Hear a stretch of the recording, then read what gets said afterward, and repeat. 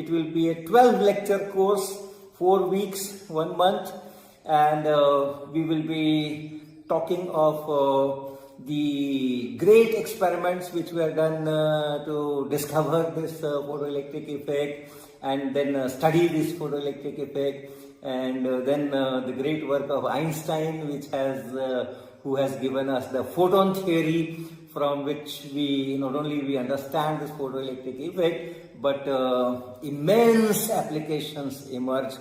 And Einstein got Nobel Prize in 1921, and we are here in 2021. So this is a centenary year, and therefore this is a Center of Continuing Education, IIT Kanpur, then the National Anveshika Network of India and Shiksha Sopan jointly they are floating this particular course.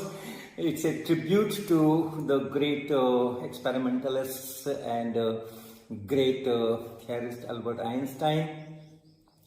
So our story will start from very early days, and we will see how the concept of charges, then current, then electric fields, magnetic fields were developed, how the scientists were doing some experiments this way, that way, and how Faraday combined could see or state, they could see the connection between electricity and magnetism. So all those reviews we will be doing. And similarly for this light also, this optic also, we will be talking of interference, we will be talking of rectilinear propagation, we will be talking of work done by Newton, by Huygens, by Fraunhofer, by Fresnel, and all those things.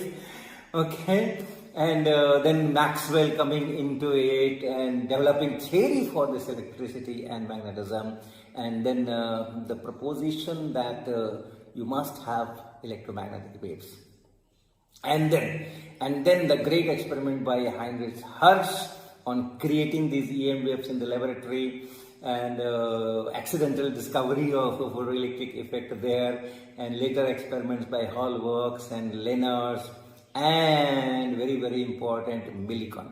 Okay, so those things we will be discussing, and in between 1905 Einstein comes in with the photon theory of light, and very interestingly, this theory was developed on the basis of thermodynamics.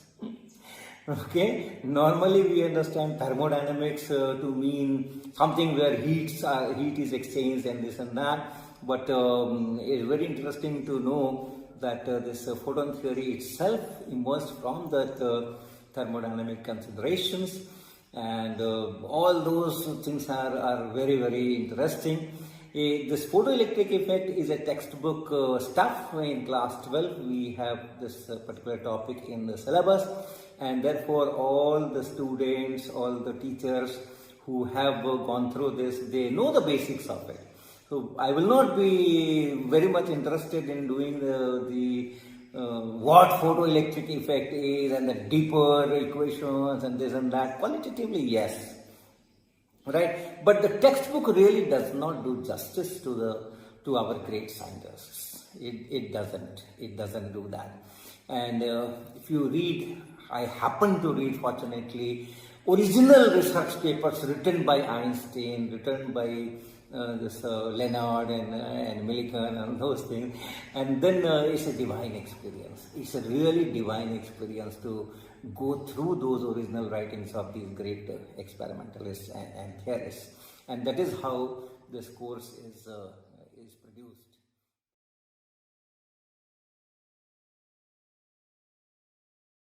Dear friends, welcome to this course, Story of Photoelectric Effect.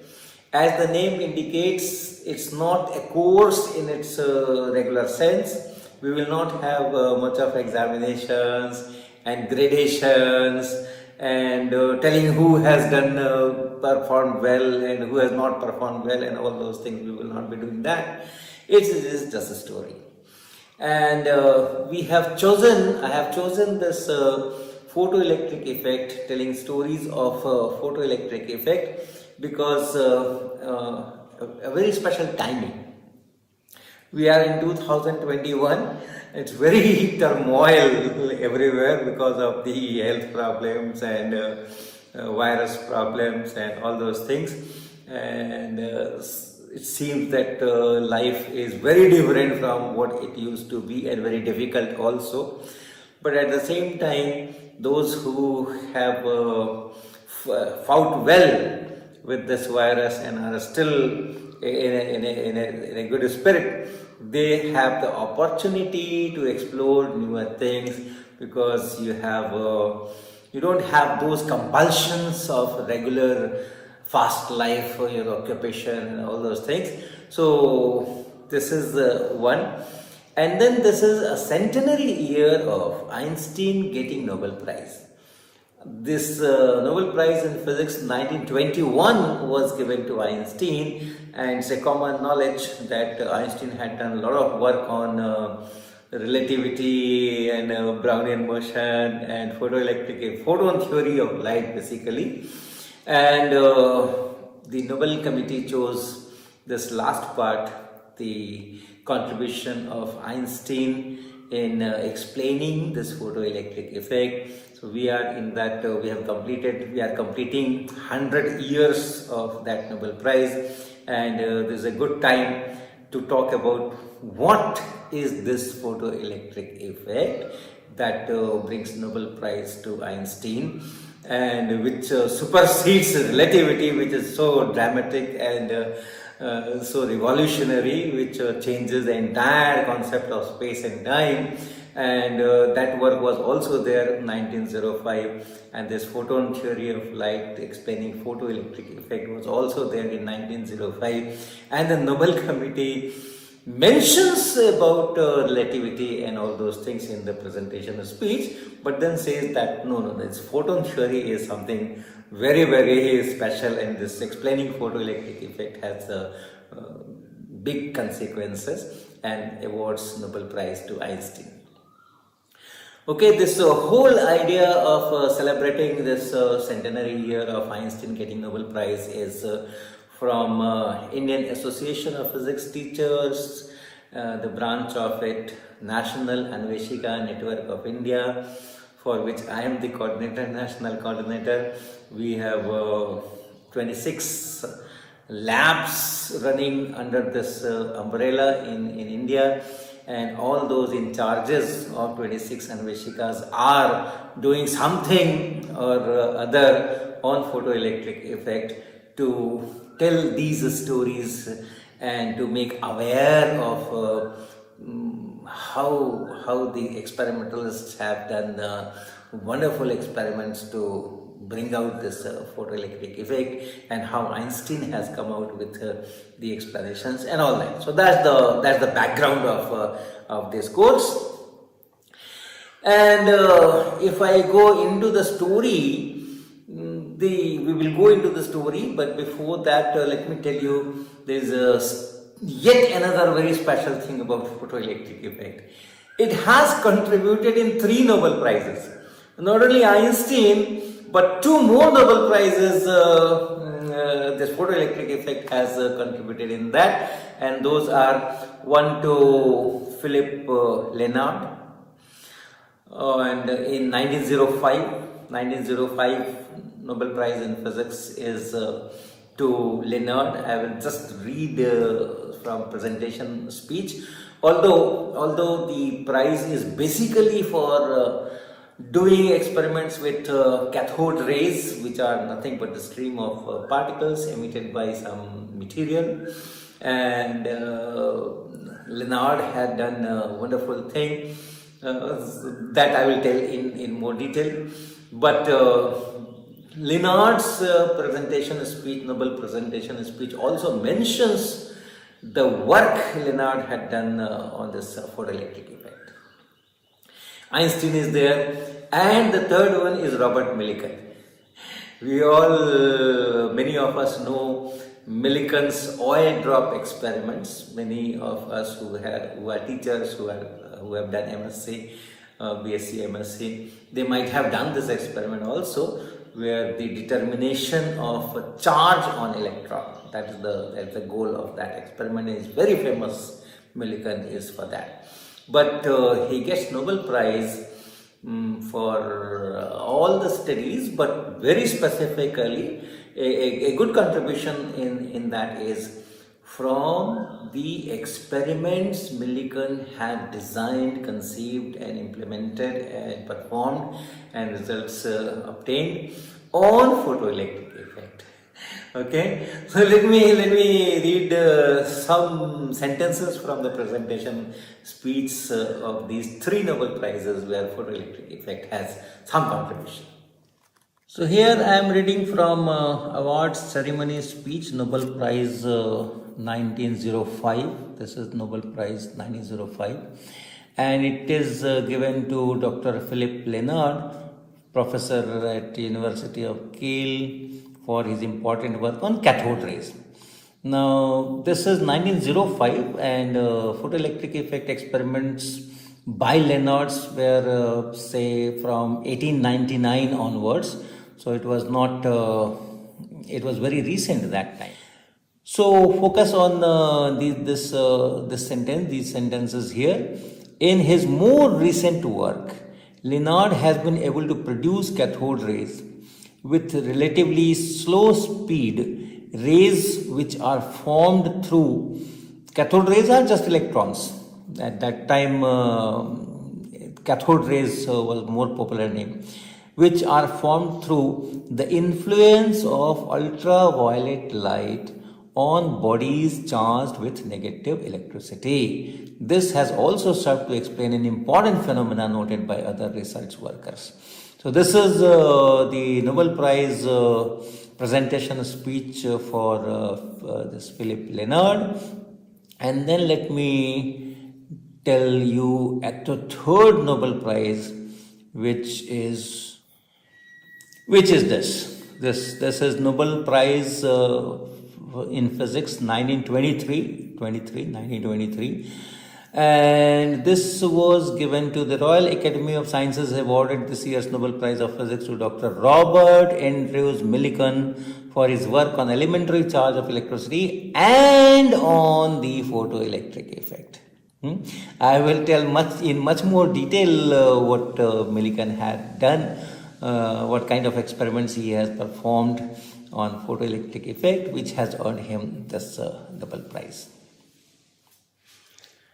Now, the first thing I should do is what this photoelectric effect is all about. There may be some friends participating in this story session who have not gone through photoelectric effect formally, because that is being taught in our nation in class 12, and that too at the end of class 12. So the students who have passed class 12, they of course know what photoelectric effect is. But if there are students who have not gone through that, very simple, light when falls on certain substances, and photoelectric effect name is specially commonly taken for metals. When light falls on metals, in certain situations, this light is able to eject some electrons from that metal, and this phenomenon is known as photoelectric effect. Now in 2021, there's so much of technology, there's so much of instruments and so much of knowledge about the structure of the material and all that, that it seems very trivial thing. That okay, light falls on a metal and some electrons absorb energy from that light and they come out of metal. Very trivial thing. But the way in which scientists have reached this conclusion or have seen these things in action, that story is really very important.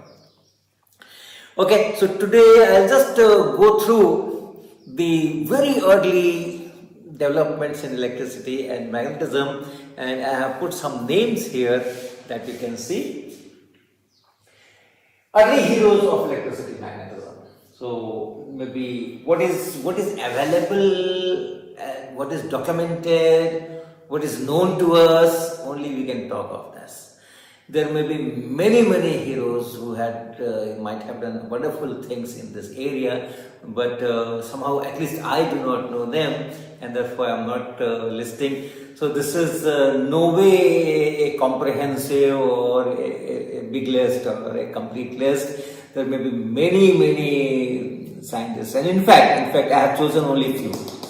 Even from those who are known, whose work are documented, it's so vast that I cannot go into each of them. So I have chosen some landmark contributions. So Gilbert, this is 1600, around 1600.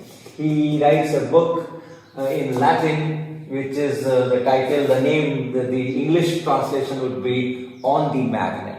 So before that, people only knew that, as it is known today, people only knew that there are charges of opposite kinds. If you rub one material on other, amber, especially on some fur, and then they get properties of attracting small material particles like paper pieces and all those. So that was known about the electricity. And magnet, there are some natural lodestones which have this property of attracting iron things. So that was. But then Gilbert made a lot of studies, and then all his findings he write in this book on the magnet. Benjamin Franklin is a very well-known name, and his kite experiment is very famous, and this was conducted sometimes in middle 18th century, so around 1750s. He had done a lot of work, and the famous kite experiment for which Benjamin Franklin is known very widely, it's a general knowledge now, not only physics students and teachers, that the thing which happens in clouds, that lightning, and the things which are done in our laboratories on this charged electricity, they are same. So there also the same electricity is there in clouds, which is there in the laboratory on which the experiments were going on very fiercely during those times. So that and it was very risky experiment also, because so much of storm and so much of rain, and in that he performed the experiment with his son, and so on. Then Coulomb's law. Coulomb's law, everyone knows what is Coulomb's law, Q1, Q2 by 4 pi epsilon naught R square. So this Coulomb, this time is also, say, middle 18th century, where he formulates that, okay, if we have two charges separated by some distance, then the force is proportional to Q1, Q2 by R square, that is known as Coulomb's law. So that is this timeline. Then this Galvani, this 1786, he did some frog muscles twitching using spark from some electrostatic machine which were developed by that time by different innovators, inventors, scientists who were there to study electricity, what electricity is, and how to make useful applications of that. Then Oersted, very respected name, Oersted, he connects this electricity to magnetism. Okay, the magnets were there, and studies on magnets were going on, and all those things. And on the other side, electricity, current electricity, those things were going on.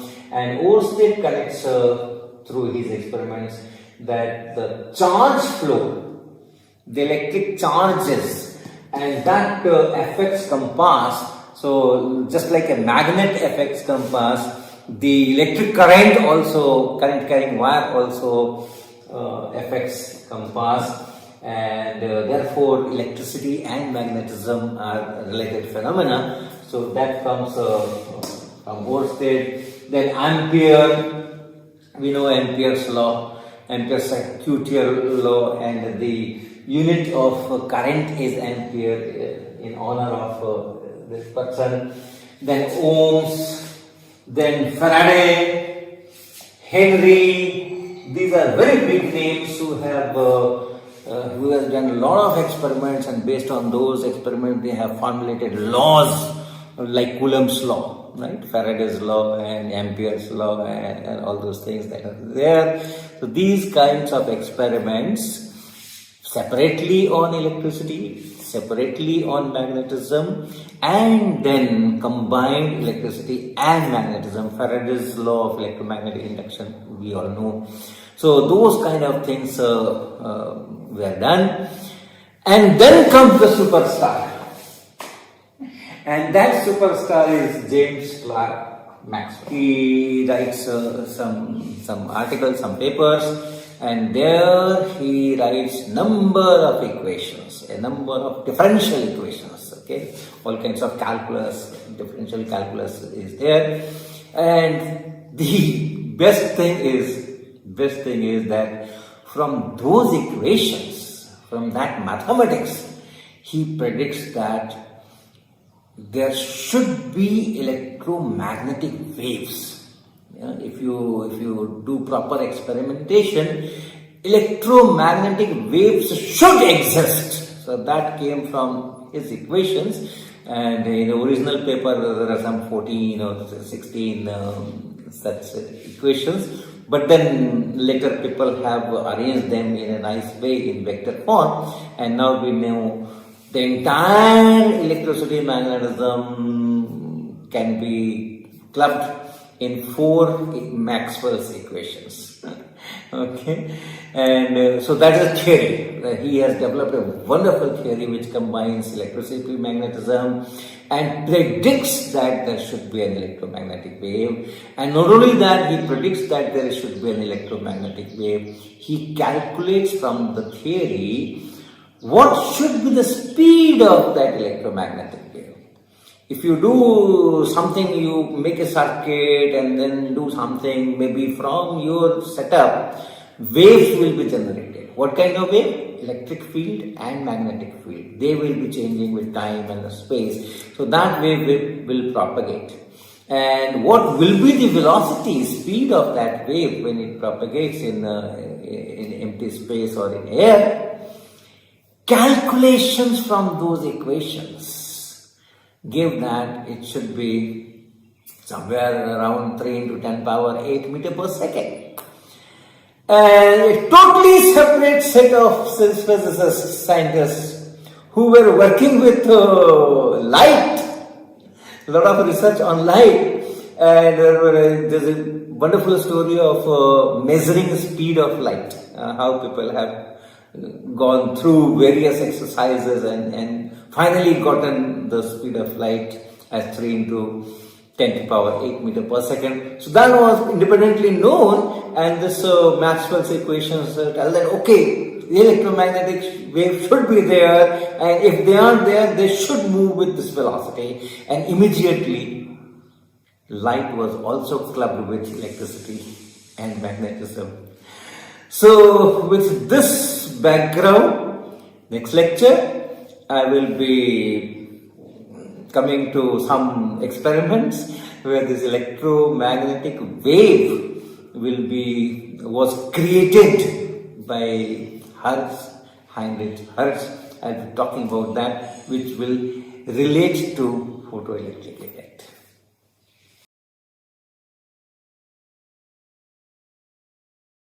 So friends, last time I talked about the early heroes of electricity and magnetism, like Benjamin Franklin, starting from that time, Gilbert, then Ohm and Ampere and Faraday and Flemings and all those big names which are there overstayed.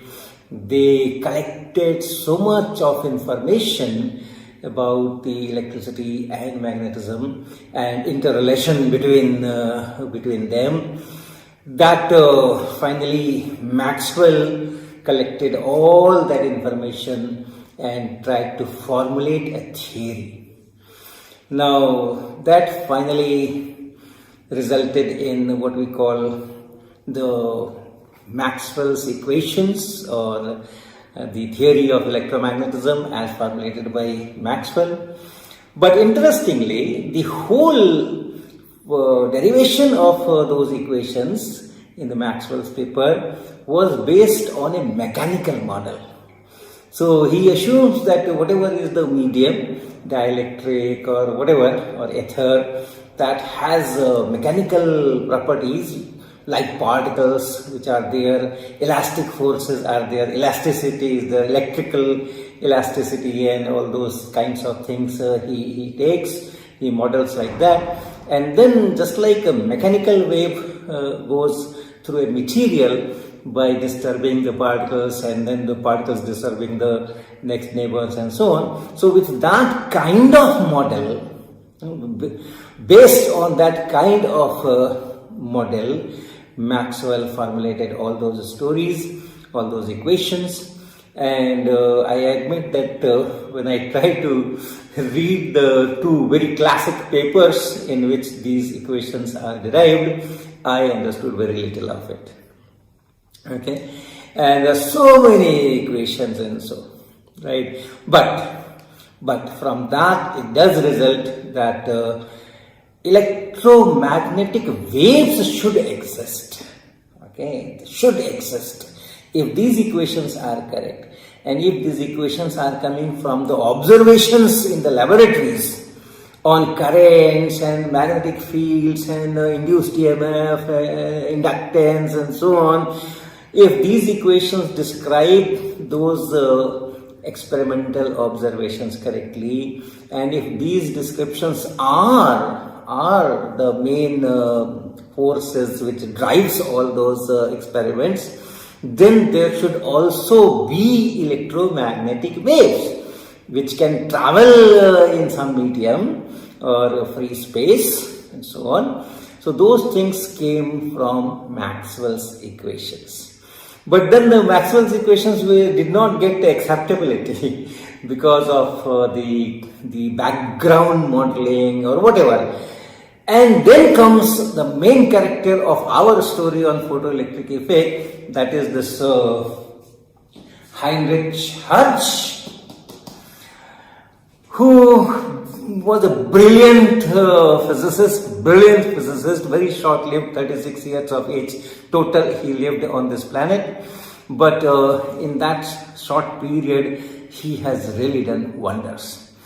And his mathematics and his theoretical understanding and theoretical capabilities were enormous. And he re-derived Maxwell's equations from more fundamental principles, first principles, and gave them the symmetric form that we use today. The Maxwell's equations in the form that we use today are basically given by Hertz and with Heaviside and others. So that was the kind, and then it got acceptability also, right? But then to get that acceptability, not only that he re-derived those things in a much more convincing fashion, but the one for which he is very famous among everyone is that he set his apparatus and designed experiments to test whether this electromagnetic wave can be produced in the laboratory. If the theory says, if the Maxwell's equations say that they should exist, then one should be able to produce them in the laboratory. Oscillating charges will produce such kind of electromagnetic waves. That was the result from Maxwell's equations, and Hertz started working on it.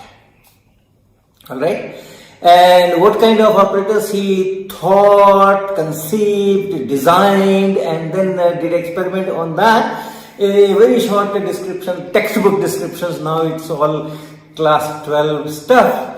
I will slightly elaborate from what I have read from the more elaborate literature, the kind of apparatus that he has used, the kind of procedure that he has taken to produce those electromagnetic waves in the laboratory. So essentially he takes an LCR circuit. Okay, if you don't know what LCR circuit is, don't worry, the story will still be understandable. So essentially you have LCR circuit is inductor and then capacitor and then resistance and a source. This is the standard LCR circuit that we study in class 12. We do experiments in the labs also. In BSc normally we do experiments on this kind of things. So in the Hertz operators also it was an LCR. So essentially it was some kind of a coil, this kind of coil, let us say. But the source here is from a transformer. Okay, so this forms one end, and then you have another end, and this is the transformer, and here you have a normal, say 220 volt and 50 hertz, like that, normal whatever power supply you have. But then this is a step up thing, and it gives here voltage which is quite high, which is, let us say, some kilovolts, 6, 10, 20, 30 kilovolts, so kilovolts, several kilovolts, minimum say 5-6 kilovolts. Okay, and then this is the source, this is that EMF that we are giving to this circuit, and then we have this capacitor here, and then the circuit is not complete. That's the basic part. Circuit is not complete.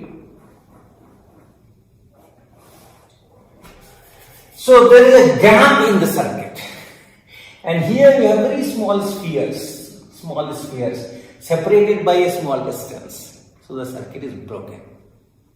Okay, but since the high voltage is there, the capacitor is there will be a high voltage across this gap. And if you have high voltage across a gap where air is there, that air can get ionized because of that high voltage across the gap. The high voltage in a small gap means large electric field. And that large electric field can knock out electrons from the air molecules. And then the air may become conducting because now you have free electrons. If the electric field which is there in this gap and air is there, so that electric field can exert forces on the electrons of those air molecules, and if the forces are strong enough, then those electrons can come out, and if they come out, then you have free electrons which can move and ions, and then this becomes conducting, and it's like as if you have completed the circuit. The moment you complete the circuit, all that LCR thing, the resistance is already there in the circuit, so all that LCR oscillations will start into it. And if LCR starts with this, and if you have L, you have C, then that omega equal to square root 1 by LC, or frequency is omega by 2 pi. So it is like this. With this frequency, you will have oscillations. Okay, and that should produce electromagnetic wave. So that was his kind of idea, and so waves are generated from this circuit, right? Waves are generated from the circuit, but the spark will not be continuous. Once the spark is there, when the conducting path is there, once again that charge accumulation will not be there, because now the charge has a path to flow, and therefore the voltage will decrease and the spark will stop. And once the spark is stopped, once again the same story. Since we are supplying the voltage, once again this charge will build up here. Once again there will be large potential difference across this. Once again there will be a spark. So intermittently, electromagnetic waves are generated from this circuit of frequency, mean frequency at least close to this. Fine. So it is generation. But unless you detect it, unless you see that yes, it is there, unless you have some mechanism to receive it and show it, the task is not complete. So there is a receiver, and since it can move, electromagnetic wave means once it is generated, it should move in air or whatever medium is there. And therefore what this Hertz, Heinrich Hertz does is put another circuit here, and this circuit was just say a loop, a copper loop, and with some kind of a metallic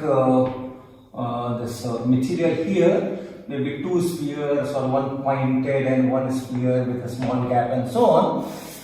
And if the wave is generated, and if this wave reaches here, and this wave creates oscillation here. Okay, this wave creates EMF here. The wave tries to create currents in this, but once again it is broken. And the same mechanism, if you have some potential difference which is generated here because of this EM wave, then that potential difference may lead to a spark here. So if you have a spark here, that means the wave has reached here.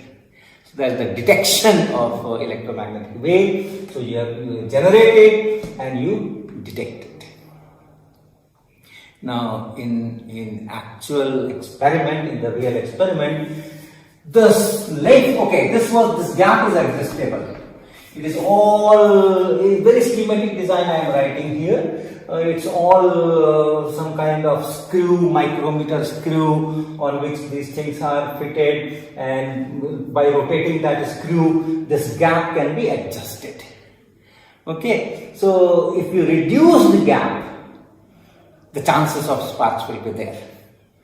And suppose, yes, at this gap, suppose I have a spark. Then increase this gap, right? Increase this gap and see whether you still have a spark here.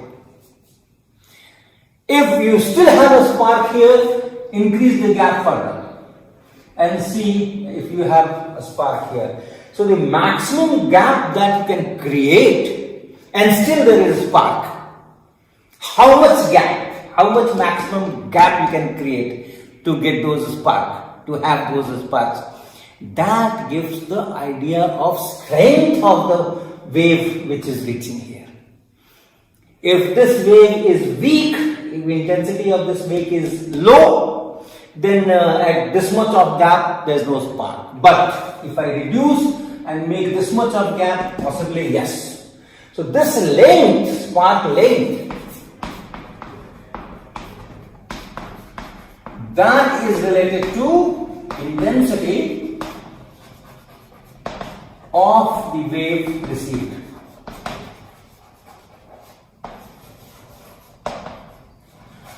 So physicists design, nobody he did not read it in some book or some journal or some paper.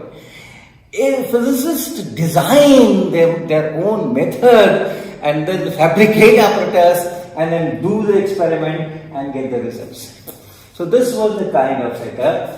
Now the data, the literature says that these spark lengths were of the order of 1/100 of a millimeter. Millimeter, remember, 1 millimeter divided by 100. That was the kind of distances. That's the scale. Double of that, 3 times of that, 5 times of that, and so on. But it is of that kind, 1/100 of a millimeter or a small multiple of that. That was the length. And for how much time? For how much time? Duration of a spark. That was say around microsecond, 10⁻⁻⁶ seconds. So if there is spark for a microsecond and the length of spark is 1 by 100 millimeter, how difficult it will be to see that there is a spark. Alright, so the whole thing was done, whole experiment was done in some dark room, and eyes are to be adapted to see in that darkness, and then they could observe such kind of sparks and do the experiments. Right? So this kind of experiments he has done to establish that yes, Maxwell's equations predict that there should be electromagnetic waves when you have oscillating fields, electric and magnetic fields. And if you do this kind of, you supply AC and then you oscillate charges in the circuit, they indeed produce electromagnetic wave. Otherwise, with a separation of say 30-40 feet or 10 meters, how can this know that something is going here? So that is known as the Hertz experiment to generate and detect electromagnetic waves, and the formulation of Maxwell's equation by Hertz in a very neat and clean way, convincing way, in a very symmetric way, and then doing the experiment and showing that yes, there are electromagnetic waves one can generate in the lab and detect, that finally establishes that yes, the Maxwell's theory is right. But where is photoelectric effect? Why I am talking all these things in the story of photoelectric effect?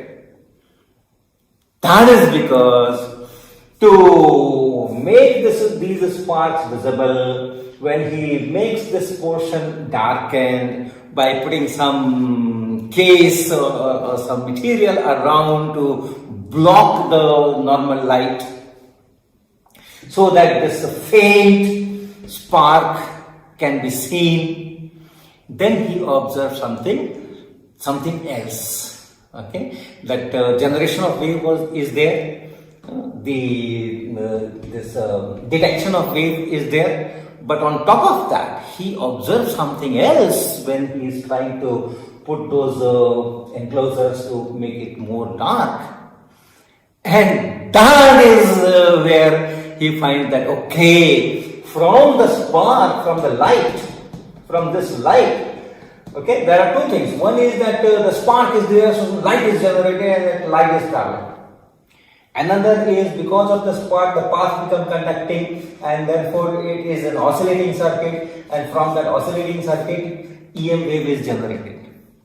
Light is light, frequency 10 power 15 Hertz and so on. Okay, visible light. And this frequency of EM wave, the main EM wave, the target EM wave, is decided by that square root of 1 by inductance into capacitance and so on. That could be in radio wave region or microwave region. So these are two different things. So the light which is generated from here, that light falls on these spheres or these electrodes or these metal balls, and that is affecting the spark length. This light which falls here is affecting the spark length, and he, by experimentations, he sees that okay, if my shield is absorbing ultraviolet portion of this light, that causes the spark lengths to decrease. Okay, you know ultraviolet. The visible light has wavelength 400 nanometer to 700 or 750 nanometers of that kind. The portion of this light or radiation which is having wavelengths lower than 400, lower than violet, they are known as ultraviolet. The frequency is higher, wavelength is lower. So that is known as ultraviolet. 300 nanometer, 200 nanometer, 250 nanometers, those will be ultraviolet. So whatever ultraviolet is coming from the spark, if that is stopped, absorbed, then the spark length is reduced. You have to shorten the gap to see the spark. But if ultraviolet is allowed, if that whole light is allowed, especially the UV part is allowed, then the spark length increases. So that was actually the photoelectric effect, and there he sees that this light is also, especially the ultraviolet component of light is also affecting the spark length, and why that is there, and how that is related to photoelectric effect. We will talk of that experiment, but this was the first authentic, documented observations that I have seen, and which is popularly known. There may be many other scientists who might have seen this photoelectric effect kind of thing earlier, but at least I do not know about that. So how he pursued this and how other people pursued that photoelectric effect thing, that will be our next episode of the story. So welcome to the episode 3 of our story of photoelectric effect.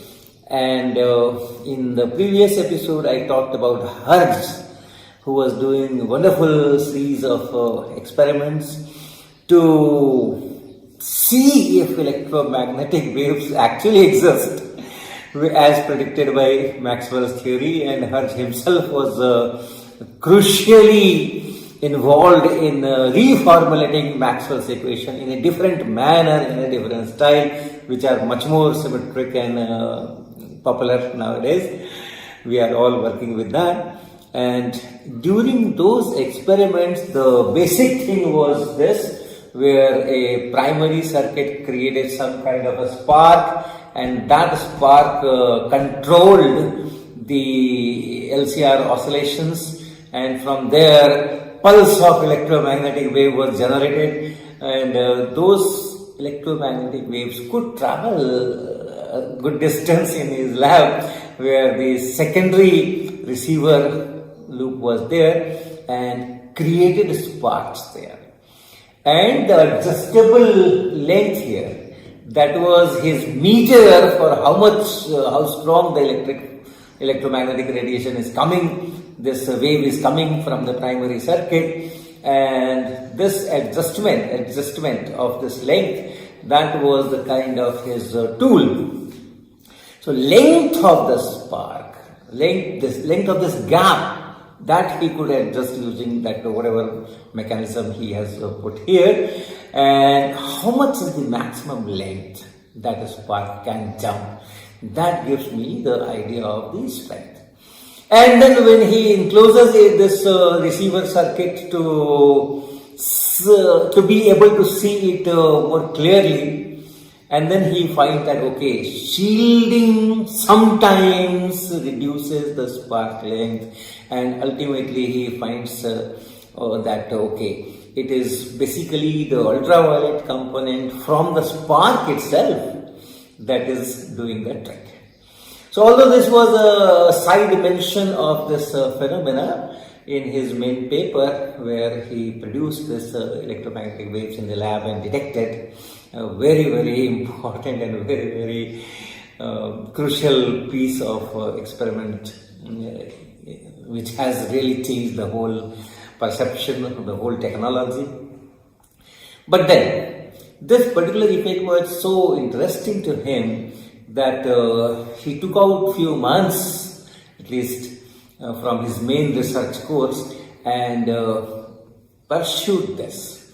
And he created his own apparatus once again, specifically to study this and why this spark length reduces when ultraviolet is there. First to confirm that yes, it is there, and then to see the conditions in which it is there. And I'll just show a page from Physics Today, volume 42, where he used certain apparatus which is put in some museum, and you see what kind of apparatus he has used. In fact, it was a big 16-page paper in German, and I could not get the original of that, but the description of that is available at many places. Just see the apparatus.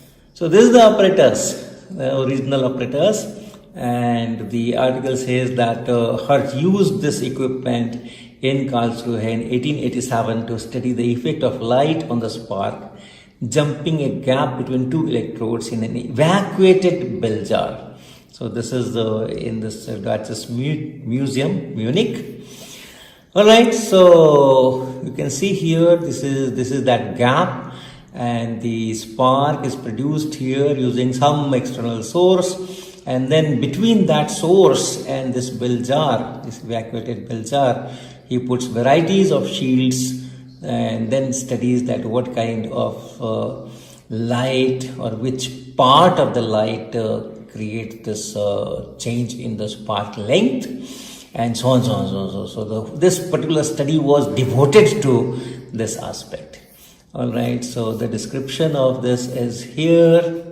Description of this is somewhere here. Yes. So it says that to clarify how light enhanced the sparking, Hertz used poles of copper, brass, aluminium, iron, tin, zinc and lead. See, if he has taken some problem in hand, he will do a very good job on that. Next, he varied the light source using sunlight, gas flames, electric arcs, among other sources. And lastly, he interposed various gases, liquids, solids between the light source and the receiving spark gap. A very thorough experiment, a very thorough analysis. The interposed materials included metal and glass sheets of various thicknesses, paraffin, shellac, mica, agate, wood, cardboard, paper, oxide, and more esoteric substances such as ivory, feathers, and skins of animals, and so on. And finally he finds that the radiation that is most effective in increasing the observed spark length lay near the short wavelength limit of the visible spectrum. Okay, and then he further justifies that he then used a quartz prism to disperse the radiation from his light sources. That time we did not have monochromatic lasers. Okay, so after dispersing it from those kind of prisms, the shorter component was found to be enhancing the sparks very well. So that is how he did all those experiments. So you see a dedicated work of Hertz on the interaction of light with metals in certain conditions, causing the spark length in his setup to change. So the experiment, as you have seen, is very, very elaborate. He takes so much pain to take varieties of electrodes and varieties of material to shield and varieties of sources and all those things, and then he disperses the light from a prism, quartz prism, and then separates out the shorter wavelength things, all those things, very, very elaborate, but it is still qualitative, basically qualitative in nature. Of course, the spark length is measurable, and from there you can just say that okay, the effect is stronger or weaker and so on, which shield is more effective, which shield is less effective, which kind of light is actually doing it, and so on and so forth. And but it was still qualitative. So this was the Hertz. And then comes another character in our story, and that is William's Hallwachs. I admit that I could not find many of his original research articles, and I depend only on what others have written about him. But apparently he has again done qualitative experiment to show that yes, the light and shorter wavelength ultraviolet light does affect this is some kind of emission from a metal. And that he has done in a very, very simple manner. Okay, very, very simple manner. And what he has done is Essentially, he has taken a zinc plate. Okay, so essentially he has taken a zinc plate on some insulating stand, and then it is connected to some kind of an electroscope, or electrometer, and then when this UV light is thrown on the plate, and then he sees what happens to this electroscope. So the first part is that he charges the electroscope with negative electricity or positive electricity. And how do you charge the electroscope?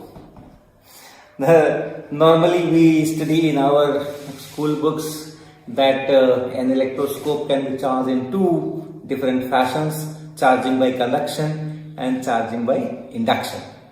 Okay, so if you have an electroscope, let us say an electroscope here, and here are the two leaves, and here is your metallic end, and this is, of course, everything is metallic. This is an enclosure, transparent, so that you can see what is happening here. So initially the two are just hanging. The two are just hanging this way, and if you rub something on the other, dissimilar things, then electrons get transferred from one to. Remember, we are talking of 1887, 1888, and so on.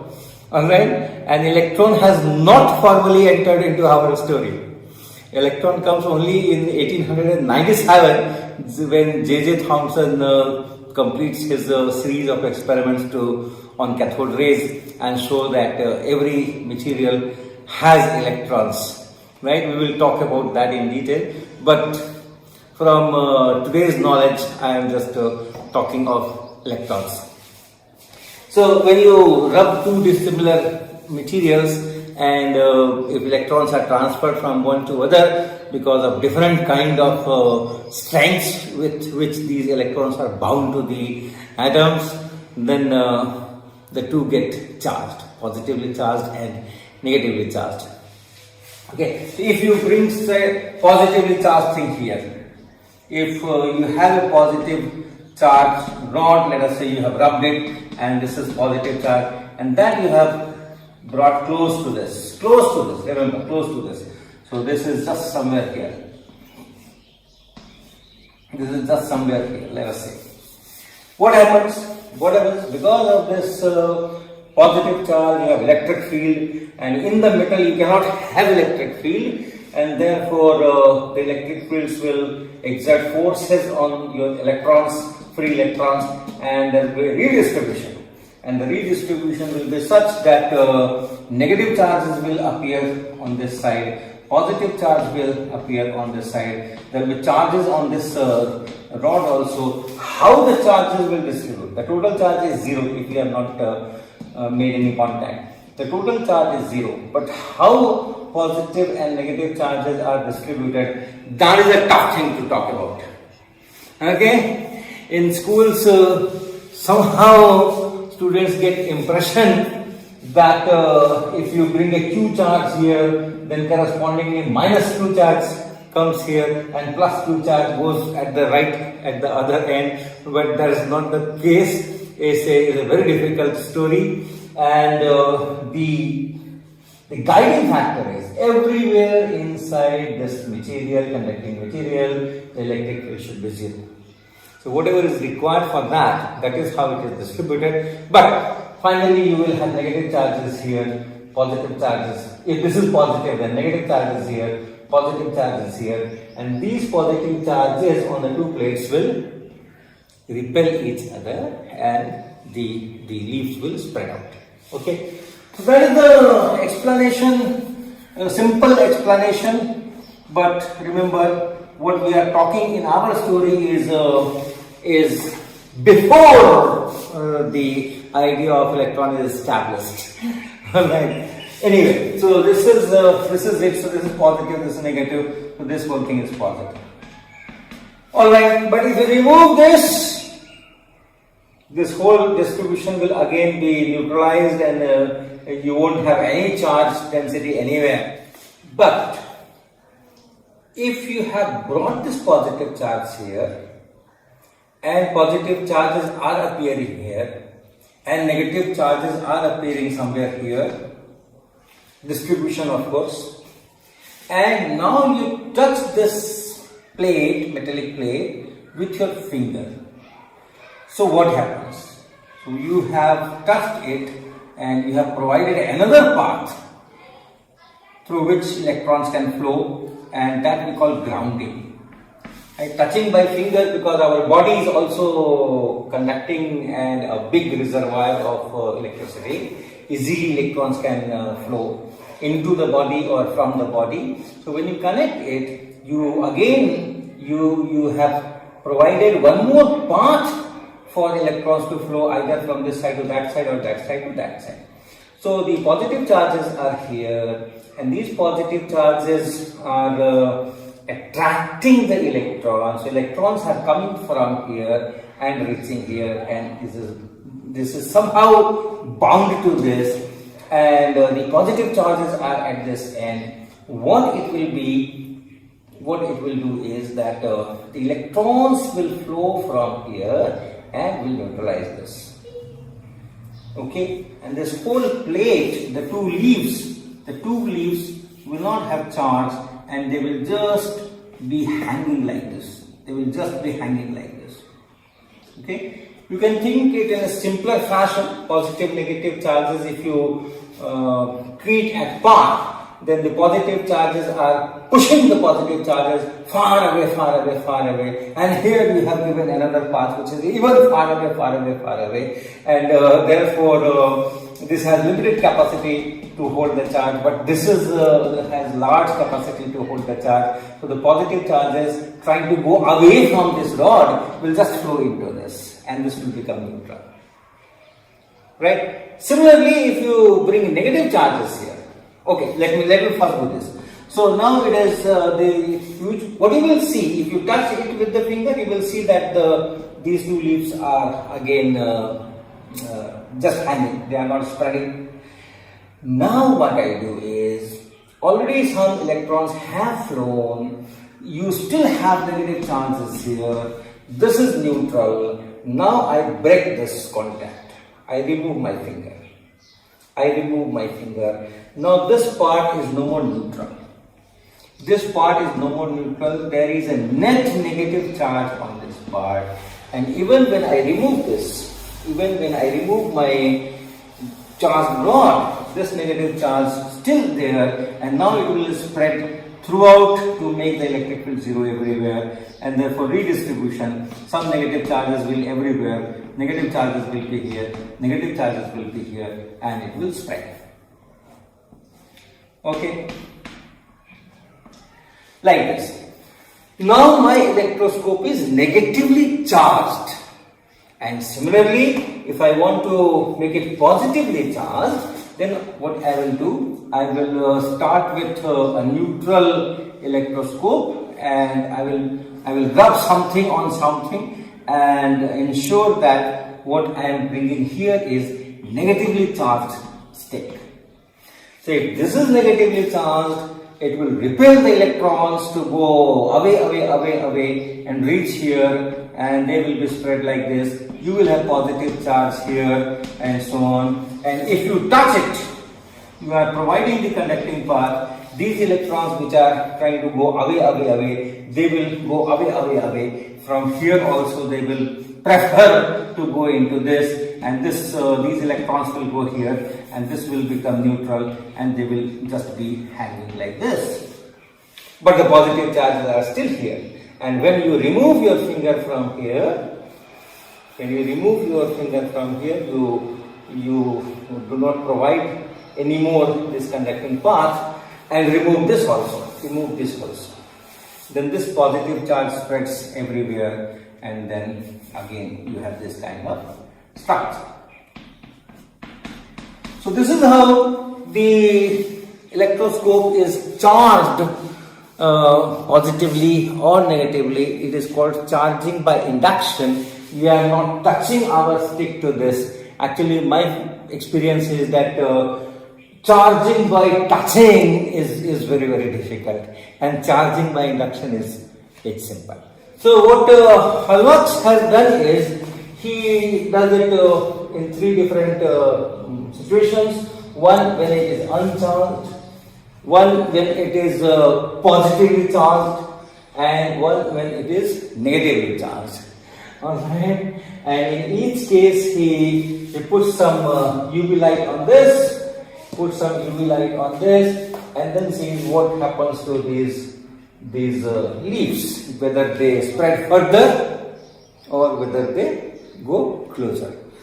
So if it is negatively charged, right, Hallwachs observes that if it is negatively charged to start with, and then you shine this UV light on this, the spread reduces. Alright, so the negative charge here is disappearing. Where is it going? Where is it going? So that is being emitted from here. That is being emitted from here. So that is the kind of experiment he designed, because Hertz has always seen this. Hertz has always seen this, and he had brought about the as we discussed, UV light causes negative charge to go out of the metal. To show that yes, it so happens, he designed a simple experiment. And this experiment is so simple that we can all do it at our home if you have some kind of a UVC lamp. And I will show it on my table. So friends, here is my electroscope, a glass tumbler, and you can see there are two foils of aluminium which are hanging from a copper hook, and the top of the tumbler is like this.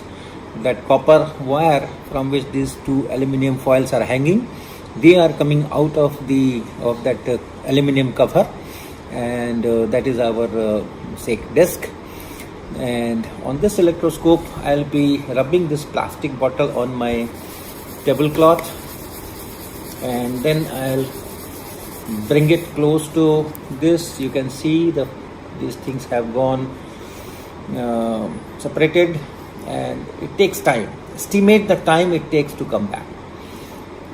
What I had done, I had rubbed it, I had taken the bottle close to the top of the tumbler and touched the aluminium on that cover with my finger.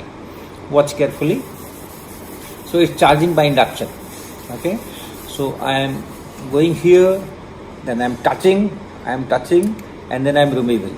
So now it is charged, and it takes time to get this charge through air because there is a humidity. The humidity in the room is 37%. The temperature of the room is 25 degrees. And so you estimate the time, just estimate the time it takes to discharge. So now I have charged it,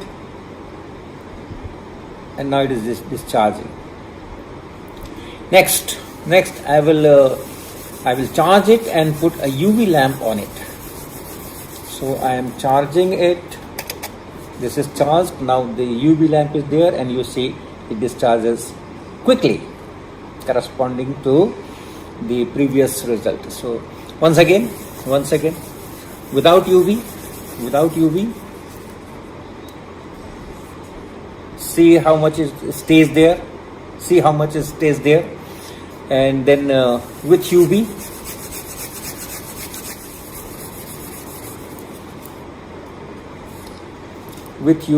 it comes much more quickly.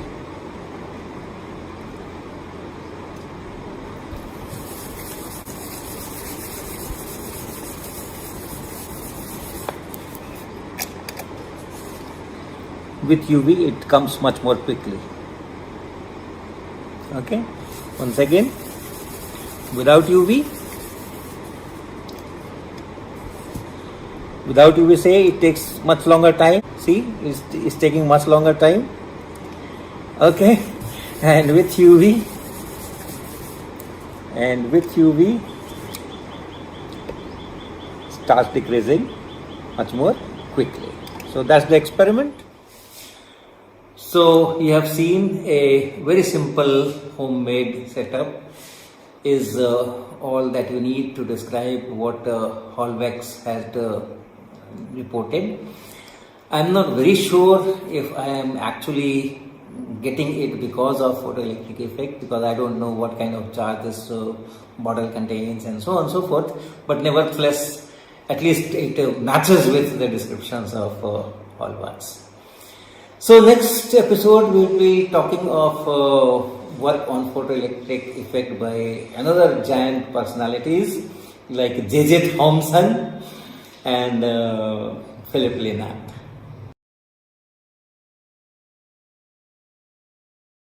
So friends, welcome to episode 4 of our story series on photoelectric effect.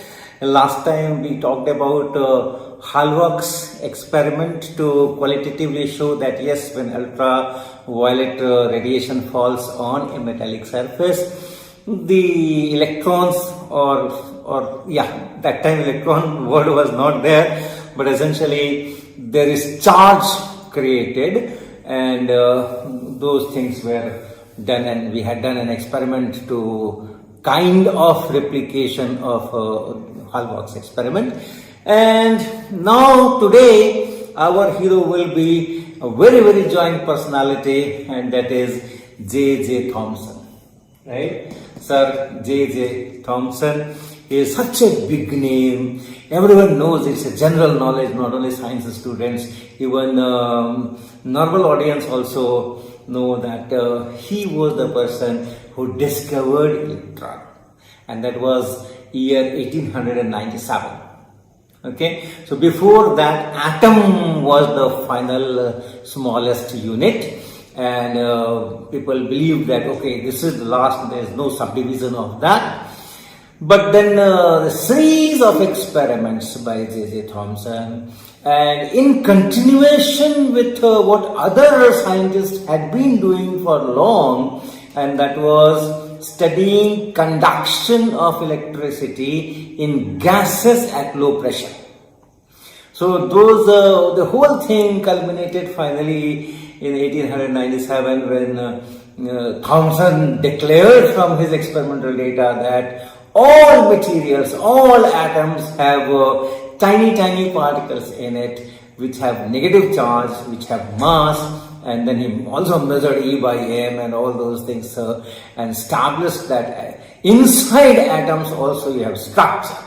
You have negatively charged particles which are very light as compared to the lightest atom, that is hydrogen.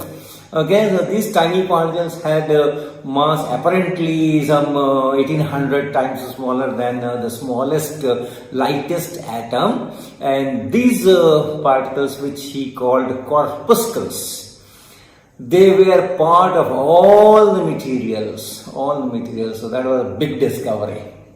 So if I go a little bit in that history, it starts with, let us say, Crookes, right? Crookes tube.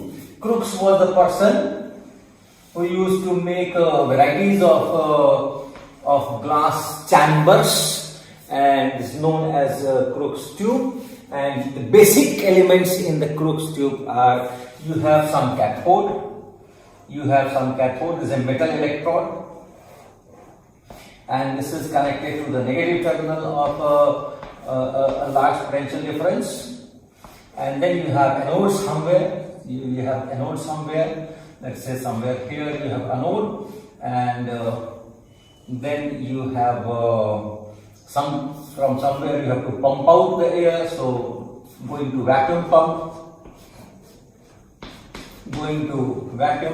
from where you can reduce the pressure and so on. So when you reduce the pressure and apply high voltage between cathode and anode, then what you see is varieties of colors. First, varieties of colors appear inside this tube. But if you go on reducing the pressure, finally everything becomes dark and all colors gone. Right? So that's a separate thing. But everything is dark here. But this part of the glass, this part of the glass, that shines greenish.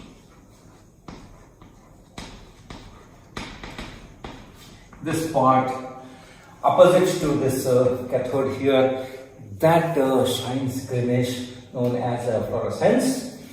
So if I talk in today's terminology, remember I'm talking the history, the story is much before the electron discovery, or those corpuscles as J. Thomson named that in his experiment.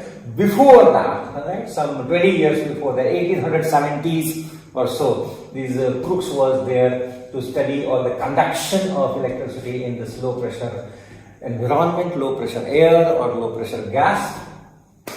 So you have whatever is the residual gas here. So some ionization is there, some electrons are there, some positive ions are there, and because of this electric field, those positive ions will go this side and hit this cathode with large velocities because of the large mass. And then electrons will be emitted from here. So they are the main component. You do have electrons from that gas also, little bit, but main component is electrons are ejected from this, and these electrons go and hit this glass surface here, and there you have some excitation of these electrons in this material, and from there that greenish color is there. Alright, so in those times, 1870s and 1880s, this electron etc. was not in the mind, so people thought that something is emitted from here, and some people thought that it is some kind of radiation, some kind of light, invisible. Like we do not see light, we see using light, but we do not see light. Similarly, this is invisible, so something like waves, and that time waves in ether like light. So that was one group, one thought. Another thought was that no, they are massive particles, and there are particles which are emitted, and then they are coming here, right? So variation of this Crookes tube was the main thing, and a very famous picture you might have seen in textbooks, that if you put a cross here, some kind of a cross here, if you put some kind of a material here, then on this other side, on this part of the glass, you will have a shadow of the same shape. You will have a shadow of the same shape, right? And that part of the glass, there is a darkness on there, and the remaining thing is greenish. So on that greenish platform, you have a shadow. So something is going in straight lines and casting shadow.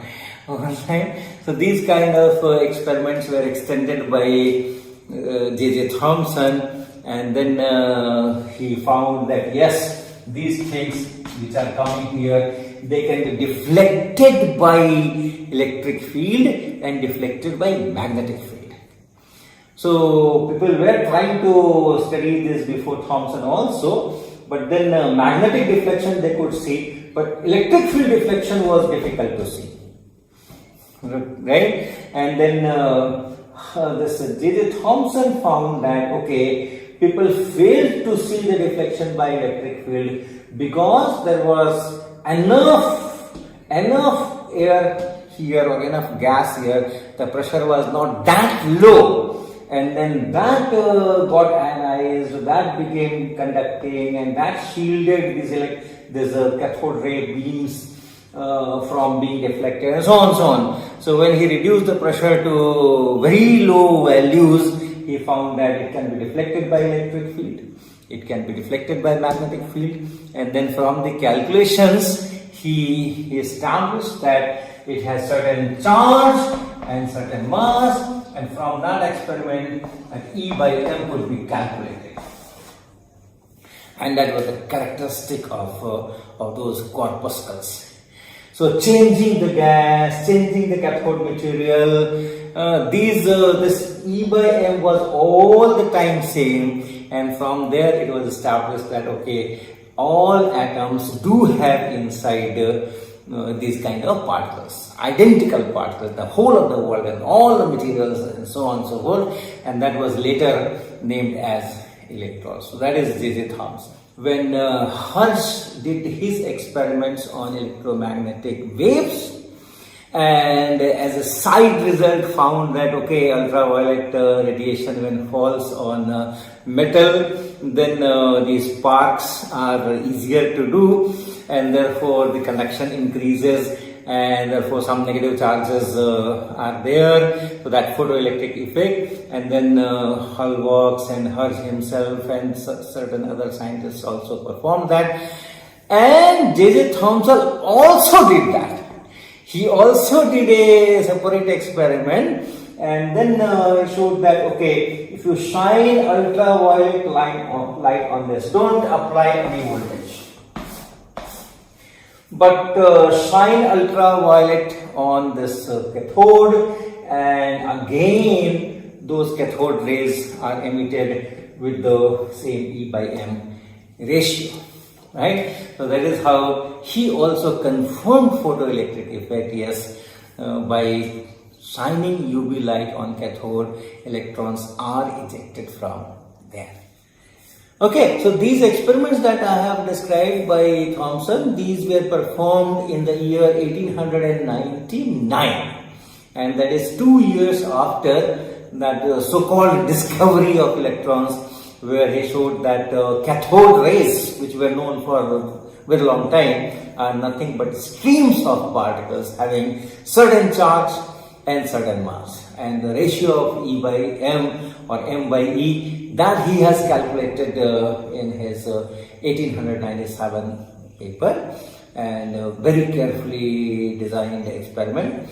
And this Crookes tube is the kind of starting point that I have just mentioned for each piece of that experimental work in 1897 and also 1899. For each piece of that research work, he has designed a new vacuum tube, okay, corresponding to the requirement of that piece of research. So excellent design and excellent fabrication, and then excellent performing the experiment.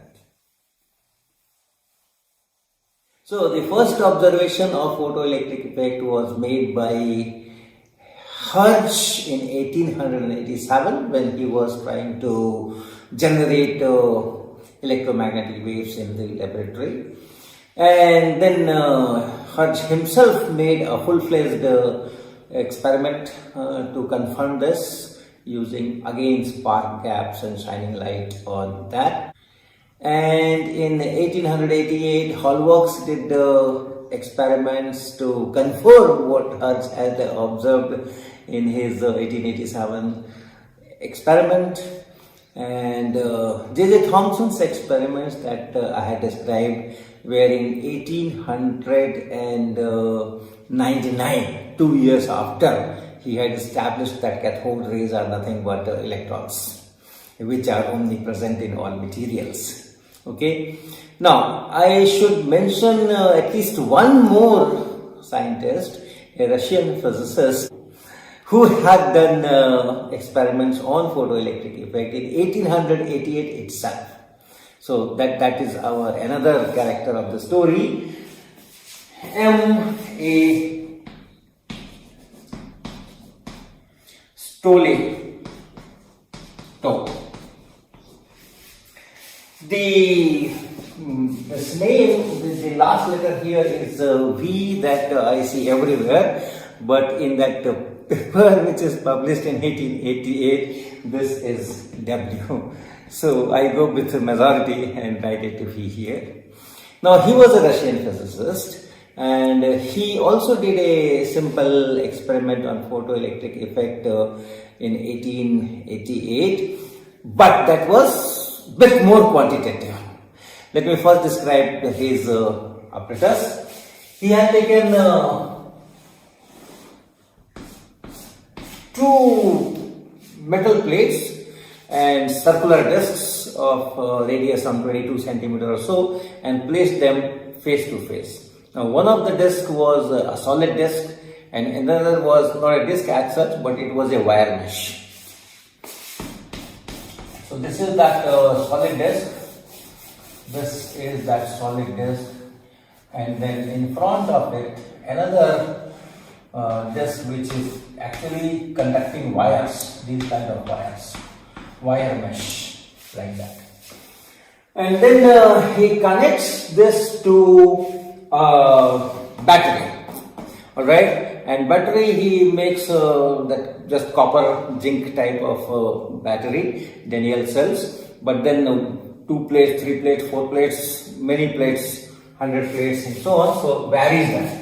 So this is cathode, the solid one is cathode, and this is anode. So the negative terminal of the battery will be connected here, and the positive terminal will go to this through a very sensitive galvanometer.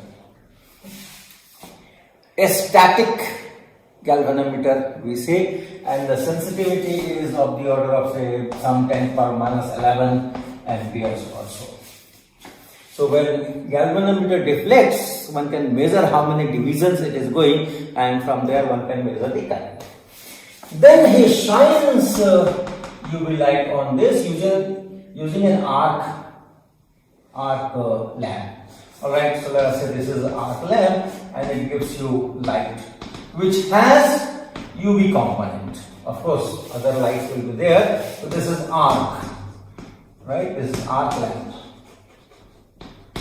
So this is the kind of setup. This is the kind of setup. This circuit is open here, air in between, and no vacuum or other thing is reported. So it's again a simple setup.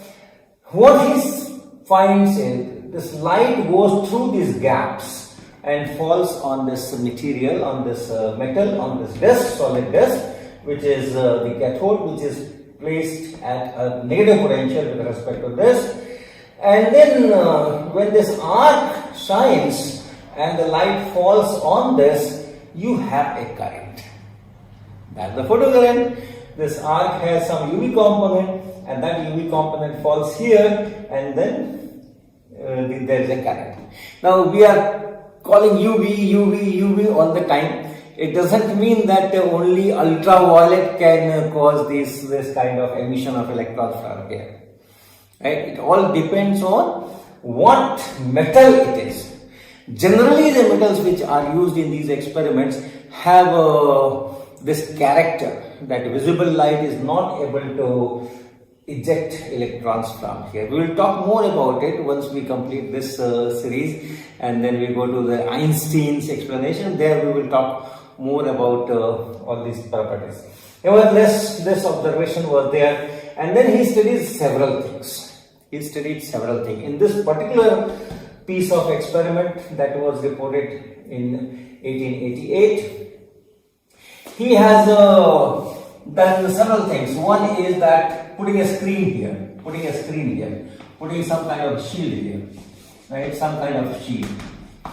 So you find that if it is an opaque sheet, of course the entire light is blocked, everything is blocked, it's opaque, and then there is no current or negligible current. But then he puts varieties of glasses. So the light is going, but even then the current is very, very minimal. And then when he puts quartz, then he finds a very significant current. So we have already talked about it. Quartz does not absorb UV, right? Quartz does not absorb UV. Normal glass will absorb it, and therefore normal glass, although it is transparent, it will stop UV, and since this metal here is not appropriate for ejecting electrons with visible light, there is almost no current. So that was one thing, that UV light is needed to take those electrons away or to create that charge. Okay, 1988. The terminology should not use electron as such. Okay, so that was one observation. Then the second observation was on he blocked part of the surface of this disk. He blocked part of the surface of this disk and exposed only remaining part, and found that yes, the current is proportionately diminished. So that's another part. And then the third part was that separation between these plates L. So he studied the current, what the dependence on the current on this separation. If you increase the separation, what happens here? So he says that the current decreases as L is increased, current decreases. That one can understand very in a simple way, but not inversely proportional. And this I is something like E divided by A plus BL. This time, what is E is that? This EMF which is applied across this capacitor. Right, so that is another set of results that he says. Then he talks of dependence on the current on this EMF E. So that's a very significant part. If you increase this EMF, and that he has done by putting several plates in that battery, and so if you increase this E, how does the current go? So that for that he says that okay, initially when E is small, when this EMF is small, then initially it's almost proportional. It increases, right, proportionately. But once it assumes some larger value, after that the rate of increase of current is slowed down. So he has not shown any graph, but if I show on a graph, it will be like if this is E, then it will be something like this, and then it tapers.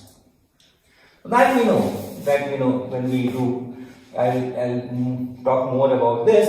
If you increase this EMF here, then the current finally saturates. We will talk about it. Finally saturates, so it's going towards that. So these are the observations in one particular paper which I could find in English. There are 3 or 4 or maybe more papers in the same year or a year later on photoelectric effect, where he must have measured other things, but those are not, at least I could not find them in English, could not understand. They are in French and so. But then something called Stoletov's law of photoelectric effect, okay, and that must have come from those researches that he has done, and that is this current is proportional to intensity of this light, this UV light, right? So intensity of this the source.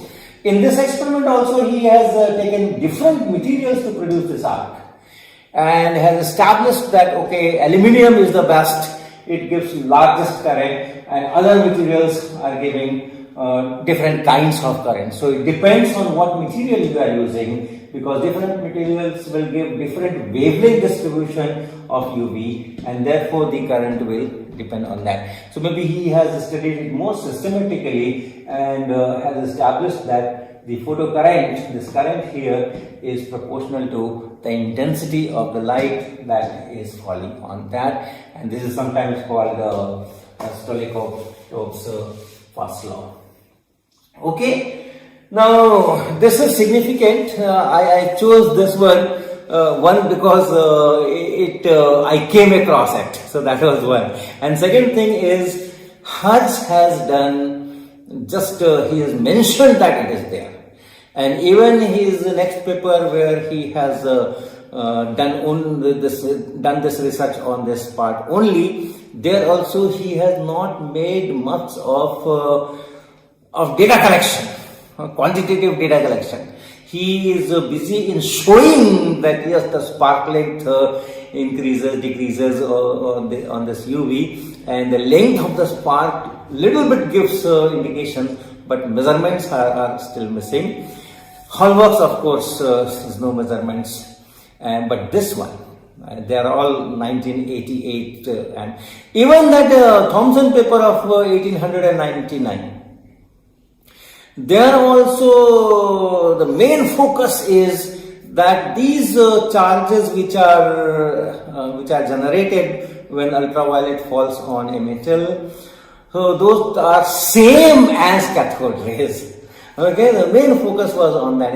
He is measuring electronic charge E by m, and then showing that okay, the cathode rays which he had been studying for so long, the values of the parameters there and the values of parameters for these charges which are coming out of metal on UV shining, they are the same. So the main focus on that. So in that reference, this particular Stoletov's result, where quantitatively he is measuring things and giving results, is a good contribution in the story. Alright, so that is it, and then maybe next episode we will talk of another giant personality, 1905 Nobel Prize awardee Philipp Lenard. It has given very good quantitative results, and Einstein in his Nobel Prize work has mentioned about this. So welcome to this new episode of Story of Photoelectric Effect, and today I'll be talking of another landmark work, and that is by Philipp Lenard. Extremely good experimental physicist, 1886 PhD, and Nobel Prize winner of 1905 Physics Nobel Prize, and that was given for his work on cathode rays. And as we had been discussing, this cathode rays was at the center of our story, and essentially, as you know, it's a glass tube in which gas is put or air is put inside at appropriately low pressure. Then you have a cathode, you have an anode, and tens of thousands of volts are applied across them. And then from the cathode something invisible comes out and travels through the tube and falls on the glass of the tube, and where it falls it creates greenish shining, right? So some kind of a phosphorescence is there. Okay, so Lenard also worked on that, and that time, this is 1886, 87, that period. These cathode rays were very well established. Something comes out from the cathode and falls on the glass where it gives that glow. But what that something is a negatively charged, and it can be deflected by magnetic fields and electric fields. All those things were there. But whether they are material particle, mass is there, or it is some kind of just like say ultraviolet radiation. Okay, so that is also invisible. You don't see ultraviolet, but then yes, it is emitted and it goes and it falls and it does some tricks. So that was a kind of confusion. Some scientists believed that it is some kind of a wave in that hypothetical medium ether, which was supposed to be there everywhere in all materials, all transparent materials, and everywhere in space, and so on and so forth. So just like electromagnetic radiation, this is also some kind of a radiation. And another set of physicists thought that no, these are material particles which are ejected from the cathode, and therefore they are constituents of matter. Now, 1888, Lenard created a tube, fabricated a vacuum tube, to see if these cathode rays can pass through quartz. Why quartz? We had already discussed that quartz allows UV light to go through. Okay, normal glass doesn't. So these cathode rays were not coming out of the normal glass. Outside that vacuum tube, you put anything, it won't glow. So if it is that kind of radiation, UV kind of wave in the empty space, then it should come out of quartz. So he tried that, did not succeed. In 1892, he joined Heinrich Hertz as an assistant. Right, 86 PhD, he did some job here and there and there and there, and then for 2 years he was at Bonn as an assistant to Hertz, and there Hertz showed a discovery or a result that he obtained from his experiments on cathode rays. And what was that? What was that? Suppose you have a vacuum tube, just a schematic design. You have a cathode here. Let us say you have an anode of this kind. This is an anode, a plate with a hole, right? A plate with a hole. Of course, it won't come out. So this is, let us say, this is the anode, and then this is connected to cathode, and anode are connected to that high voltage and high voltage, and then the cathode rays will come like this. Now, what Hertz was doing was trying to study the effect of this cathode rays on different materials. So one material was uranium glass, right? Uranium glass. It's some kind of glassy structure in which uranium oxide is embedded in some form, and if you put that material in the vacuum tube, inside this vacuum tube, then this glows. Then this glows. So if cathode rays falls on this, it glows, right? So doing an experiment on cathode ray inside this vacuum tube was quite difficult, because there are so many constraints. You have vacuum, you have gas at certain pressure, and then you have high voltage there, and you cannot do much here. But still, people were doing experiments. Now what Hertz had found, which he showed to this Lenard, that if this uranium glass tube is wrapped in an aluminium cover, okay, suppose it is wrapped in some aluminium foil inside this uranium oxide, and then if he puts it here, then he finds that this uranium glass still glows. Okay, still it glows inside that cover, and that means the cathode rays are penetrating this aluminium and then falling on this uranium. So that was something very new, that cathode rays can penetrate through aluminium foils. So Lenard picked this up, right? After discussion with Hertz, Lenard picked it, and then he was very excited to take this cathode rays out of this cathode ray tubes, right? So what he did is that he put an aluminium window here, okay, aluminium window here of appropriate thickness. Appropriate thickness, why? Because inside it is vacuum. Vacuum means low pressure. Outside it is atmospheric pressure. So if it is too thin, that pressure difference it will not be able to tolerate and will get punctured. And if it is too thick, then the cathode rays will not come out. So appropriate thickness of aluminium window, and from here, when he puts some fluorescence material somewhere here, then he finds that yes, it glows. That means the cathode rays are coming out.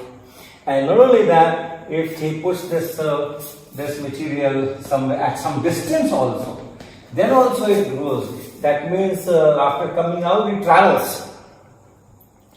And Lenard had done a very systematic study of these cathode rays which are going in air, at atmospheric pressure. Right? Here it was at a very low pressure, and now here at normal atmospheric pressure it is coming. And he had made several studies on that. And I will show you the pictures which are there in his Nobel lecture, and tell what kind of studies he has made on these cathode rays. So this is that Lenard's vacuum tube, which he has used extensively. On the right hand side you have this cathode and anode. That A is written for anode. It's a kind of a hollow cylindrical thing from which this cathode thing is going, and then the cathode rays are coming. On the left you have that window, aluminium window, from where the cathode rays are coming out of this vacuum tube, and these cathode rays in that so-called observers rooms are being studied. So it was like a regular tube with some construction. So suppose this is that regular tube, and then the cathode was like this rod kind of thing, and here you had seen C, and this A was some kind of hollow cylindrical metallic thing, and from that hollow part this was going, and this was anode, and of course the pumping and all those things will be there. Regular ways to produce cathode rays, and on the other side you have this aluminium. This part is aluminium. Remaining is glass. Remaining is all glass. So cathode rays which come from this cathode, they pass through this aluminium and then come out. So the first thing he did was that test material which glows, some kind of phosphorescence. So that he put outside here and finds that yes, it glows, and then he takes it away and finds that up to some 8 centimeters the glow was there, right? So the cathode rays at one atmospheric pressure could go up to 8 centimeters or so. So this is a kind of thing. So this is this material. Then he studied varieties of things. Once the cathode rays are here, then he can study varieties of things. He gives the simile that suppose you have a furnace, and that furnace produces light, but if that light cannot be taken out of that furnace, if light is always inside that furnace, that's the only place where you see the light, that furnace, then you cannot do many experiments of optics. Optics could not have developed. Since light can be taken out and you can do in your laboratory varieties of things with that light, therefore so much of optics is developed. Similarly, once the cathode rays are out of that source, where you have all varieties of complications, 30,000 volts and all those things, once it is out of all that complications, then you can study it very well. So first thing it studies is that when it comes in air, then not only that it is gradually absorbed, it also scatters. So that was the first study, it scatters. And there are a lot of physics he has derived from there, that light can go through air so well, and these particles are getting scattered. Light cannot go through, let us say, milk, because milk is turbid. All those fat particles are there, and light, when hits those fat particles, then it scatters. But on the molecules, on air molecules, the light just goes through. But these cathode rays are scattered, they become diffused. That shows that these cathode rays have some structures which is much more minute than light, and must be smaller than the size of the molecules of air, and therefore very tiny, at least 1000 times smaller. All those things he concludes from that scattering of these cathode rays in air itself. And to show this turbidity or this scattering or this diffused kind of thing, he makes another apparatus which I will show you on the screen. So in this diagram, the cathode ray tube is to the left of this whole diagram, and the cathode rays coming from left out of that aluminum window, going through the slit on the left. And then these cathode rays are falling on a screen. That bigger line that you see is the edge of the screen, and that fluorescence in screen is in the plane of this diagram, this whole plane. So maybe I will explain it better on the board. Just to keep this diagram in mind, and we will discuss on the board.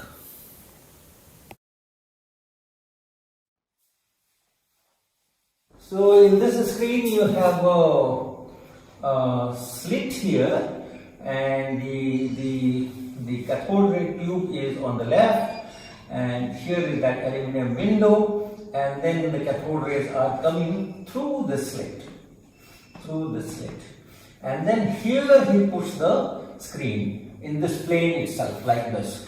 This edge of the screen is here in front of this, so this is all glowing, and then on this what kind of thing is observed, that is important. So you see that it diffuses like this.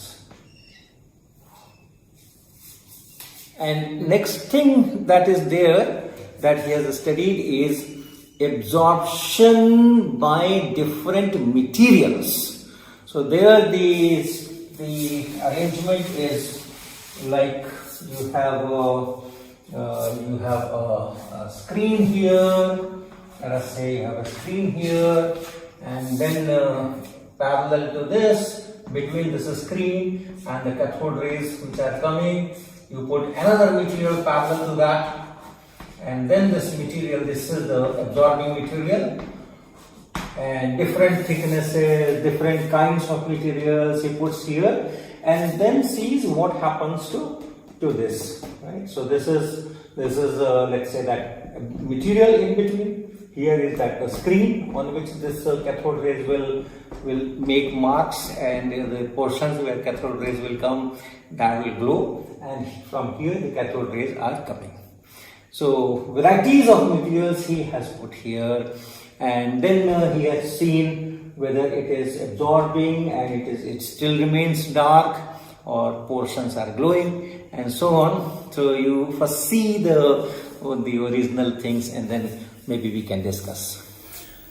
So this is another photograph from Lenard's Nobel lecture, and here you can see this screen on which cathode rays are falling, but in between the window of that cathode ray tube and this screen they put a material.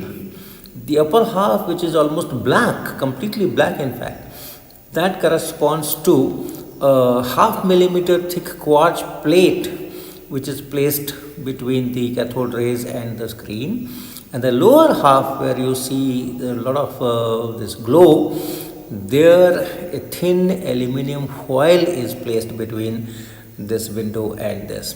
So the idea is to see what kind of material, of what thickness allow this cathode ray to go through and what stops.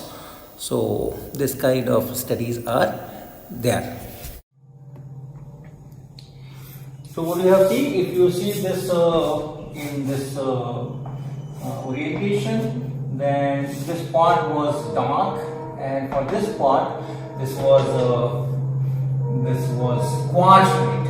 Okay, for this portion it was a quartz plate of some 0.5 millimeter of thickness. This was, and for this part it was aluminium, thin aluminium foil.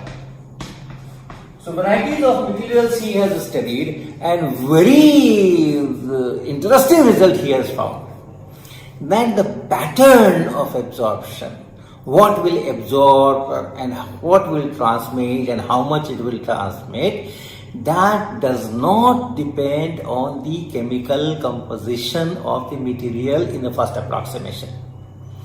In the first look, it appears that that chemical composition has nothing to do with it. It's only how much material is there, how much weight per or how much mass per unit area of that absorbing material is there. Only that decides whether it is how much it will absorb and how much it will transmit.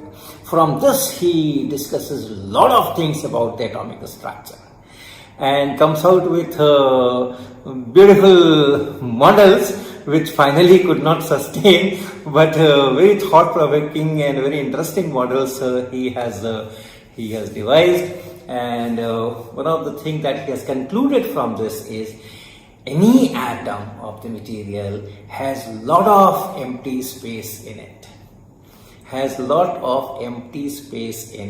So from Rutherford model we know that yes, inside the atom we have a lot of space, but from these experiments also he has concluded from all this scattering and absorption that atoms must have a lot of empty space, and the actual material should occupy only a small volume.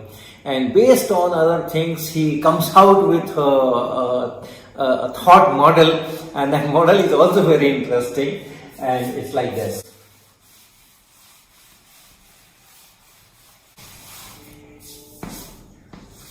This is atom. Then he says that okay, the atoms are made of small dipoles, plus charge and minus charge, tiny plus charge, tiny minus charge. So plus charge and minus charge together. And these kind of structures are there. Okay, these kind of structures are there, and there are a lot of empty space.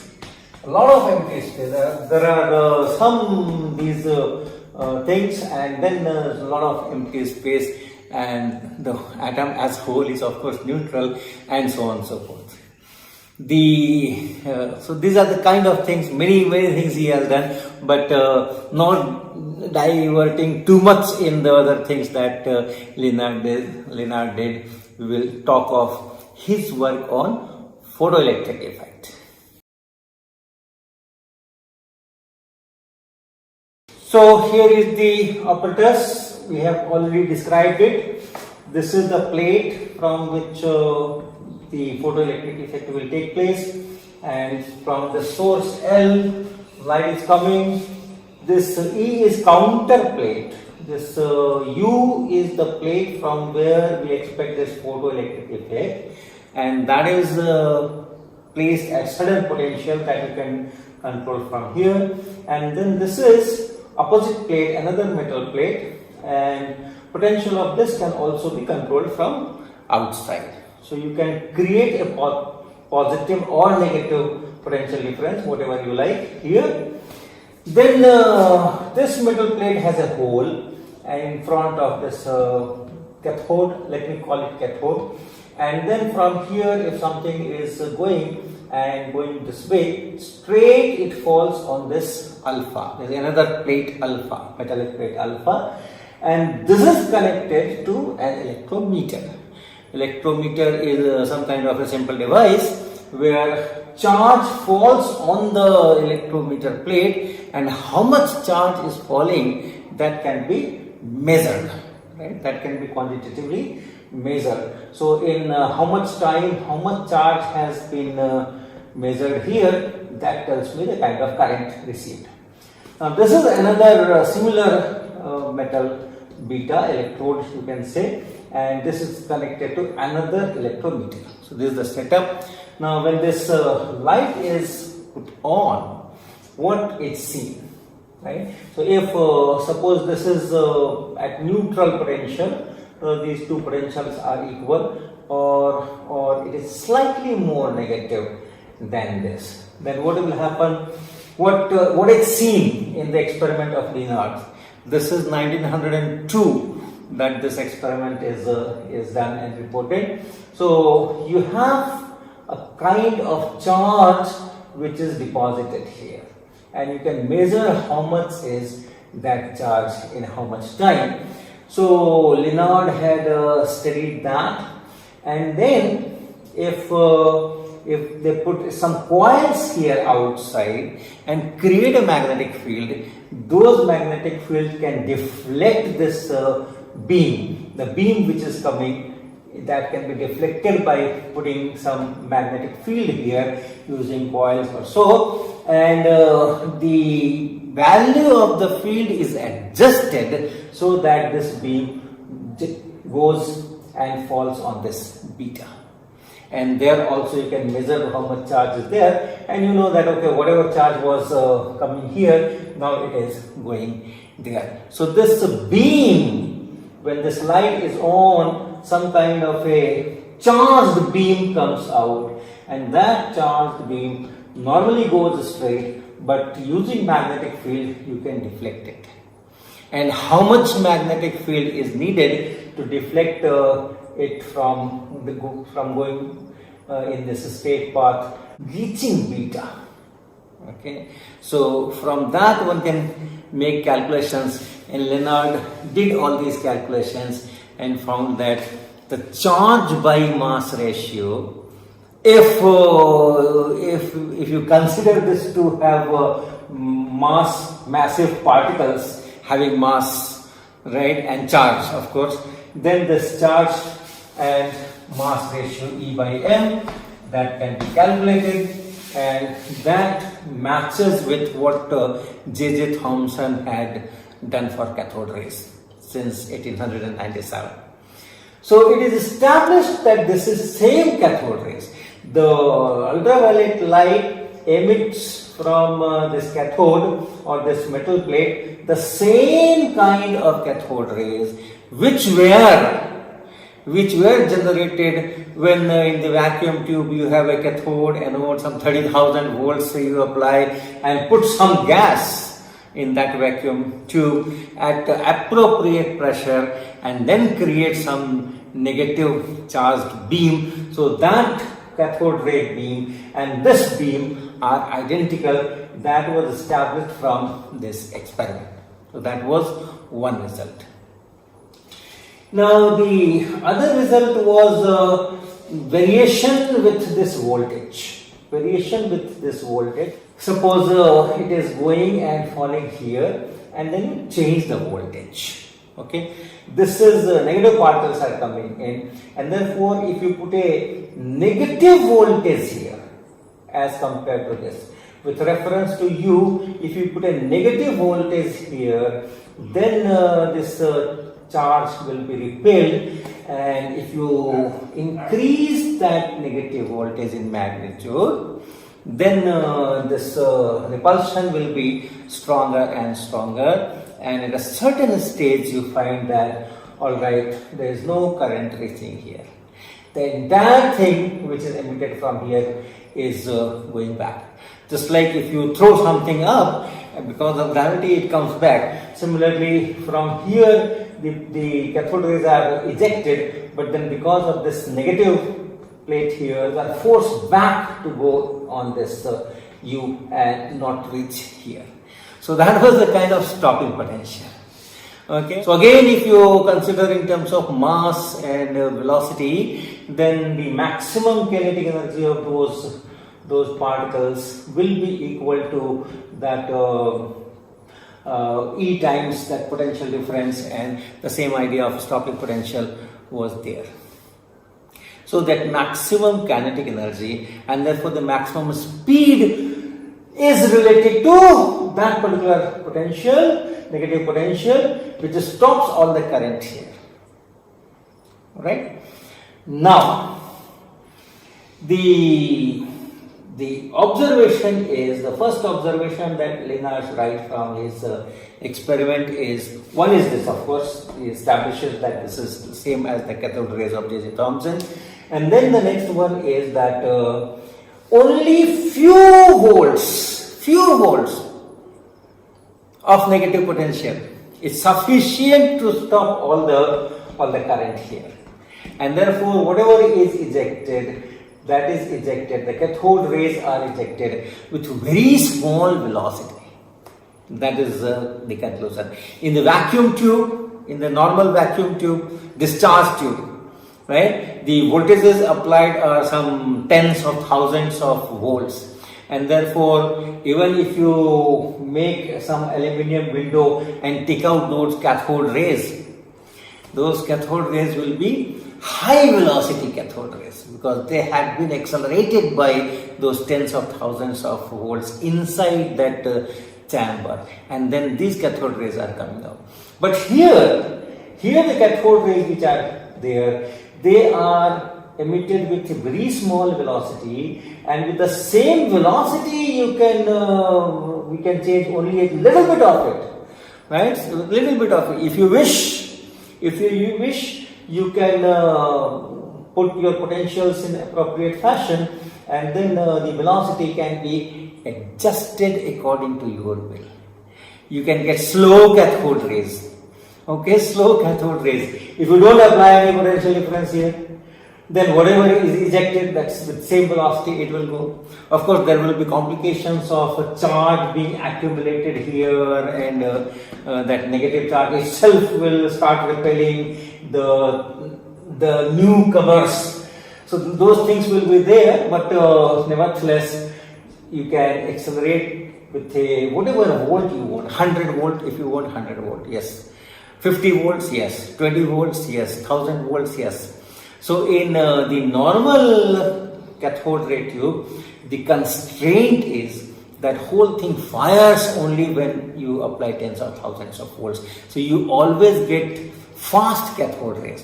But here you can make a window here, aluminum window, and take out these cathode rays, and that could be slow cathode rays, and the velocities of those can be tuned by playing with this potential. So those are kind of advantages that Lenard talks about this. As far as the measurement goes, he has a most important observation quantitatively, that he changes the intensity of this UV light.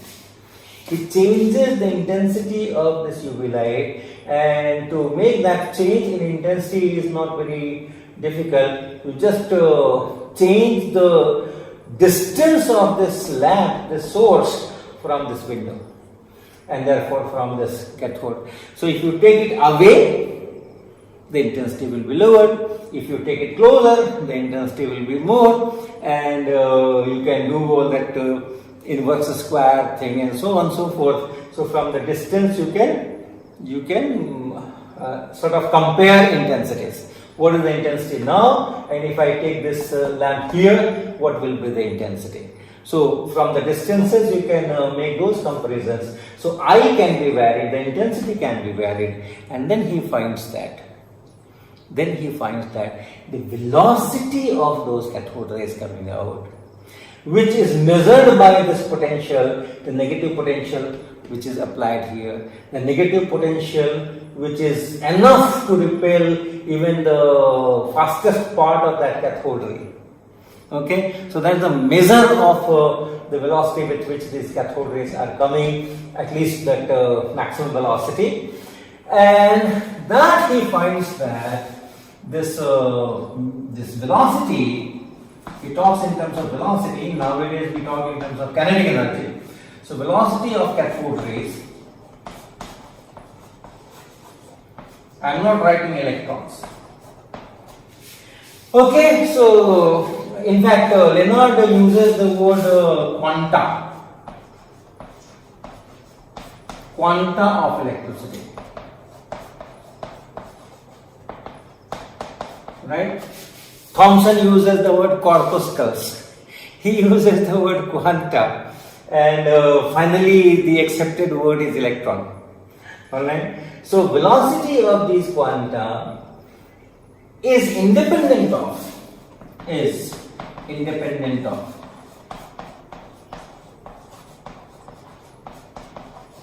intensity of UV. So this is a very, very important result, and that creates a lot of speculations, because this is 1902 and the wave theory was very well established. We will talk more about this wave theory and things related to light after this lecture perhaps. And but then the wave theory was very strongly was established there, and then this particular result was very, very surprising to Lenard, and Lenard interprets it in a very innovative fashion, which finally does not stand, but this interpretation was really nice. I liked it, and history says that that was accepted by the physics community for about a decade or so.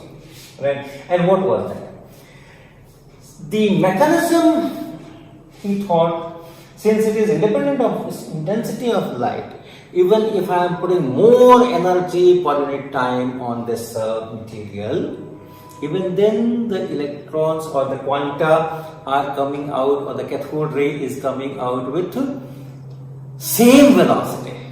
Alright, so it concludes that the quanta are not receiving energy from the light at all. Okay, the mechanism of these quanta being liberated from the atom and the quanta are coming out. So in this process, the light is not giving its energy to the quanta. Quanta does not need the energy of the light, because if this light energy is transferred to the quanta to come out, then more intensity means more energy, and more energy means the quanta should come out with a larger energy. So since for all intensities, the quanta are coming out with the same velocity, this tells me that the quanta are coming out not by taking the energy of the light. The quanta themselves are having that energy as a part of that material, as a part of that atom. These quanta have some kind of energy. They are vibrating, or they are doing some kind of oscillations, and some energy is there. And different atoms and different quanta have different kinds of energy in its normal state in the metal. And the only thing is when light comes with certain energy, and if that light, which is established as electromagnetic wave, it has oscillating electric field and magnetic field. So if that frequency of vibrations of electric field and magnetic field and frequency of vibration of those quanta inside that atom, if that matches, some kind of resonance takes place, and then the quanta start vibrating more violently, and then they are able to come out. But the energy is already there. The energy was already there. They were oscillating there with some energy. The light is only triggering those quanta with appropriate energy, which are resonating with the light frequency to come out of this metal.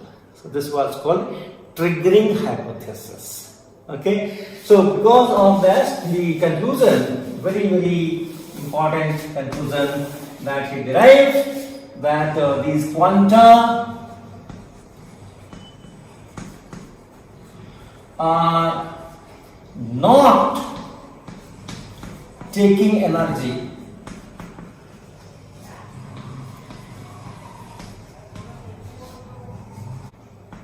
from the UV light.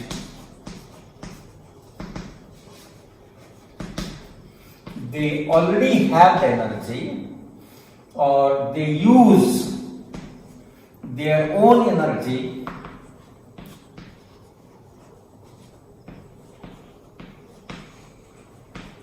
in the atoms or molecules, and light only triggers them to escape.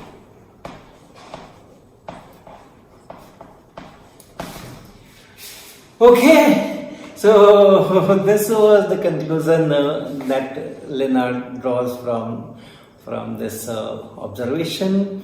And another observation is that if you increase this voltage, finally it goes to a saturation current.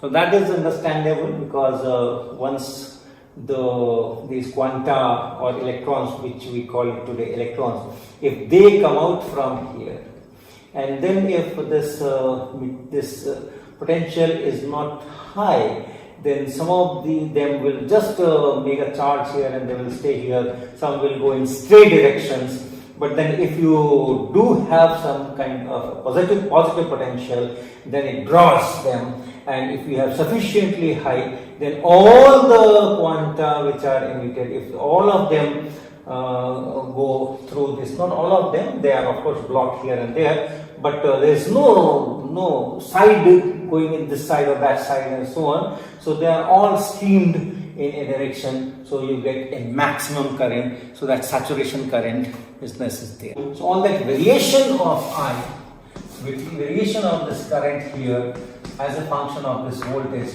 that also he knows that, okay, this kind of, so this kind of things is measured, this kind of things is measured, and then a lot of theory is developed from here. So that is all derived from this.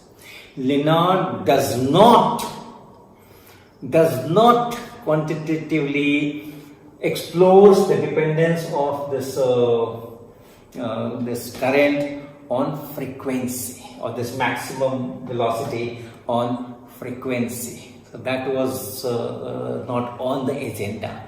Although he says that, okay, if you change the slab, material in the slab, that changes the characteristics, but that frequency relationship or giving a monochromatic light of sudden frequency, those things were not part of this Lenard's experiment.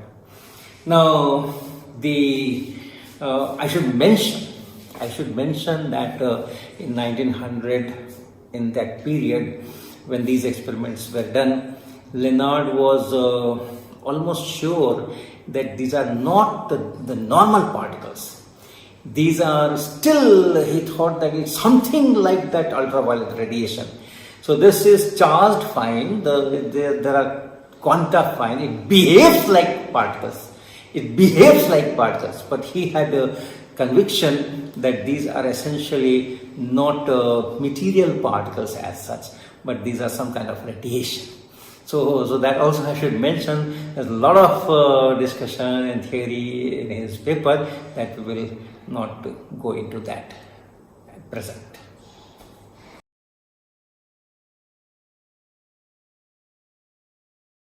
So welcome to the fresh episode of our story on photoelectric effect, and we are at a junction.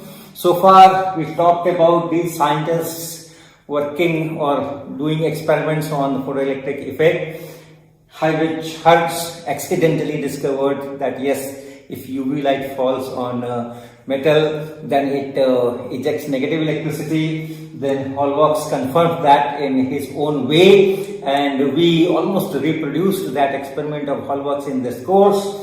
And then there is Thomson, who showed that the cathode rays in the vacuum tube and these electrons which are coming out because of this UV light, they are the same by measuring E by M. And then Stoletov doing some quantitative measurements on this photoelectric effect, coming out with the result that the current coming from this metal, that means the number of electrons coming from this metal, is proportional to the intensity of the light which is falling on that, like that. And then of course the great experiment by Lenard, where very carefully he makes measurements and comes out with an extremely important result that the speed of the electrons which are coming out of the metal does not depend on the intensity of the UV light that is falling on it, together with many other results that we had discussed. Now, in all these experiments that we have described so far, the focus was on the electrons which are coming out. So if you have a metal and then light falls here, this is your UV radiation, and then electrons are coming out. Because of this, electrons are coming out, and these studies are basically focusing on the electrons. electrons are coming out, how many electrons are coming out per second, what is that photocurrent, how it depends on intensity, what is the speed of these things which are coming out. These are same as that thing which comes out from the cathode in a vacuum tube. All these studies are focused on the electrons. Now Albert Einstein in 1905 focuses on the light itself, develops a theory of light, what light is, what is the character of light, and how this light interacts with matter, theory of that. Now, once that theory is formulated, then with that, what should be the characteristics of these ejected electrons? That he works out from the theory, and then shows that whatever experiments have been done, they are consistent with that. So this theory seems to be okay. That's the kind of thing. So the focus of Einstein is on the character of this light which is impinging on this metal, not on the electrons which are ejected. From that character of light itself, he works out that this should be the characteristics of the ejected electrons, and shows that yes, whatever experiments have been done, they are consistent with this theory. So let us today in this talk, in this episode, let us talk on light itself. If I go in details, it will take another series of many lectures on this light thing, because this history is also very old. In Indian context, there are several philosophies in Indian system, and one is Nyaya Vaisheshika. Actually, Nyaya is your logic, and Vaisheshika is the structure of materials and space and time, physical sciences, chemistry, physics, like that. So, and then later on, this Nyaya and Vaisheshika merged into one called Nyaya Vaisheshika, and there a person called Vatsayan and others also, but prominently Vatsayan. And this is, I am talking of around say 600 CE current era. Okay, remember all these experiments are in 19th century. Okay, so all these experiments are 19th century, and what we are saying is here around 600 CE. And there they describe what light is, what is the construction of light, constituent of light. And they are very interesting thing. They say that there is a stream of particles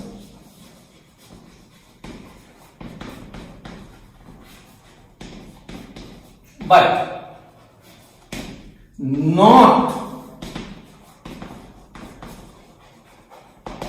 of atomic or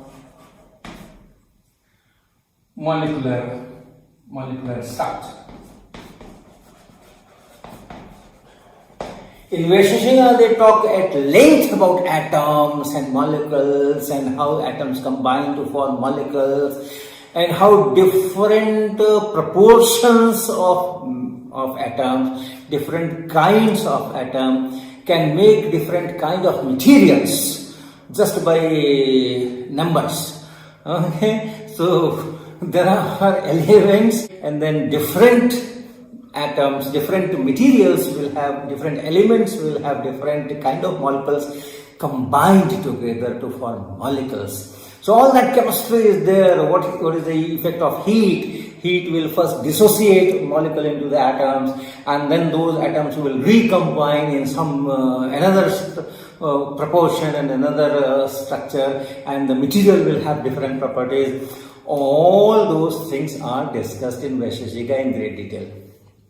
Although we don't find any reference to experiments, but somehow they have the conclusions or the description is available, is documented, is still available. They might have done experiments to reach these conclusions, but those are not available as of now. So they are talking of this thing means they know that light does not have that material particle. It's not like hydrogen, oxygen, nitrogen. It doesn't have a material particle. It doesn't have mass. But then yes, there is discrete small particles which makes us a steam, and then it goes with inconceivable speeds. Alright, very high speeds. Then they talk of light, or these light particles,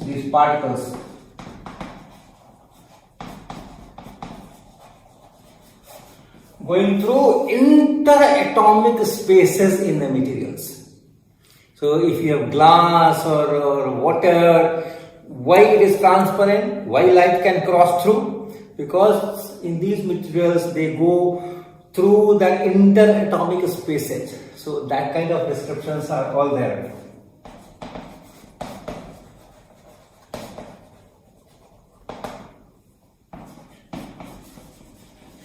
And where they don't find these interatomic spaces in good number, those things are opaque. So transparent, translucent, opaque, all these things. And if they reflect through the atomic surfaces, because if you have interatomic spaces, you also have atoms. So if light falls on the surface of that atom, then it reflects. So that is how they explain the phenomena of this reflection. So several properties are described in this. So it is around 600. See, so it starts from there, and it gets changed every now and then. And newer things are coming. Still they are coming. People are doing excellent research on optics and so on. But I will mention here two things that we study as students. When we are in the schools, and especially in the lower classes, say class 8, class 7 or so, we are taught that light goes in straight lines. So from there, the chapter on light starts in our class 6, 7, 8 type of syllabus. Light, these are our schools, junior schools.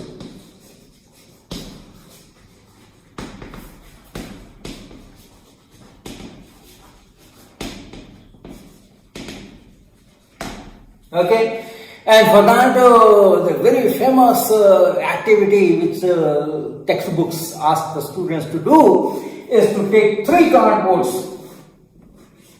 Alright, not 2, not 4, 3 cardboards, place them parallel to each other, and then put holes in them, and on one side you have a candle, and other side you have an eye.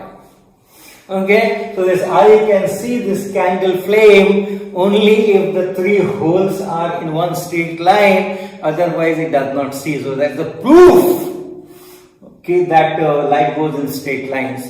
And then talk of shadows. So if you have some structure somewhere, and then if you have a light source, then on the other side you have the same structure on this thing, shadow. This is shadow here, and then other places it is bright. But if the source had some size, then you have a lower intensity on here and more intensity here, and so on. And there are special names for it. In Hindi we call it prachaya and upchaya. Okay, and all those things are to show that light goes in straight lines. But when we come to college, what we are taught, light does not go in straight lines if there are obstacles like this or openings like this.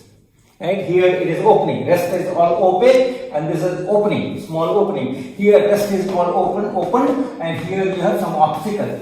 So what we are told in colleges, once we come to class 12 or college, we are told that light does not go in straight lines.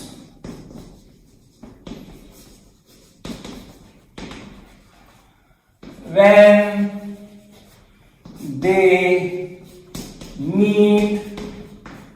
openings or obstacles.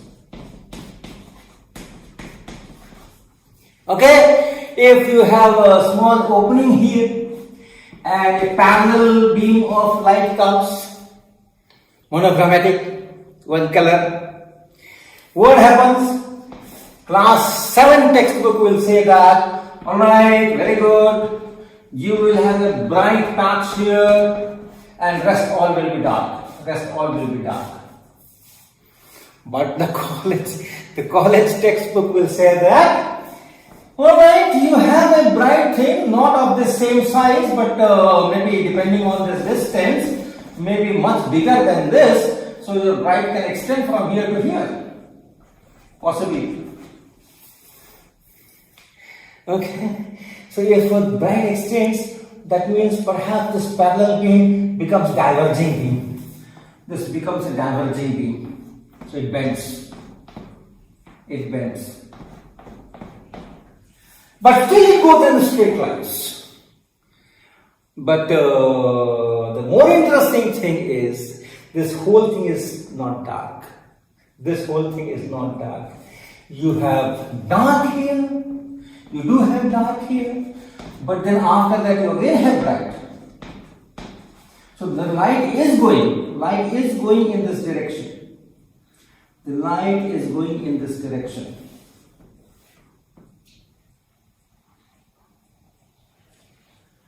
Light is going in this direction. But light is not going in this direction. Light is going in this direction. The light is going in this direction. But then the light is not going in this direction. And again light is going in this direction. Because this is bright, this whole thing is bright, and this is dark, and again this is bright. Okay, and then again dark, and so on. So the light is not going in this direction, light is going in this direction, it's not going in this direction, it is going in this direction. So light splits in some very special paths. Of course, the whole thing is diffused like this. It's not just one line here around that, because you have bright from here to here. But then it chooses certain paths on which it likes to go, and there are certain other paths where it doesn't like to go. So those kind of things happen here, and we say that this is diffraction.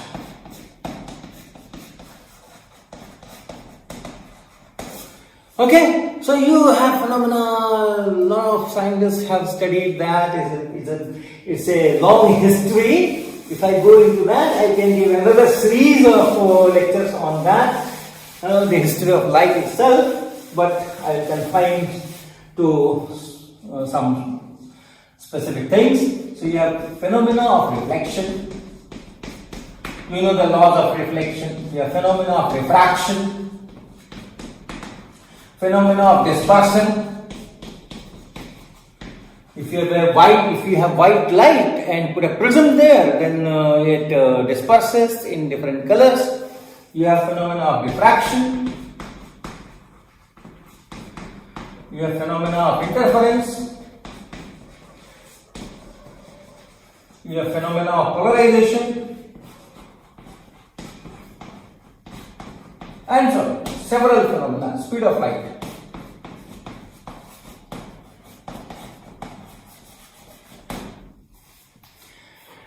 Now, this diffraction is very, very important for all these discussions on different aspects, and this was observed experimentally by one Italian scientist called Grimaldi before Newton, right? Grimaldi and Robert Hooke. So they actually experimentally found this and documented and told that the shadows are not sharp.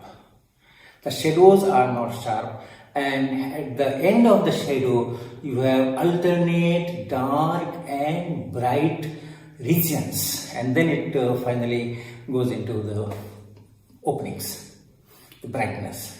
So those kind of experiments were done, and in fact Grimaldi coined this word diffraction that we are using today, right? So that was the thing. Reflection everyone studied, refraction. Newton had done number of experiments on optics. And that was late 17th century, and 1704, alright, 1704, he published all his results in this book Optics. All the results, all those experiments which he has performed in several years, and then all the data and all the documentation and all the interpretation based on that was in this. In this he talks of reflection, in this he talks of refraction, in this he talks of dispersion, he talks of diffraction and also interference. He talks of polarization, although he himself doesn't seem to have done a lot of experiments on polarization, but another scientist. So this is Newton. And then you have this Huygens. Christian Huygens. He also writes a book on optics based on various experiments and various observations, and that was sometimes in 1690 or around that. Okay. Now the thing is that the same experiments, the same phenomena, when Newton described them, performed the experiment, described them, then he describes everything in terms of those corpuscles, which are small particles. Light is made of small particles, right? Like Wattsian description. So he uses this description, and with this description of this particle nature of light, he described this, he described this, he described this, he described this, he described this. Okay, and how he explains all this diffraction interference type of phenomena is either the whole thing is in this hypothetical medium called ether that was prevalent at that time, and then this light, which are separately they are particles, separately they are corpuscles, small separate particles, but then they interact with this ether particle. That the material is different. Your mirror is a material, but an ether is still there in empty space, what you call empty space, air. Also in the between the air molecules also you have this ether. All that empty space is ether, and ether particles, they interact with light particles and they deflect it, and if you have a material, that material can affect that ether density close to its edge. And away from the edge, the ether has different densities. So that different densities will put different pressures and this and that. That is how he somehow manages to describe these phenomena of interference and diffraction, also in terms of corpuscles. And Christian Huygens, he also describes all these things, and that in terms of light itself is a wave. Light is nothing, there is nothing called particles of light, it is just vibrations in ether. Alright, just like sound is vibrations in air, of air molecules. Similarly, light is nothing but vibrations in those ether medium, and just like sound is propagating like a wave, light is propagating like a wave. And with that he explains reflection, right? Refraction, that is very popular. Even today we use that Huygens construction of secondary wavelets. So he says that if you have a wavefront, you have this surface, and if light is coming like this, then that medium which carries all those vibrations and propagates that like a wave, So the same phase, particles vibrating in the same phase, that will make a surface, and that surface is called wavefront, and that will be perpendicular to this. And this wavefront will advance from here to here, here to here, here to here. So as it reaches this surface, this is, let us say, this is material. Okay, so this is wavefront, and this is light.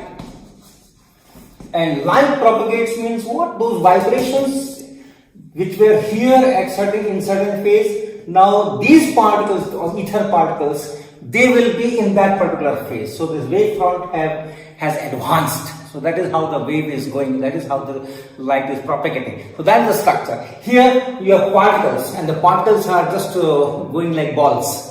And here it is those vibrations in that ether medium. And when it reaches here, then each point where it reaches becomes a source of secondary wavelets and all those things. And then the envelope of that, etc., etc. That Huygens construction, we still use that very extensively. So with that he explains reflection, he explains light going in straight line if there are no obstacles, no openings, refraction, diffraction, everything, interference, diffraction, everything. And he also studied polarization, especially that what we call double refraction. There are some crystals like calcite. If you have a slab of that crystal, transparent crystal, put it on some page where something is written, and you will see from the top, you will see two images, not one. Simple glass slab will give you one image which is slightly lifted, and this will give two different images of the same object, just a rectangular slab. So it's called double refraction. That is because of manifestation of this polarization behavior which is in wave. So he does experiments on those and tries to explain with this wave picture. And since Newton writes his book later than Huygens, he knows that, and he comments. He doesn't give any explanation, but he comments that Christian's wave description of this is faulty. Okay, so those kind of things were there, and it was difficult to decide whether to go with the waves or whether to go with the corpuscles, because each one is explaining everything apart from this speed of light, which was not measured that time in the lab. Alright, in space we knew, but in materials we did not know. Prediction of speed of light, that was different. This wave theory of Huygens would predict that in a material, when light enters in a material from air, let us say, in glass or in water, its speed will decrease. Whereas this corpuscle theory of Newton will predict that it should increase, the speed should increase. But since the measurement was not there, so this was not the deciding factor, and other things were explained by each of those two pictures. So it was a choice. Some people favored this wave aspect, some people favored that corpuscle aspect. So one went with this kind of structure of light, and some with that kind of structure of light, and that continued for almost a century. This is all late 17th century and just beginning of 18th century. But then this entire century, this debate was there. And then came Thomas Young, Fresnel, Fraunhofer, Airy. So these people performed experiments on again this diffraction and interference. So Thomas Young, and then Fresnel, and then Fraunhofer, Airy, people like and those experiments somehow tilted the balance in favor of this wave theory. And finally, when the speed of light was measured in the laboratory in water, then of course this wave theory won. Alright, so then it was fully established that light is not a stream of particles. Light is not to be seen as discrete quanta, one particle of light here and then another light particle here and another light particle here. Light has to be seen like a continuous wave. So that went on for another almost 1 century. Okay, when this experiment of Philipp Lenard came in 1902 and Einstein came in 1905. So the very fact that the speed of electrons in photoelectric effect does not depend on the intensity, that was not matching with the wave theory as such, because if continuously light is coming continuously as predicted by this waves, then more energy falling per particle, per electron should bring that electron with more energy. But then Lenard does something and explain it. No, it's not light that energy is given from light to the electron. It's not like that. Light only triggers already existing energy in the electron to go out. With this much of energy, what are you doing here? You should go out and see how the world is. So light is making that triggering. That is how Lenard tried. But then Einstein comes with a very radical, very different kind of theory of light, and again going into corpuscles. Light has separate quanta. You can count. So that theory I will talk in the next episode, and how it connects with the photoelectric effect.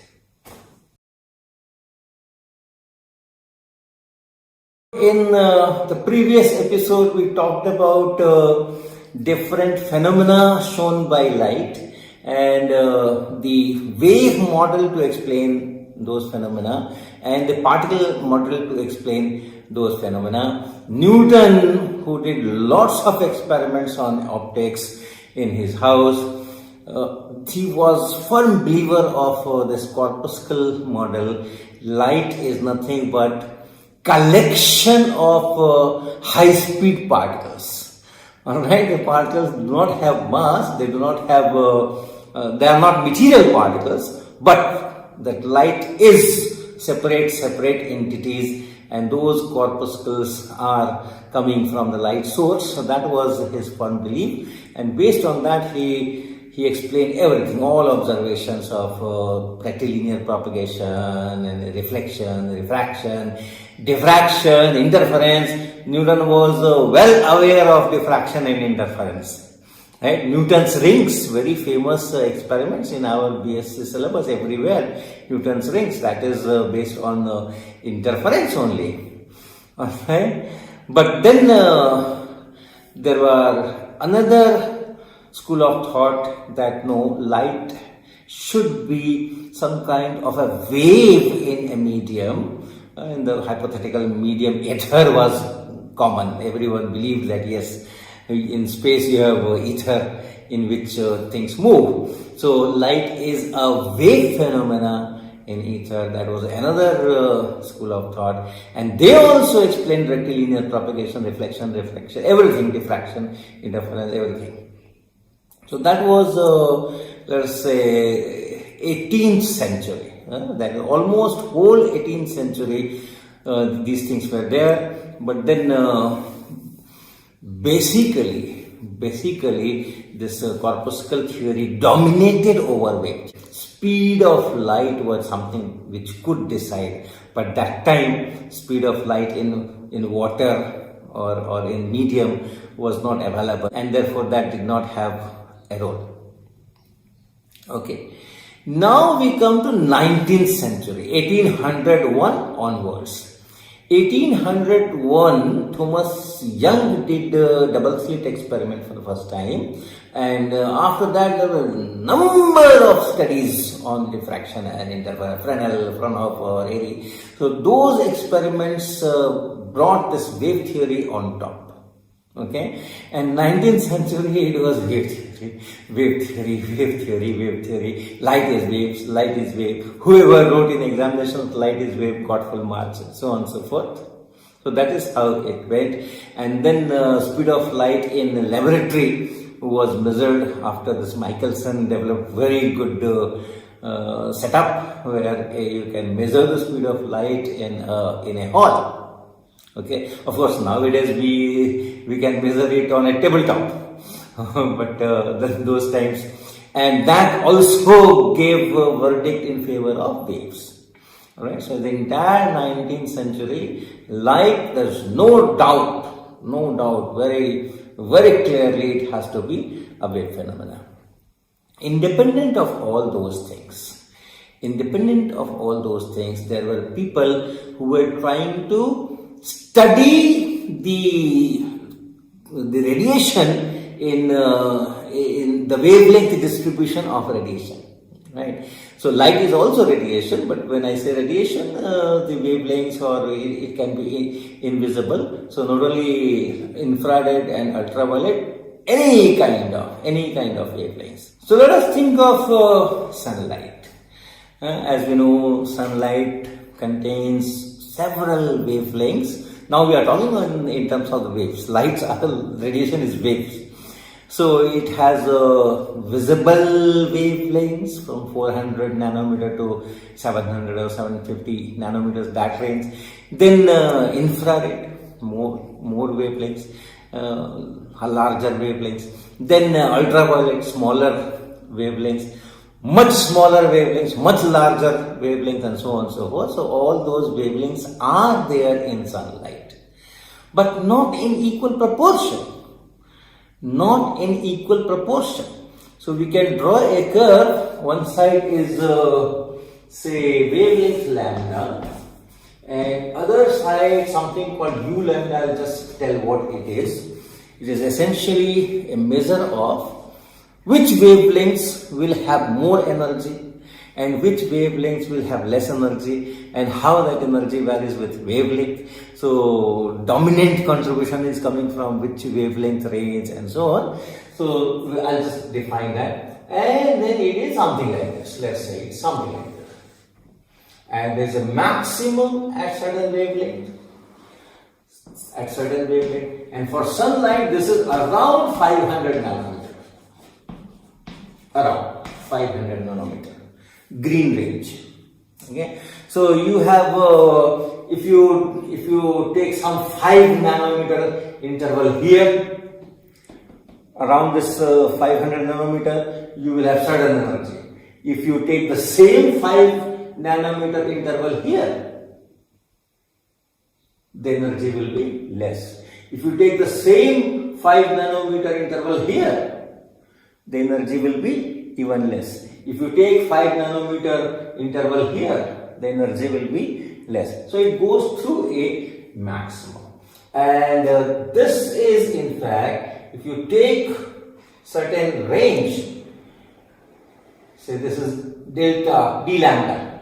So the energy contained from lambda to lambda plus d lambda per unit volume, that will be u lambda into d lambda. So that is the meaning of this u lambda, but you don't have to go in that great detail. After all, it is a story only. Alright. So basically, which wavelengths are having more contribution in that sunlight, which wavelengths are having less contribution. If you plot that, it goes to a maximum, and for sunlight it is at somewhere around 500 nanometers. Now, if you don't see sunlight, something else, and especially suppose you have a room. Suppose you have a room closed from all sides, or just a box, maintained at certain temperature T, and the radiation which is here inside this. And if you ask similar curve for this radiation, which is maintained at temperature T, so that will depend on this temperature T. Okay, if your temperature is say room temperature, right? Room temperature, then it will be something like this. This curve will be something like this. Very large wavelengths, this maximum will occur. Total energy per unit volume will also be less, and this maximum will occur at a very large wavelength. But if you maintain it at certain temperature, like I said 1000 Kelvin, then this will be shifted. then this will be something like this. So this maximum is shifted. And this sunlight corresponds to a temperature of something like 5000 or 5500 Kelvin, which is the temperature of the surface of the sun. If you go still beyond that, this will shift here.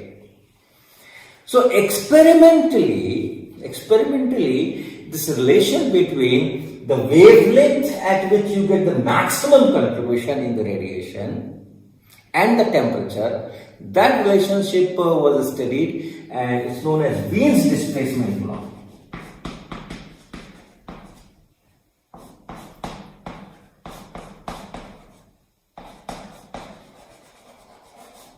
Very simple relation, very simple relation. Lambda m, where it maximizes, into temperature is constant, and that constant is 2.898 into 10 power minus 3 meter Kelvin.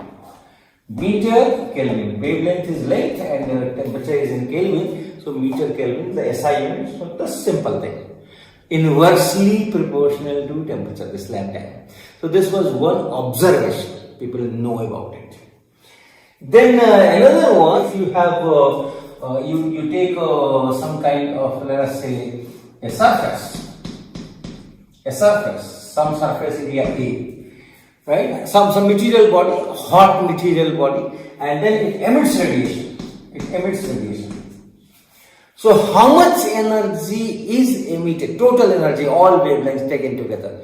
Total energy, how much total energy is emitted per unit time, per unit area, right? And that is once again known as Stephen's law. Also experimentally known that U is equal to some constant sigma times T to the power 4. Sigma equal to some 5.7 into 10 power minus 8, and the unit will be energy per unit area. So energy will be joule per second, that will be watt, right, per unit area. So meter square here, and temperature, so Kelvin to the power 4 here. SI unit, you just work out the SI unit.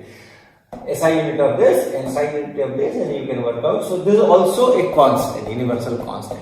But then what kind of surface it is, that will decide. You have to put some factor K also here. Maximum is K equal to 1, and otherwise K will be less, but with the same surface. If you change the temperature, same K, and U will go as T to the power 4. That is Stephen's law. These two were experimentally known, and people had developed theory using that wave model, the classical theory, and they could get, okay, fine, it should be like this. Very good. That's okay. But then the other effort was to find the shape of this guy.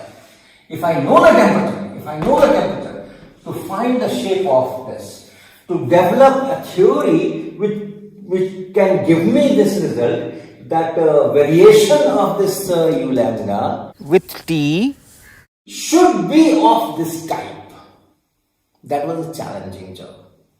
That was a very challenging job. The wave model which was there for radiation, very well established, explained so many phenomena. But then to produce this kind of dependence, that theory did not work.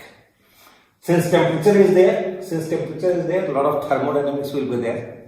Okay, so radiation in equilibrium with material. So you have material here. These walls, they are absorbing radiation, and they are also emitting. So all these things have to be taken care of. So the theory has to be developed taking this into account.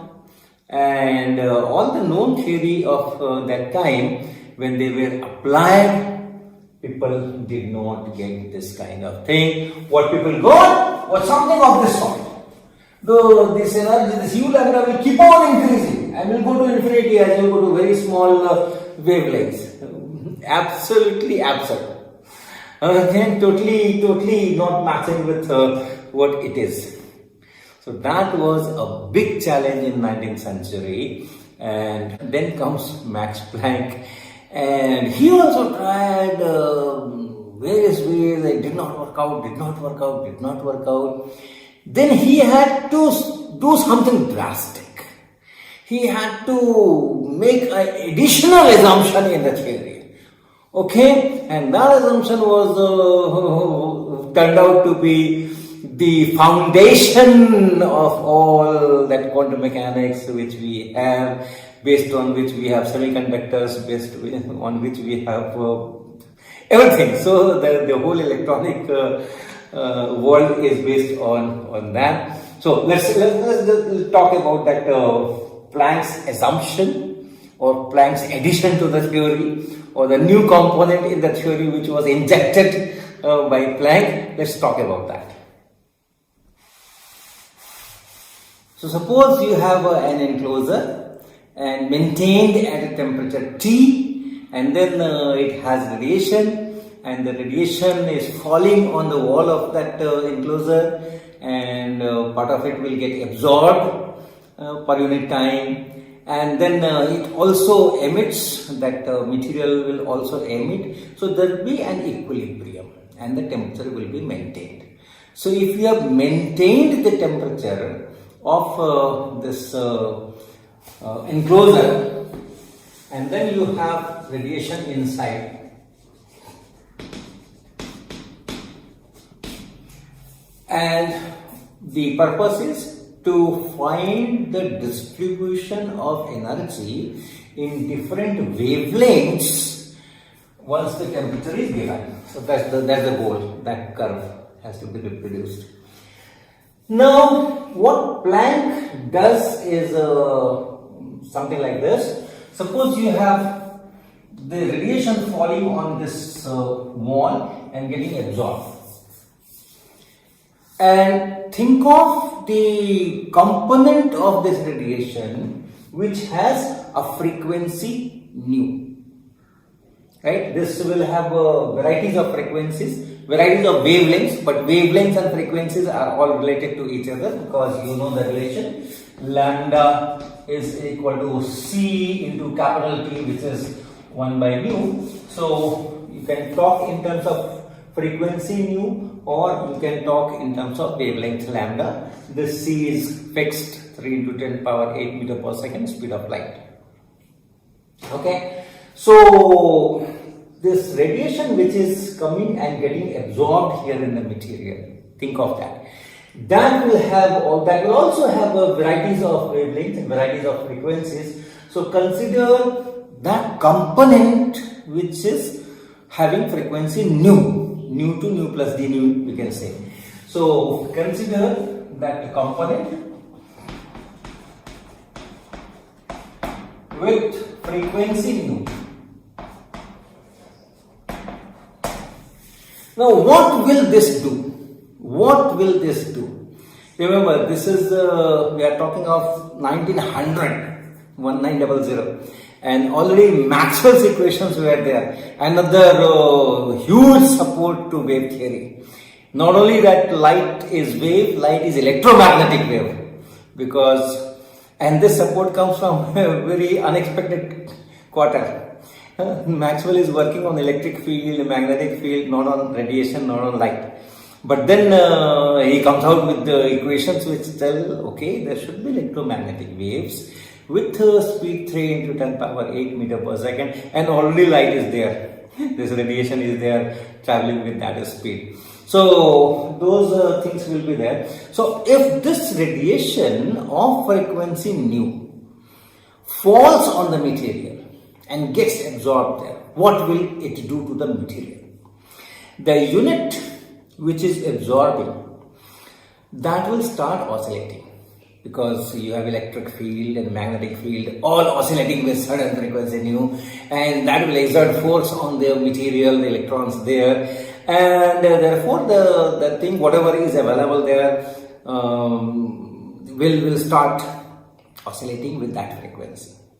It's a solid, so atoms are all bonded together, some kind of a lattice is there, some kind of crystal is there. So there also you have varieties of units which can oscillate, right? It's not gas, it's not atom. So we will not say that this radiation is absorbed by this particular atom and the electron of that atom started oscillating. It's a kind of a whole structure, but still you can think of in that material that you have units which can vibrate, can oscillate, and if this radiation is absorbed there, it will get those units into oscillations, right? So they are known as oscillators. They are known as oscillators, and each oscillator will have its own frequency with which it can vibrate, and so that component will be absorbed dominantly, and if it emits, it will emit with that frequency only. Okay, so those kind of units, you assume those kind of units on the material which can absorb and which can emit and with certain frequency. Each oscillator will absorb and emit a certain frequency. Okay. Now comes the Planck's hypothesis or assumption or addition to the existing theory, whatever you name it. If an oscillator of the material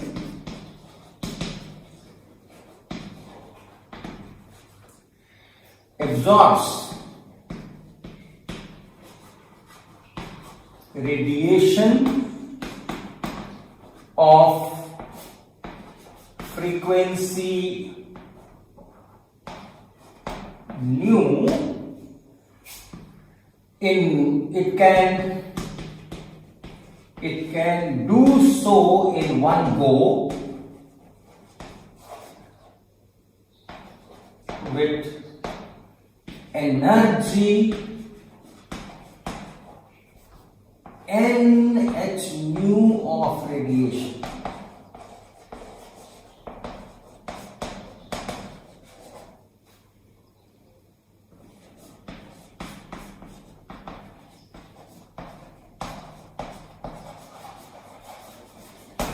Let me see if it makes sense. If an oscillator of the material absorbs radiation of frequency nu, so suppose it is falling here and a particular oscillator is taking that energy, so it has to absorb that particular component of this radiation. So if an oscillator of the material absorbs radiation of frequency nu, it can do so in one go, right? In one go, how much energy it can absorb?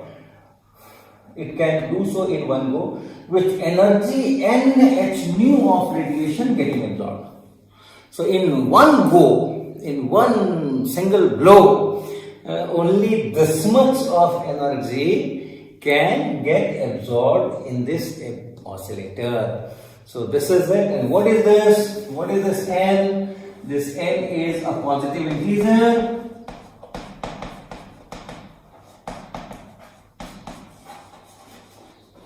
This H is a constant,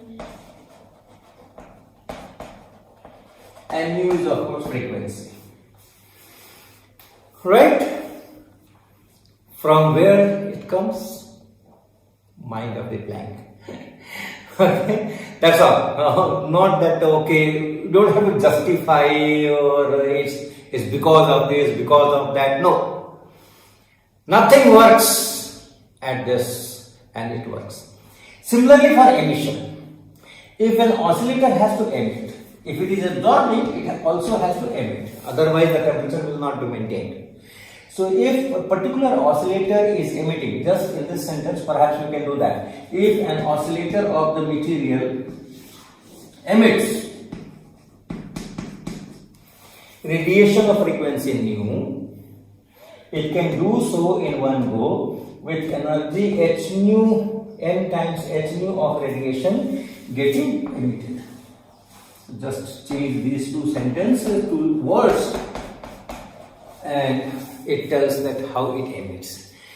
So each oscillator, when it absorbs radiation of frequency nu, it can absorb energy h times nu, or double of that, or triple of that, or 10 times of that, or 17 times of that, or 217 times that. Positive integers times h nu. Only in those units it can absorb. And the probability, which one is more probable, which one is less probable, for that you have usual laws, higher energy, then the probability is like e to the power something. So those existing laws are applicable. Okay, and similarly for emission, if it emits radiation of frequency nu, in one go an amount n times h times nu will be emitted. So it is quantized. First time it is quantized. Energy is quantized. You cannot absorb arbitrary amount of energy. The oscillator cannot absorb arbitrary amount of energy. 2.37 times h nu. No, that cannot be absorbed. Right? And over a period also, if you add how much the total energy absorbed, that will also be integral multiple of h times nu. And similarly for emission, it cannot emit arbitrary energy. It has to emit in units of this h nu, steps of this h nu. So this is that additional assumption which he includes in the existing theory, and then works out the usual methods. And then he finds the equation, whatever equation, for this u lambda versus lambda, and he reproduces that curve extremely well. Okay, so by properly choosing the value of h, the experimental data and this theoretically calculated curve from the equation that he gets matches extremely well. Okay, so that's the only justification why it is there. So this is how this Planck's brings in quantization into physics, and once it was there, and many more things came up supporting this. Yes,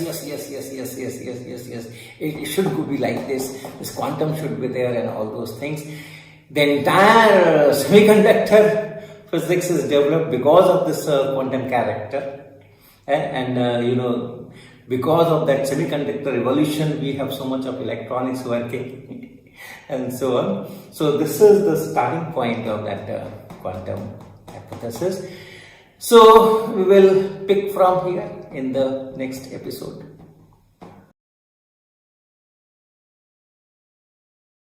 So welcome to episode 9 of our story, and we talked about the character of light itself, or properties of light itself, and then we were talking of Planck radiation law, another hero of our story, Max Planck.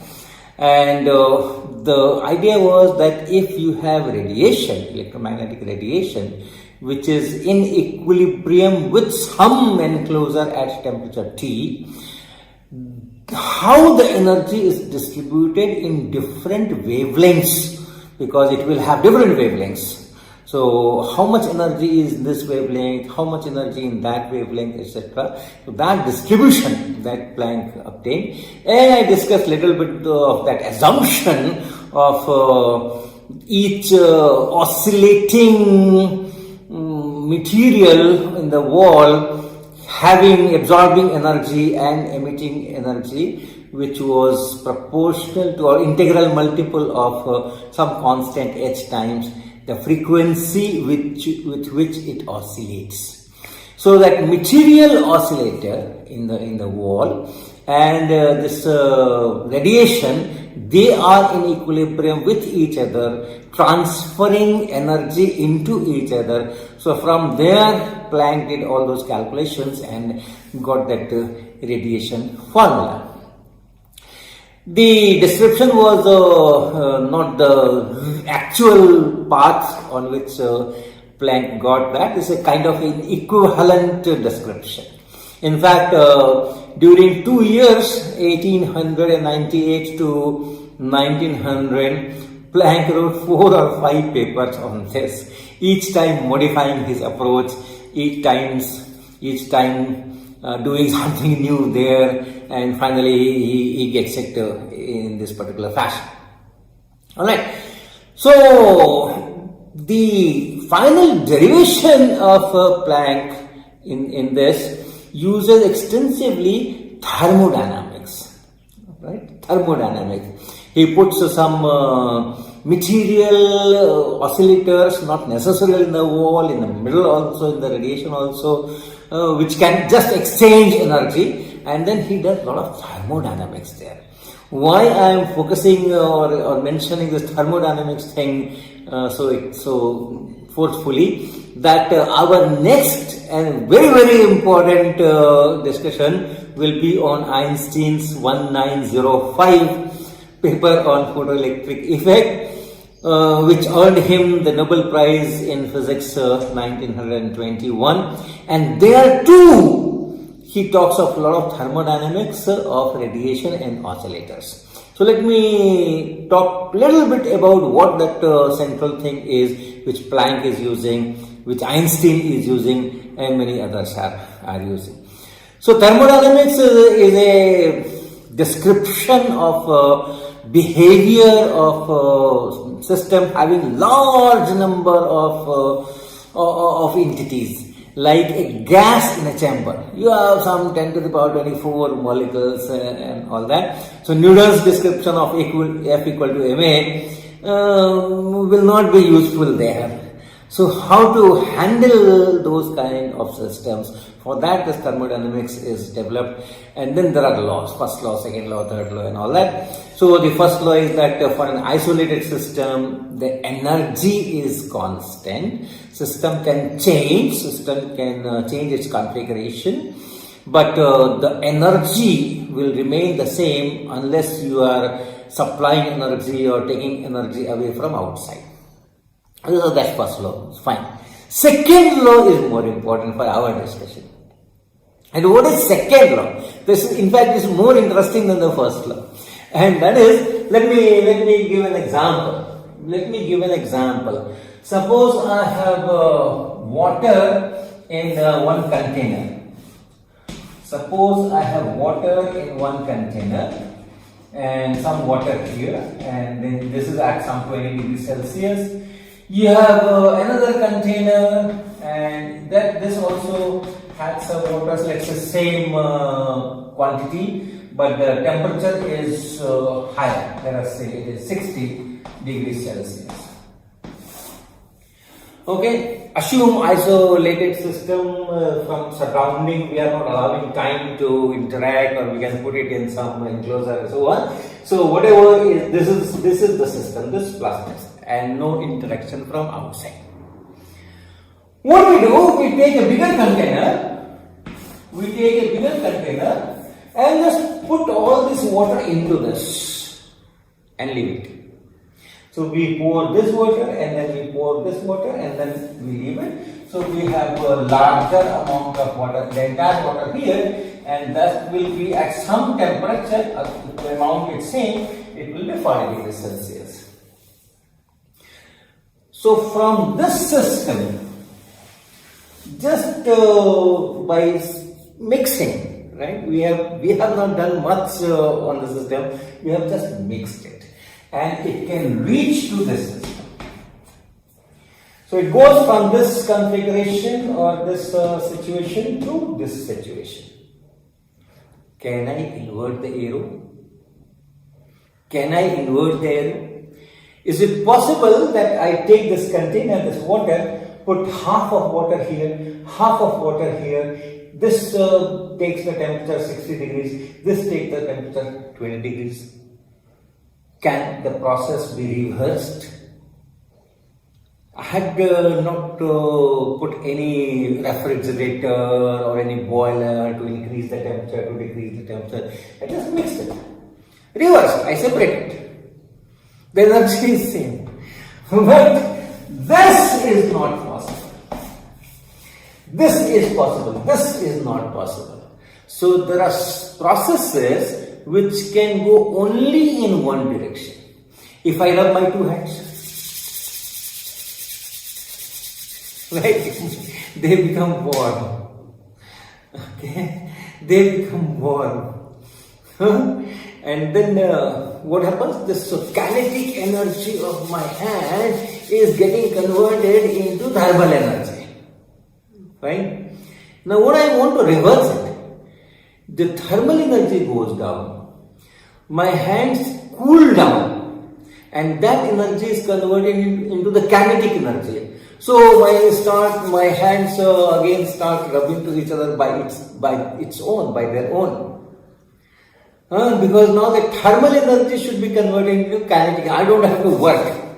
Okay? In the first process, I gave kinetic energy, and then that kinetic energy was converted into thermal energy. It got hot.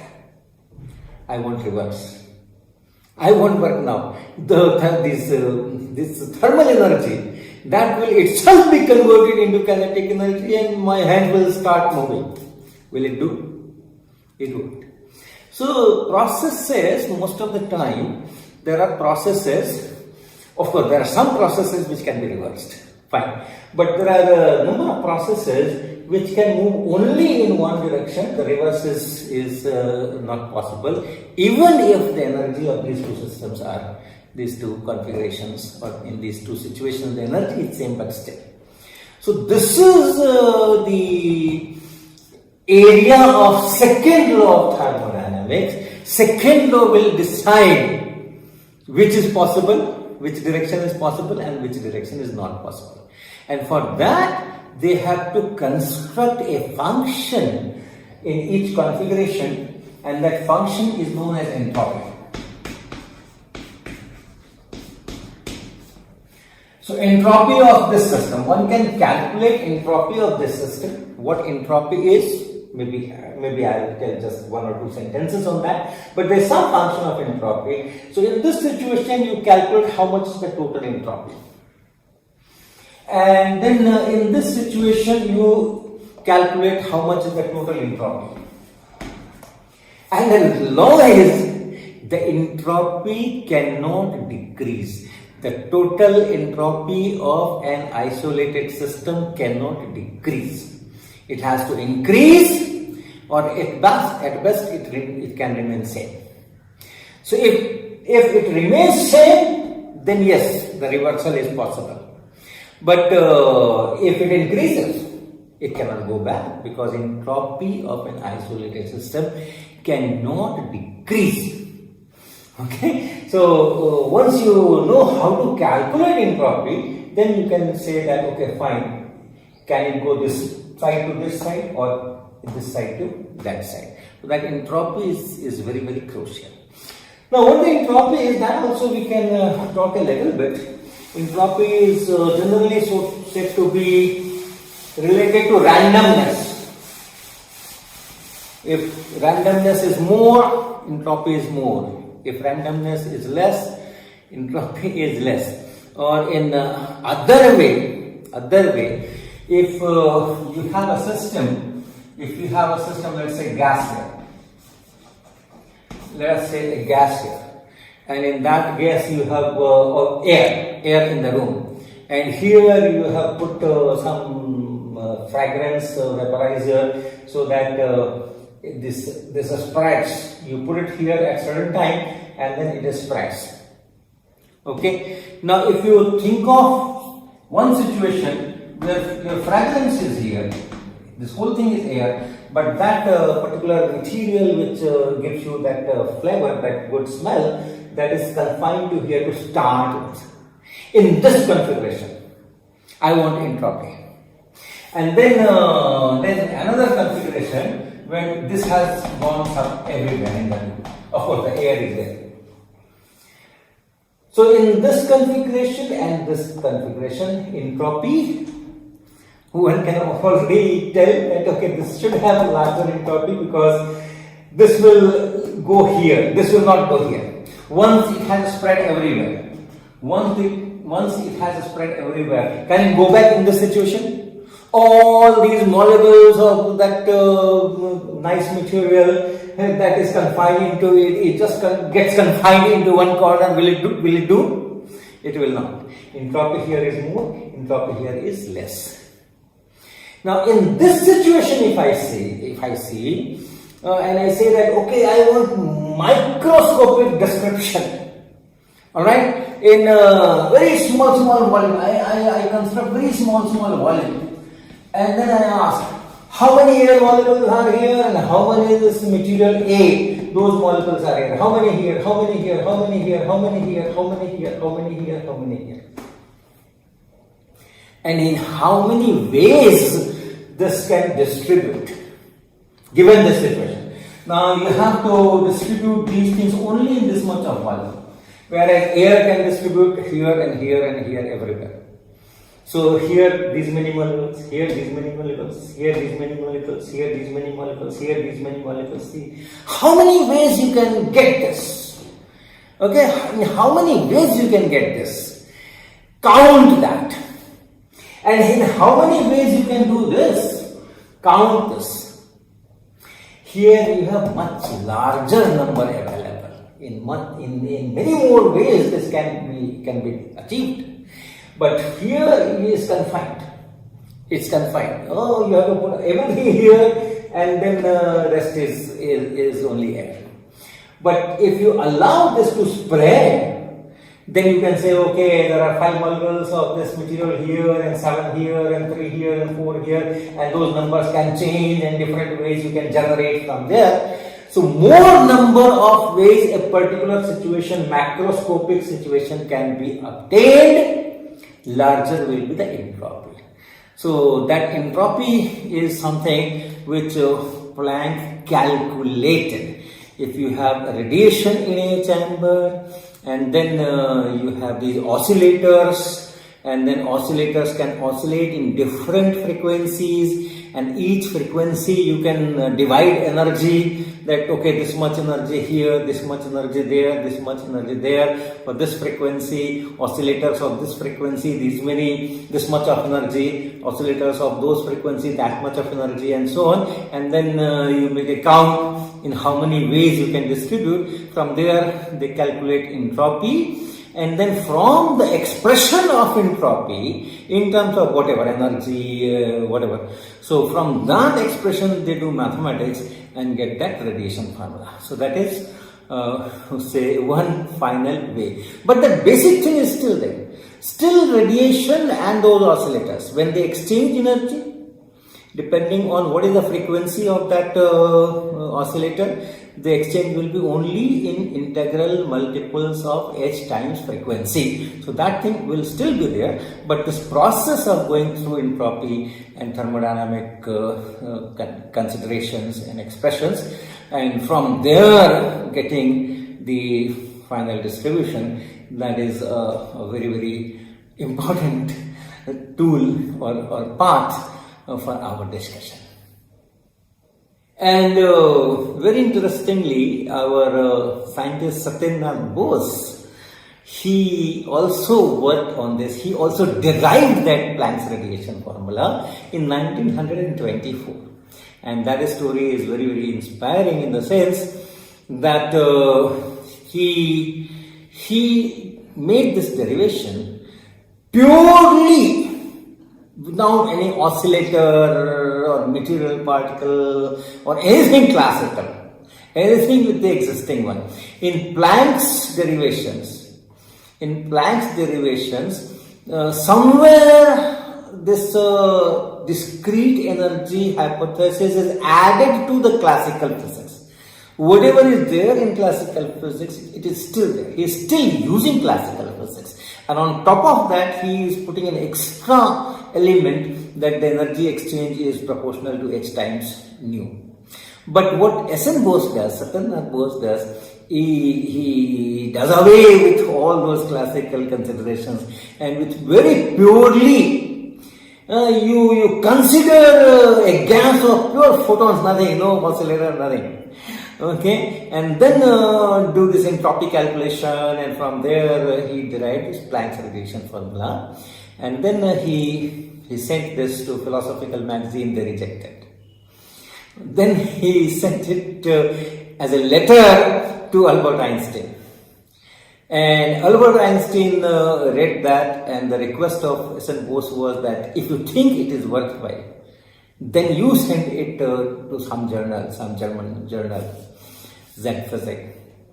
And Einstein could understand the significance of that. Einstein translated that English version of S.N. Bose into German, got it published in 1924, and from there Einstein writes in that communication note that it's very significant and I will work on these ideas. And Einstein worked on those ideas, and then that new branch is known as Bose-Einstein statistics.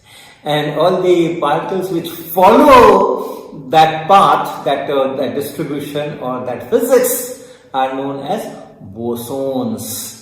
Right? You have two varieties of particles, fermions and bosons.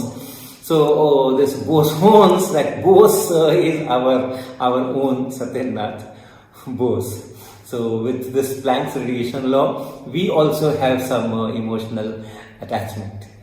Now we are ready to discuss Albert Einstein's paper of 1905 on photoelectric effect. Actually, it is not on photoelectric effect as such. Although that paper, that part where he discusses photoelectric effect, that plays instrumental role in getting him Nobel Prize 1921. But the main paper is again on the thermodynamics of this radiation. And in that he establishes that independent of the oscillators, although he also works with oscillators and things like that in equilibrium with radiation, but then finally he comes out with the structure of that radiation itself, not only at the time of exchanging energy with the oscillators. The radiation itself, by itself, it is to be seen as separated units, spatially separated, located at different places, small units, and each unit will have some energy. If it is say monochromatic radiation and the frequency is nu, then each unit will have frequency h nu. Just h nu, not double of that, not triple of that. It's not n times h nu. Each unit has h nu energy, and such units are floating here and there in this. That is what makes electromagnetic radiation. And if it is a combination of different frequencies, fine. The component with frequency nu, if you look at that only, that will consist of, once again, these small separate packets, separate units, each having the energy h times nu. So that is how this theory is taken ahead by Einstein, and then that theory, that structure of electromagnetic radiation, that explains photoelectric effect observations very well. So that we will take up in our next episode. Welcome to episode 10 of our series, Photoelectric Effect.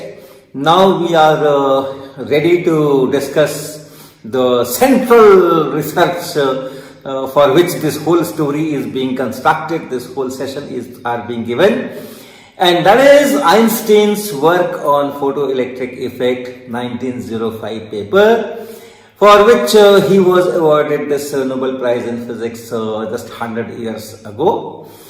Now, it's a common notion, and I also had that from my textbooks and from my schooling and then college teaching, that the experimentalists, stalwart experimentalists, they had done experiments on photoelectric effect, data were available, data were collected, and the existing theory was wave theory of light, and it was very difficult to understand those experimental results based on very successful wave theory of light.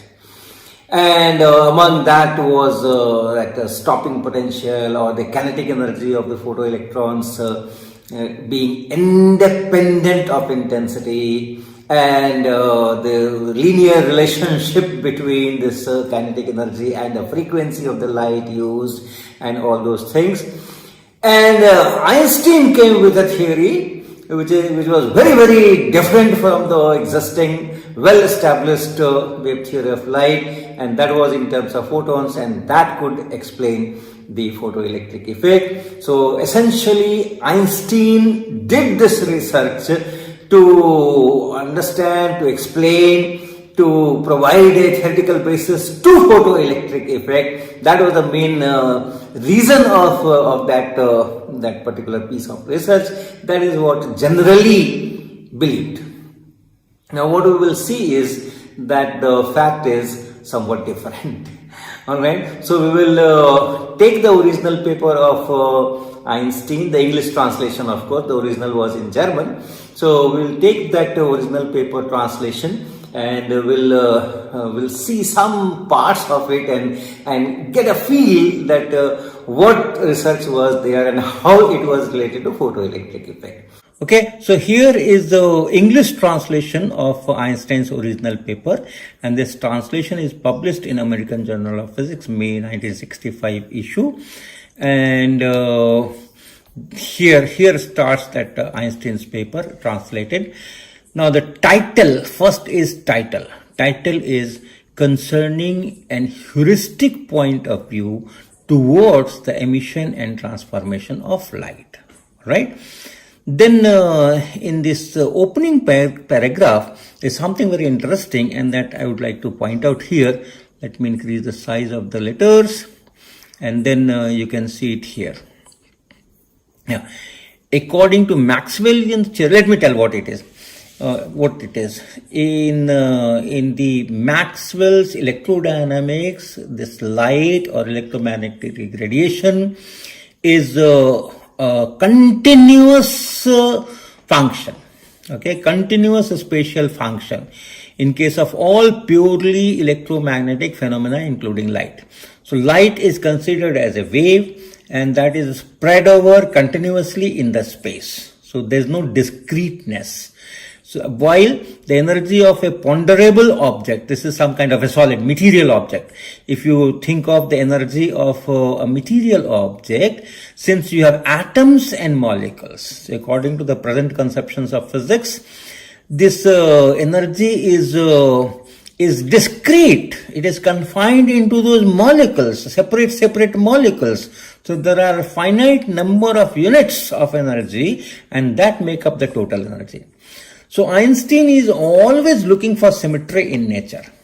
These are two different kind of things. If you are talking of material particles, energy is to be considered discretely located at certain locations where the molecules are there.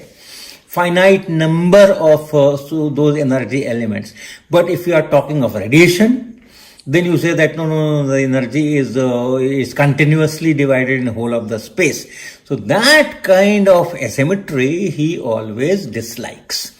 Okay, so in that paper on special theory of relativity, also this kind of thing is there. This is the paper in which he has established that special theory of relativity. The title is on the electrodynamics of moving bodies. And here also in the opening paragraph itself, here, take for example the reciprocal electrodynamic action of a magnet and a conductor. So this experiment most of you must have seen or must have done as demonstration. Faraday's experiment, you have a coil, you have a magnet, the coil is connected to a galvanometer. So magnet moves through the coil, and then the galvanometer shows deflection, some current is there. And if magnet is kept fixed and the coil is moved, then also you have a similar deflection. Now the interpretation of the two are very different. And that is what is written here. Okay, for if the magnet is in motion and the conductor at rest, then the interpretation is that moving magnet creates an electric field and so on and so forth, and that electric field creates current. Whereas in the other case, if magnet is stationary and the conductor is moving, then there's no electric field, there's no electric field, but then this moving coil in the magnetic field of magnet creates some kind of an EMF, and that EMF, that electromagnetic force, electromotive force, that drives the current. So the interpretations are so different. So Einstein based this entire special theory of relativity on this asymmetry. The asymmetry should not be there, and therefore one single rule should govern this case as well as that case. Okay, so he has this liking all the time for symmetry. All right. So most of the things which are there in this paper, I do not understand, and therefore I do not expect you to understand. All right. But look at the structure. Look at the structure of the paper. Supposedly a paper to explain this photoelectric effect, but the title, then the first section. The first section is here. There are 9 sections in this paper. The first section is here, concerning a difficulty with regard to the theory of blackbody radiation. So here he says that with the existing theory, the total energy diverges, so there are problems in that and so on. Second section is here, concerning Planck's determination of fundamental constant. So uses this Planck's radiation formula, and then shows that okay, it matches well with the experiments, but in certain regions it may not, so etc., etc. So talks of that radiation formula. Then he says that concerning the entropy of radiation. So now that he's talking of entropy, thermodynamics of radiation, and for that he is deriving some expression. All right, so he is deriving some kind of expression here, developing that entropy. Then fourth section, out of 9, 3 have gone. Fourth, asymptotic form for the entropy of monochromatic radiation at low radiation density, so that entropy is continuing for radiation. And then he derives some equation. Here is that equation. We will be actually using this equation, but it is just reproduced later. So then he talks of molecular theoretic investigation of time of the dependence of entropy of gases on volume. So here it was entropy of monochromatic radiation, and here it is gas, real material particles, molecules. And for that he does some calculations, and then he comes out with the expression for entropy, and that expression is here. So I'll be needing this. I will need this. So I will write this on the board and discuss. But what it is entropy if you have a gas. Capital R is your gas constant.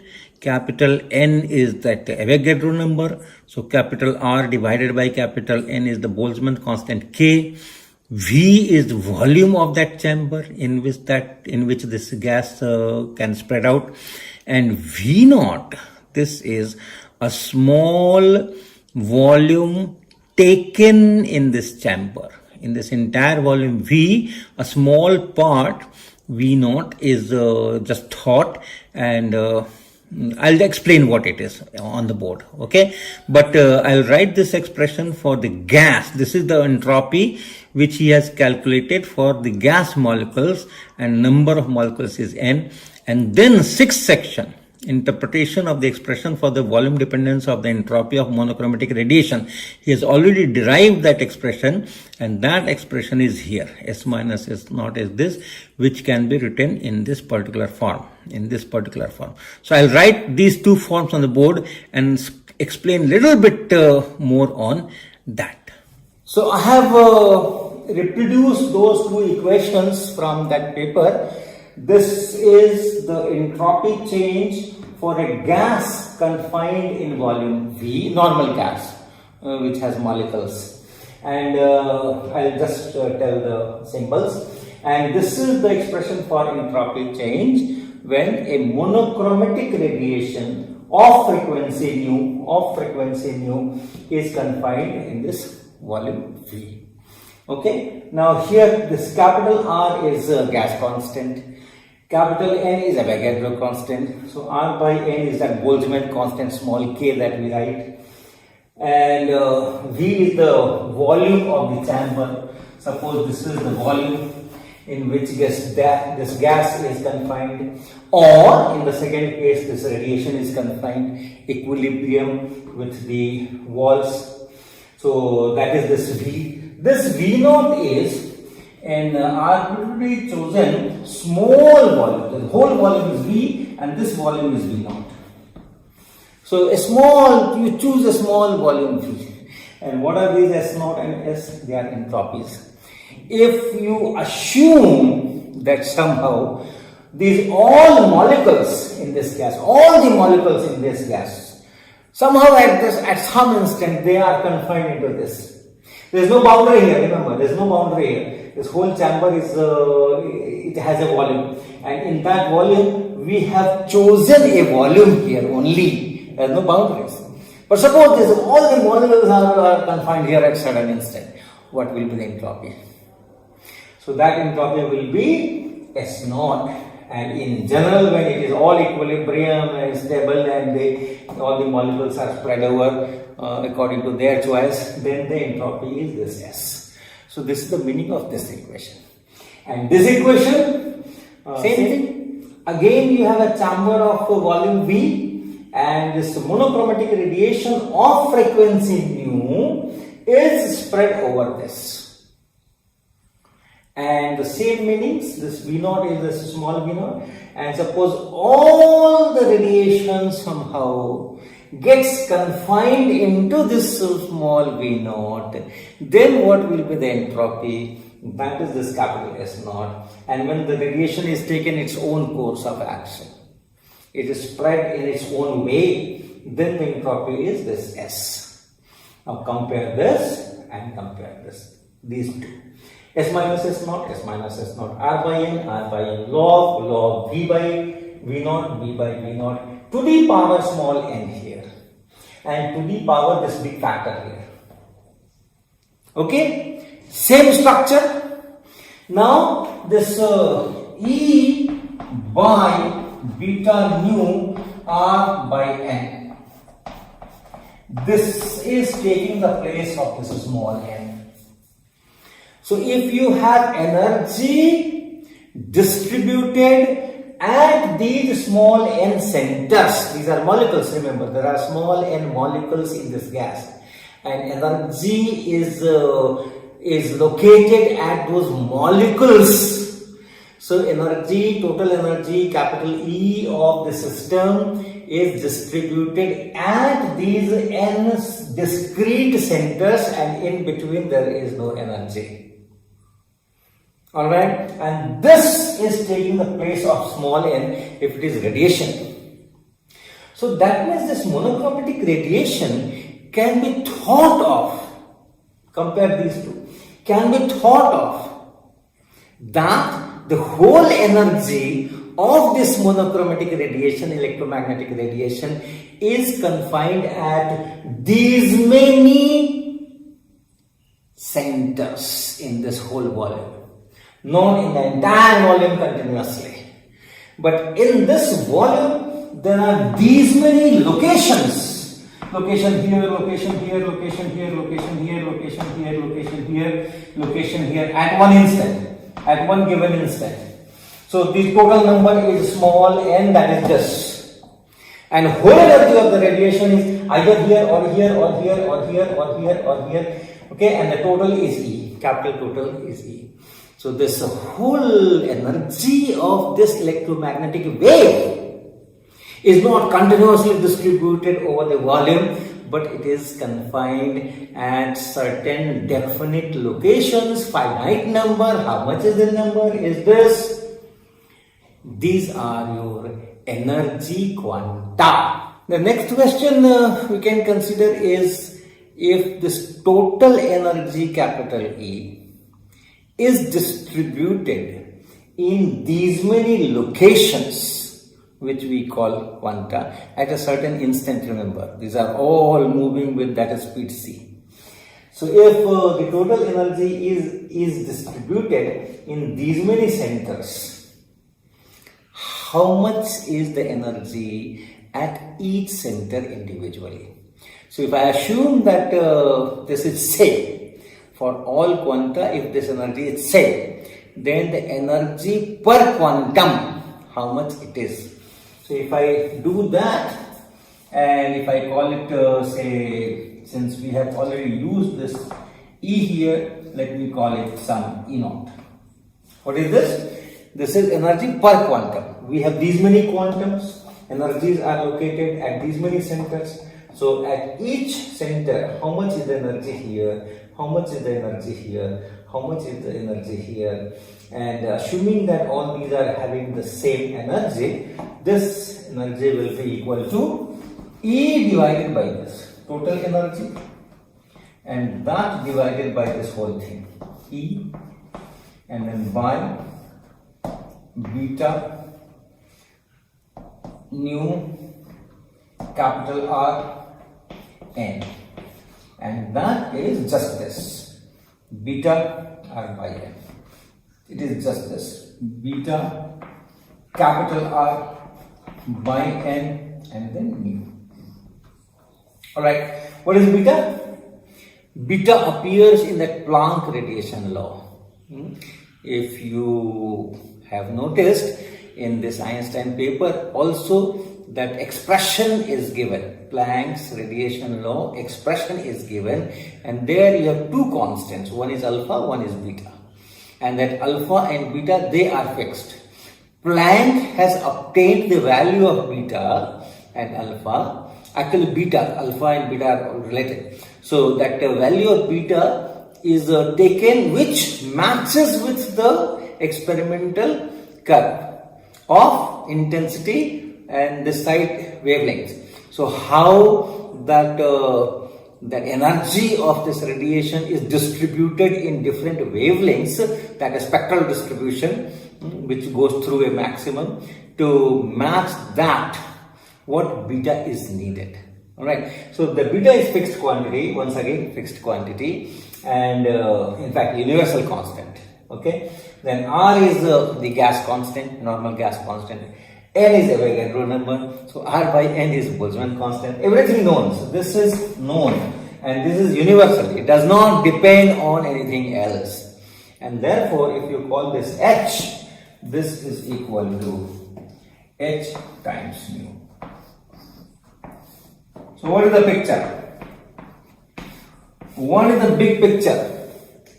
The big picture is, though it is electromagnetic radiation, though it follows that all diffraction, interference, all those things can be very well explained by telling that it is a wave, classical wave, no quantum character.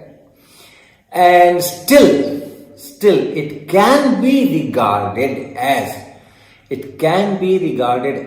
you can also take this view that this energy of this radiation is not continuously distributed as demanded by the pure wave picture. But in certain cases, it can also be treated as a separate energy quantum here and there. Right? And there is no conflict as such. Both coexist, because ultimately, what is this nu? Ultimately, what is this nu? This nu is the frequency. Frequency of what? Frequency of what? This frequency or this wavelength frequency are related. This wavelength, this frequency, they are all coming from the wave picture. Alright, so that interference, diffraction, that tells me, okay, this is the wavelength, this is the frequency. Bring that frequency from there and then construct these quanta with this energy, h nu, h nu, h nu, h nu, h nu. If your radiation is monochromatic with certain frequency, certain wavelength, then okay, this. If it is a mixture, then fine, you have varieties of photons of different h nus, So that's the kind of picture it emerges. Okay, so we'll continue with this. We will explain in a little more what does it mean and how it finally explains photoelectric effect and all those things in the next episode.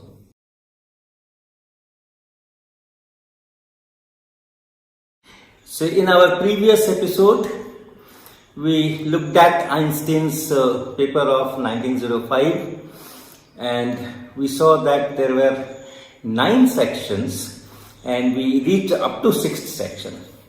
And in 6 sections, he has developed a theory for electromagnetic radiation, and the main driving point which he has mentioned in the opening paragraph was a symmetry between material bodies and electromagnetic radiation. He wanted to treat them at par. If material bodies allow for discrete energy packets located in atoms and molecules only, then electromagnetic radiation should also do that. That was the driving force. And then he calculates all varieties of entropies and expressions and all those things, and shows that the entropy of this electromagnetic radiation, form of that, and entropy of a gas of material particles, molecules, they have the same kind of expressions. And in place of number of gas molecules, you have a certain quantity which we discussed. So energy is, total energy is distributed in those separate locations, which he calls quanta or energy packets or photons. We now call it photons. And then we saw that, okay, if we assume that all these quanta are identical, then the energy should be some constant times nu. Now, the remaining 3 sections, 7, 8, 9. He takes some experimental data, and from that experimental data, he supports the theory. So let us look at those 3 sections also, and then we will conclude how it is related to photoelectric effect. Okay, so here is that last part of section 6. From section 1 to 6, he is constructing a theory of monochromatic radiation, and finally finds that it can be regarded as a discontinuous medium consisting of energy quanta of magnitude h nu. Now, the next task, once the theory is already developed, now the next task is to investigate whether the laws of emission and transformation of light are also of such nature, right? So what he has shown in section 1 to 6, that monochromatic radiation itself is can be regarded as a discrete quanta of energy h nu. Now what he is saying, that when this radiation falls on matter, and then it causes emission of electrons or something, or the energy is of light is transformed from one nature to other nature, or one way to other way, can that also be interpreted in terms of these such quanta? And then he takes 3 examples. Section 7 is Stokes' rule. What is the Stokes' rule? It says that if you have some substance which absorbs light and then emits light, photoluminescence, what happens if it absorbs a light of frequency nu and then it re-emits light, then that frequency will be always lower than the original frequency of the radiation. That is called Stokes law. Right? So there he says that, okay, very fine, yes, why not? Why not? If nu1 is the original frequency of light, and if we consider that it consists of energy quanta h nu1, which is absorbed, then maybe part of it is dissipated in this way or that way, and then the remaining is emitted by the material of frequency nu2, radiation of frequency nu2, the energy quantum h nu2 must be smaller than h nu1, that is conservation of energy. You cannot create more energy unless that material itself is creating energy. So if a quantum of h nu1 is going and then a quantum of h nu2 is coming out, h nu2 must be smaller than or equal to. So this Stokes law, well-known Stokes law, is okay with our theory. We can understand it with our theory of photons. And then comes this section 8, which says concerning the emission of cathode rays through the illumination of solid bodies. Now comes photoelectric effect. All right. So now here he is mentioning the usual conception that energy of light is continuously distributed over the space throughout which it propagates encounters very serious difficulties when one attempts to explain the photoelectric phenomena, as has been pointed out in Lenard's pioneering paper. So he talks of this Lenard paper. This paper here, the reference is given here, 1902, and that is the only paper that he refers to. Okay, so photoelectric effect paper just comes as an example. Stokes' rule was one for photoluminescence. This is the second example, and the theory that he has developed in terms of energy quanta, he tries to apply it here. So here he applies his description of light. The simplest way to imagine this is that a light quantum delivers its entire energy to a single electron, and then rest everyone knows that if this h nu, this is that h nu. So this h nu energy is given to the electron by this energy quantum, and then this is the work function, this capital P is the work function. This is the energy that electron has to spend if it wants to come out of that attraction of this metal, the bondings and everything. So that's it. So this much is the maximum kinetic energy available, assuming that nothing is dissipated in thermal energy and so on. So that's it. So that is how now he says that this is stopping potential business, that if you apply some potential there and just enough to prevent this loss of electricity by the body, that means just to prevent that emission, then this stopping potential has to be like this. And then he says that, okay, this the numbers match very well and so on and so forth, a result agreeing in order magnitude with those of Lenard. Okay. Now, this is also important because Lenard does not talk of the relation between the stopping potential or maximum kinetic energy and frequency. But once this equation is established, from the equation Einstein says that if the derived formula is correct,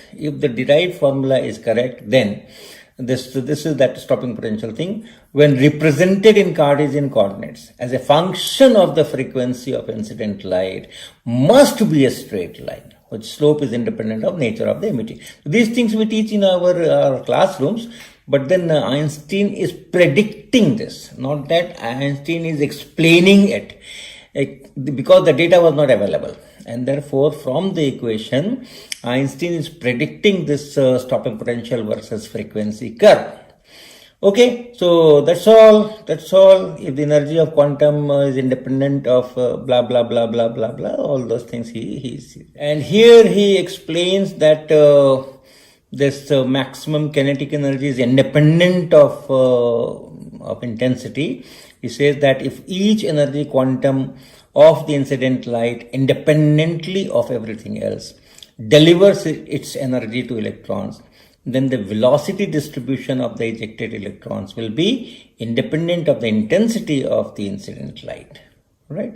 So on the other hand, the number of electrons leaving the body will, if other conditions are kept constant, be proportional to the intensity of the incident light. So these things he explains based on the thought, or the based on the result that the light can be regarded as photons. And then comes the last section, that is ninth section, photoelectric effect over, concerning the ionization of gases by ultraviolet light. So this is something else, and he again says that our photon picture will be okay. You can explain all those observations also.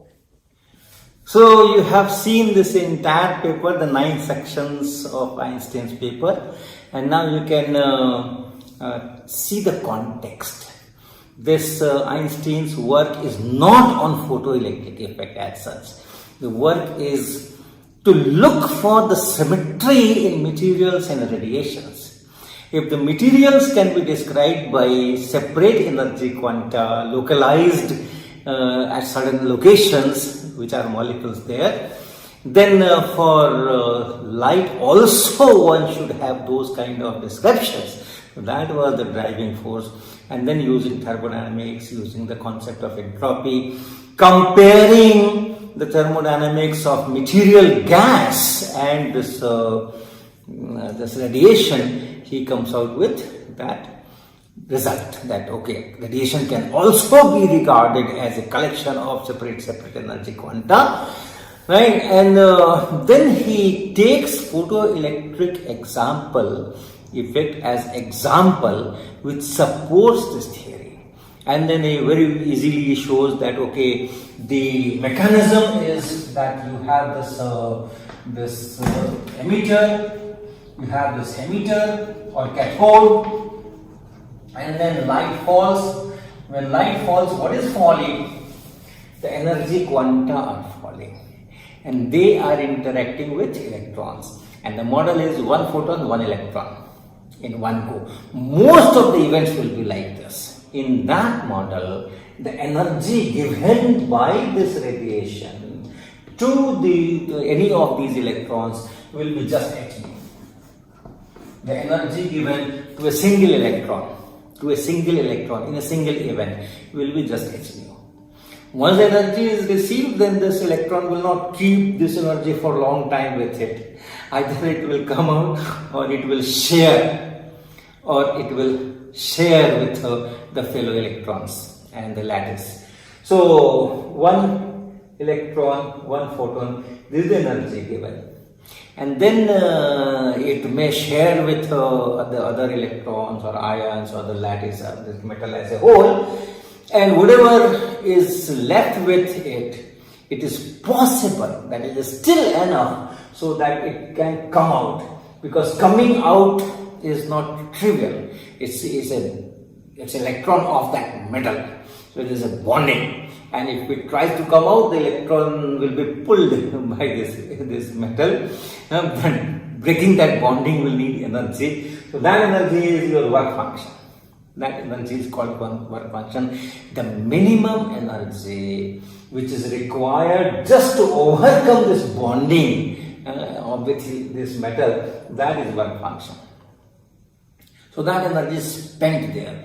So h nu is received, and then this work function, this much of energy is used in coming out, and in between it may also share with the other entities here, and therefore the kinetic energy with which it comes out, could be less than this or at best this. This will be the upper limit, and therefore this is your half mv square. Maximum. You will have electrons which will have energy less than this, kinetic energy less than this, but this is a maximum. So, and to stop this current, if you use this as a cathode, and then you have an anode, emitter and collector. You can call it collector. The electrons are getting collected here, and then you have a circuit. These electrons are recycled. You may have some potential differences and all that, like this.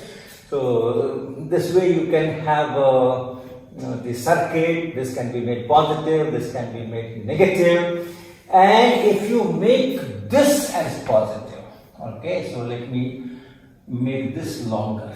If you make this as positive, this is, let us say, at zero potential and this is at some positive potential, then the electric field is towards right and it will repel this electron. It will apply force on electron towards the left. So whatever is trying to come out, it will be retarded. And the minimum voltage, if this is at 0 volt and this is at plus V volt, then the minimum value of this needed to stop all these electrons is the same as which stops this maximum kinetic energy electron, and therefore you have that E times V naught equal to half mv square max, and therefore this E times V naught is hv minus 5. This is your textbook stuff. This is your textbook stuff. This is what we teach. This is what we study. This is called Einstein equation. And then he says that, okay, Lenard had shown that this velocity distribution of these electrons does not depend on the intensity. Very good, very nice. There is no term of intensity here.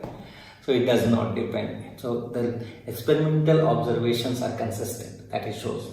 And then Lenard has also shown that if there is a current and you increase the intensity, right, then the current also increases proportionately. So that is also fine. If you increase the intensity, that means you are sending more photons per unit area per unit time. So more electrons will have the opportunity to receive that energy, and therefore more electrons will come out and the current will increase. So those things he explains. The Lenard's observations he explains. But that's all. That's all he has to the data. But then he says that fine, if this is the case, so if someone does an experiment in which he or she uses light of different frequencies, different sources of light, and for each source, each monochromatic source having a single frequency or a single wavelength, finds what is the stopping potential, and therefore collects data on stopping potential as a function of this nu. So there's a table, then you have this nu, and then you have this V naught. So there's a table. If someone does this experiment, what the person should find. So if this is all correct, then the equation is V naught is equal to h by E times nu minus phi by E. And if this is plotted on the horizontal axis, this is plotted on the vertical axis, it's something like y equal to mx plus c. And you know that is a straight line with this at the slope, m at the slope, and plus c as the intercept on the y-axis. So this is negative intercept here. So if you plot this V naught here and this nu here, it should be of this kind. It should be of this kind. And here, the slope here, okay? You know what is slope? Tan theta. Tan theta means if you go some distance here, increase this nu by a certain amount, then you find how much is this V naught is increased. So this is increase in nu, this is increase in V naught, and this divided by this is tan theta in this figure, and that is called slope. So slope of this curve should be h by v. Universal constant, independent of what material is here, what is the work function, and everything, anything that you think of, it is independent of that. So you can use different materials. For one material, you collect all those data, plot. Now you change the material. Work function is changed. Again collect the data and plot. What we will see? Same slope. This intercept may be different. This intercept may be different. So you may have this kind of picture or this kind of picture. So this is material 1, this is material 2, this is material 3. Slopes are identical, they do not change, but the intercept will change, and intercept should be related to this work function. So this is the prediction, right? This is prediction. This is prediction. No one had done this experiment so far, 1905. Now, that's all about it. That's all about Einstein's work on so-called photoelectric effect, okay, which earned him the Nobel Prize. But then, do you think this was very drastic, this was a revolutionary concept, and once it was published, it could bring a strong storm in the whole community, physics community? Nothing like that. People just ignored it. People just ignored it because the wave theory of light was so well established. Experiments, all those experiments, interference, diffraction, polarization, and then theory, Maxwell's theory, which so wonderfully predicted that electromagnetic waves should have this speed c, 3 into 10 to the power 8 meter per second, matched so well with the speed of light which was measured by that time. So this wave theory was so well established, anything which is different from that and again talks of radiation as separate quanta, separate units, and in between no energy, that was just dumped. Right? So Einstein was ignored, his work was ignored, physicists criticized it, did not pay much attention to it and all that. That all went on for almost a decade. And then comes another great experimentalist, Robert Millikan, who performed wonderful experiments on photoelectric effect and had a very, very crucial role in establishing Einstein as his model, as having some sense in it, and finally earned Nobel Prize for him. Unfortunately, in our textbook description of photoelectric effect, we do talk of Lenard, we do talk of Hallwachs, Hertz, Einstein, but we forget the contribution of Robert Millikan. So next episode will be on Robert Millikan. So welcome to this episode 12 of our story, and most likely this will be our final episode for this series also.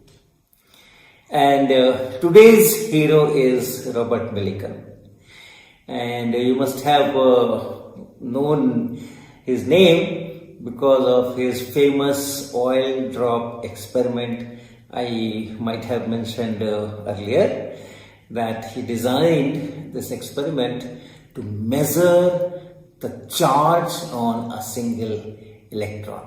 So in many of the universities, Indian universities too, we have this experiment in our MSc syllabus, and we enjoy doing it. Now, Robert Millikan has done a series of experiments on photoelectric effect, and especially after Einstein's work, because somehow the physicists that time were very, very skeptical about this Einstein idea of localized energy packets in radiation. This is because this interference, diffraction, all those things have established so well that the entire energy of this electromagnetic wave is distributed continuously in the wavefronts. And so any kind of localization, discretization, going again for that particle model, corpuscle model was very, very difficult for people to accept. And Millikan was a great experimentalist. So just after this 1905, he started designing experiments with all kinds of accuracy demands, and any kind of source of error to be eliminated. Meticulous experiment he was trying to perform so that unambiguously he could refute the prediction of Einstein that the energy is linearly related to the frequency and all those things from that corpuscle type of model, photon type of model. Radiation is composed of discrete energy, quanta, those kind of philosophy, those kind of assumptions. And in this effort, he designed several kinds of operators and then improved upon that, and eliminated sources of error. And for that he was a hardcore experimentalist, and I will say that an excellent experimentalist, taking care of every minute thing. Finally, he has published this paper in Physical Review, and that was in 1916. I'll give the reference, and I will be describing little bit on that paper, especially the vacuum tube that he has designed, or the apparatus that he has designed, has many very special characteristics. So I will show you that diagram that he has put in his 1916 paper in Physical Review, and then based on that diagram I will describe what it is. So let's go to our screen. So this is that diagram, and it says that it is the ninth vacuum tube that he has fabricated. So he was working on it from 1905, 1916 he is writing this paper, and 9 times he has changed the apparatus. So you can just see how much he has concern for removing all sources of uncertainty to the maximum possible. So finally this design comes up, and let me explain what it is in the next slide. So here you see on the right side emitter, sodium, lithium and potassium. There are 3 cylinders mounted on a wheel. One is of sodium, one is of lithium, and another is of potassium. He has worked with sodium and lithium and not with potassium, though he had planned to do that. Now this wheel can be rotated to bring the desired cylinder in front of the light source. This cylinder on the right, on which I have put that line saying that this is emitter, that is in the right position. The light will come from the right and fall on its surface. Now this wheel, how to rotate this wheel to bring the other cylinder in this position? For that he has magnetic coupling. He has magnetic coils, current carrying coils on the outside of this vacuum tube. Remember, this everything that I am showing is inside a very good vacuum, and all this rotation and everything has to be done inside that tube, but then it has to be controlled from outside. So from outside he is producing those magnetic fields which he is controlling, and then inside also he has the corresponding electromagnets or circuits, and using that interaction he is able to rotate this wheel and bring the appropriate emitter in front. Now on the left also you see electromagnet. In fact, a diagram shows that yes, there is some magnetic thing, some coils and some circuits. Now that knife, focus on that knife that I have written. A small knife is there, and that knife is mounted on some structure, and this electromagnet or the magnetic coils which are there will be used to push this whole structure towards right. So what is this all about? Why this knife is inside the vacuum tube? Because the photoelectric effect pertains to the surface of the metal. And if it is sodium, it should be sodium. But whatever is that residual air in this tube, this metal surface will get oxidized at the surface. Now if the surface gets oxidized, the entire character is changed. And you don't have much control. Gradually it oxidizes, and it's a time dependent function. So every time the experiment is done and the data taken, that surface has to be cleaned, and this knife is for that cleaning. So the wheel will be rotated, and the appropriate emitter will be brought in front of this knife. And then from the left magnetic coils, this whole structure will be taken towards right, and then it will scrap that surface layer from that emitter. So those are the kinds of care he is taking.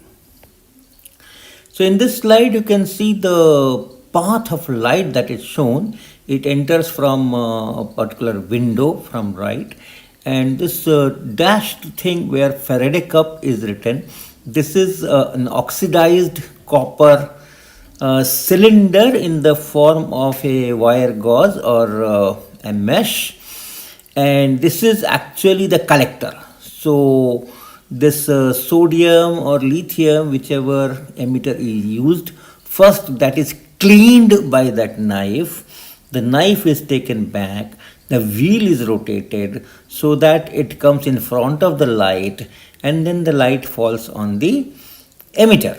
And then the electrons which are ejected are collected by this Faraday cup, which is this oxidized copper cylinder, and which is connected to that circuit. The electrodes are there at the bottom, and that is how the whole thing is completed.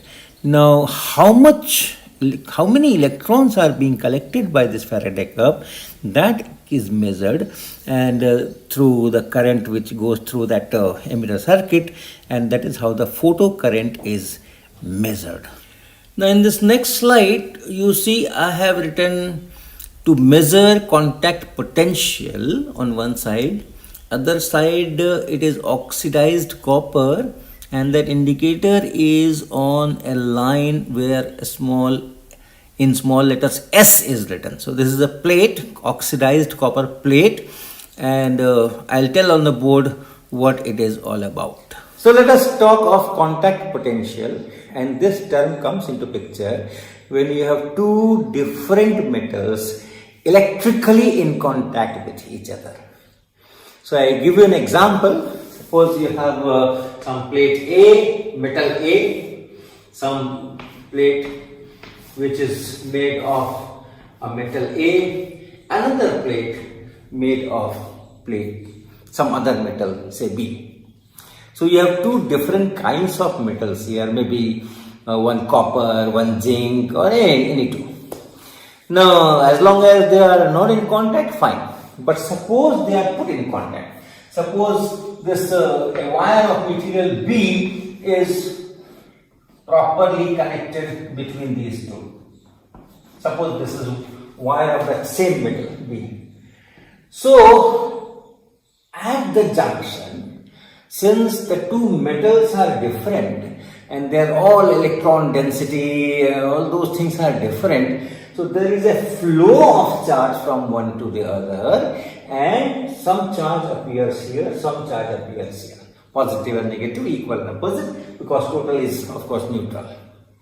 Alright, so suppose some positive charges develop here, some negative charges develop here, and if you talk in terms of potential, if this potential is 0, we have not put any battery or any source. This is 0, 0, this is 0, this is 0, this is 0, but right on the other side V will be K, and that V will be K everywhere. That V will be equal to K everywhere, and so on.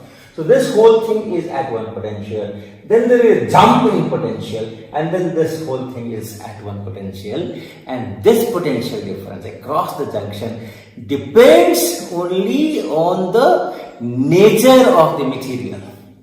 Only on the nature of the material. What metals are here and here. Alright? So now is known as contact potential. This K is known as contact potential. And how do you measure? How can you measure? Various ways. One way is that the charge that appears here and the volt that appears, the potential difference that appears here and therefore here. And then you have some capacitance, right? You have some capacitance. So you will have this Q equal to CV relation. Now this V is fixed. This V is fixed. This junction will decide how much is this V. Now if you change the separation little bit, what are you changing? You are changing the capacitance. Parallel plate capacitor, some epsilon naught A by D. So if you change the separation, the capacitance changes, the contact potential still remains the same, so this will remain the same, and therefore this charge will change. You will have more positive charge or less positive charge here, and so on. If the charge changes, this charge, the magnitude of this charge, value of this charge changes when you are doing the separation, you are changing the separation. That means charge is flowing. Okay? If more charge is coming here, it means some charge is flowing from here. And if it is flowing from here, it is flowing from here. So in this circuit, there will be a current. Now if you can measure that current, and then you can relate how much I am changing the separation and how much current is being produced, and therefore how much charge is going in a certain time interval. From those things you can calculate this contact potential. Now that we know that this kind of thing is there, let's look at that photoelectric Einstein equation once again. So let us consider a typical photoelectric effect experimental setup. You have an emitter, then you have a collector and a light source, and then electrons are coming out. And here you have a potential difference applied between this collector and the emitter. And this voltage, the positive voltage on the emitter, so that the electric field is in this direction, which will oppose the motion of this electron. So it is kind of retarding potential. So if this battery or whatever you are using arrangement, if this voltage is V0, suppose this is your grounded, so this is V equal to 0, and then you have V equal to V0 here, and then you say that okay, the maximum kinetic energy, half mv square, which is equal to h times nu minus w, what function? Frequency of the light used, and then there is the maximum kinetic energy of the electrons. So the Einstein equation, according to the Einstein equation. And if you apply sufficiently large V0 so that these electrons do not reach the collector, then the current will be 0. To stop the current, what is the minimum potential you have to apply, stopping potential? If that is V0, if V0 denotes this, then this half mv square is equal to E times V0. And that is hv minus w. And therefore, if you plot this V0 on the vertical axis and this frequency nu on the horizontal axis, you will get a straight line, and the slope of that straight line will be h by e and all those things. Okay, so that comes out from the Einstein equation. But the two emitter and collector are of different metals, and should be different metals. Millikan has taken care of which material should be here and which material should be here, because if you take the two from the same material, then light which is reflected from the walls, if you are sending light, then not all the light is getting absorbed. Alright, so a lot of light is reflected from here, from here, from here, from here, and if that light falls on the collector, that reflected light falls on the collector, and electrons are ejected from this side also, then the equation will not work. And so they are dissimilar material. This frequency should be able to eject electrons from here, but the same frequency should not be able to eject electron from here. So you have to choose the material properly, and Millikan has taken care of all these things. Okay, now if it is dissimilar, suppose this collector and this connecting wires, they are of the same material, but then this is different. So what will happen? Potential here is V0, potential here is 0, potential here is V0, potential here is V0, but potential here will be V0 plus K, because here we have a junction of different kinds of material, so the contact potential difference will be there. This side it is V0, and therefore on this side it will be V0 plus K. So what the electron will see? Electron will see that there is a potential difference of V0 plus K, and hence this V0 should be replaced by V0 plus K, and therefore you should have E times V0 and plus K. This should be equal to H nu minus W. This modification is needed. Now Millikan uses this to give a further test to this equation, Einstein's equation. And how?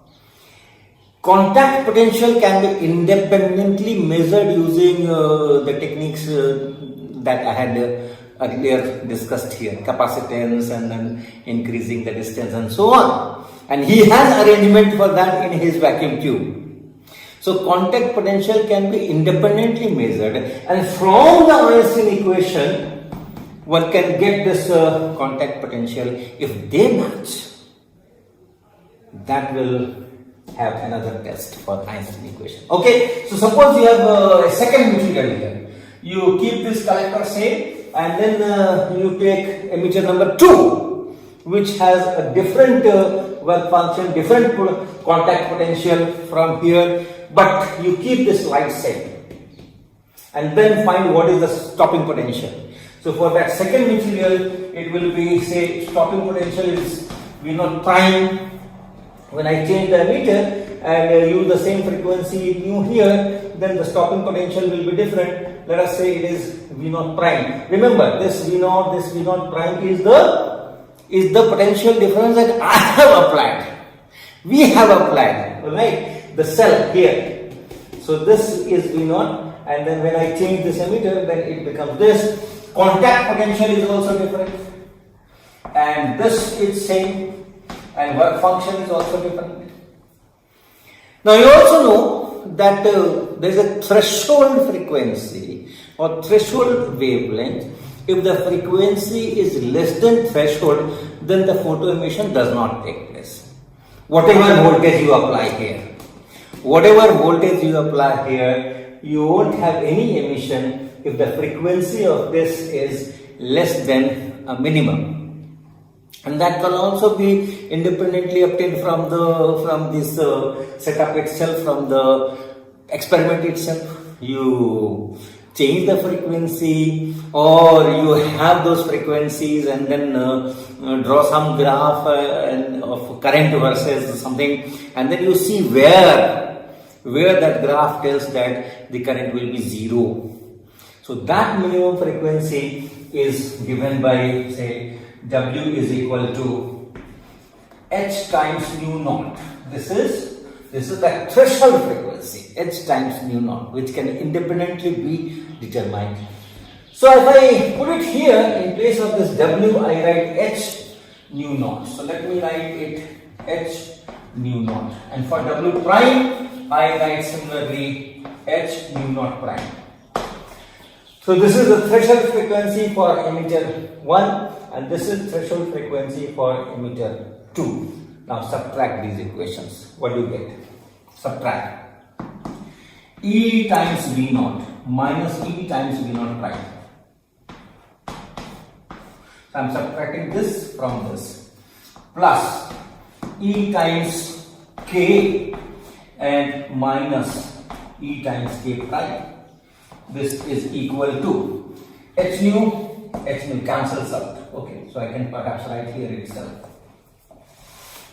And then this minus this, so H here, nu naught prime here, and minus nu naught here.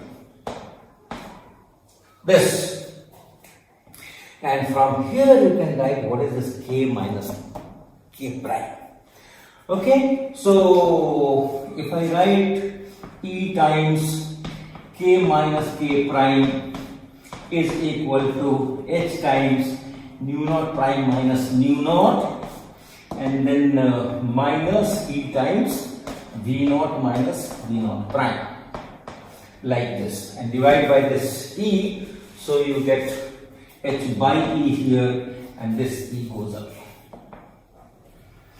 So now this K minus K prime is the contact potential between the material of emitter 1 and emitter 2, because K is the contact potential of emitter 1 with the collector and K prime is the contact potential of emitter 2 with that collector. So if you subtract, you get the contact potential between emitter 1 and emitter 2 materials. Okay, so that contact potential can be obtained independently in Millikan setup, and from this equation, because you can measure nu naught, you can measure nu naught prime, you apply that V naught and you know at what potential it stops the current. So these things are known. So you have two different ways. One is direct measurement of contact potential, and then second is from these parameters, and these two should be equal. If they are equal, that means this equation is valid. Alright, so Millikan does that also. So let me go to screen and discuss it further. So look at the right side, I have written oxidized copper, and then this indicator line is going to a plate where S is written, capital S is written. This is an oxidized copper plate, and in order to get that contact potential, this will be used as one of the plates, and then this particular emitter which is to be used, and after it is cleaned using that knife, this wheel is rotated and that emitter is taken in front of this plate S. So now, and then on the left side I have written to measure contact potential. So you have circuits there. So the capacitor is formed between the emitter and this plate S, and then by changing the distance between these two and measuring the current in this circuit which I am indicating on the left, one gets the contact potential.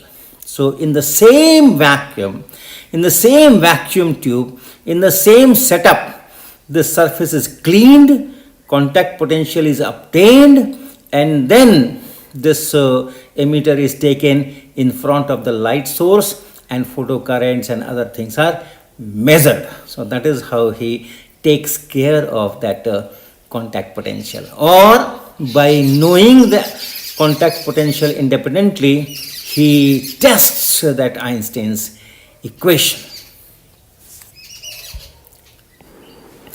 Now this is one of the graphs in that paper. It's full of tables and graphs. I'm just showing the one which shows you linear dependence of stopping potential with the frequency of light used, Einstein's equation, and see the experimental data are perfectly on straight line, linear. And from that line, slope of that line, he has calculated the values of Planck constant, and it turns out to be very, very close, which is written in this box in handwriting. So a lot of data are there, the variation with this voltage and everything is there, but I am just showing the one which is most relevant. Okay, so this is how he ends up in verifying Einstein's equation in a best possible manner, without any doubt, taking care of everything that was there in the world, and he finally verifies it. So you can appreciate how well designed was all these apparatus, and no wonder it took him 10 years to reach this perfection. And in this period, many more physicists performed experiments to verify this Einstein's predicted law of photoelectric effect, but the kind of accuracy, the kind of perfection with which Millikan did it was suddenly beyond doubt, and therefore the most reliable test.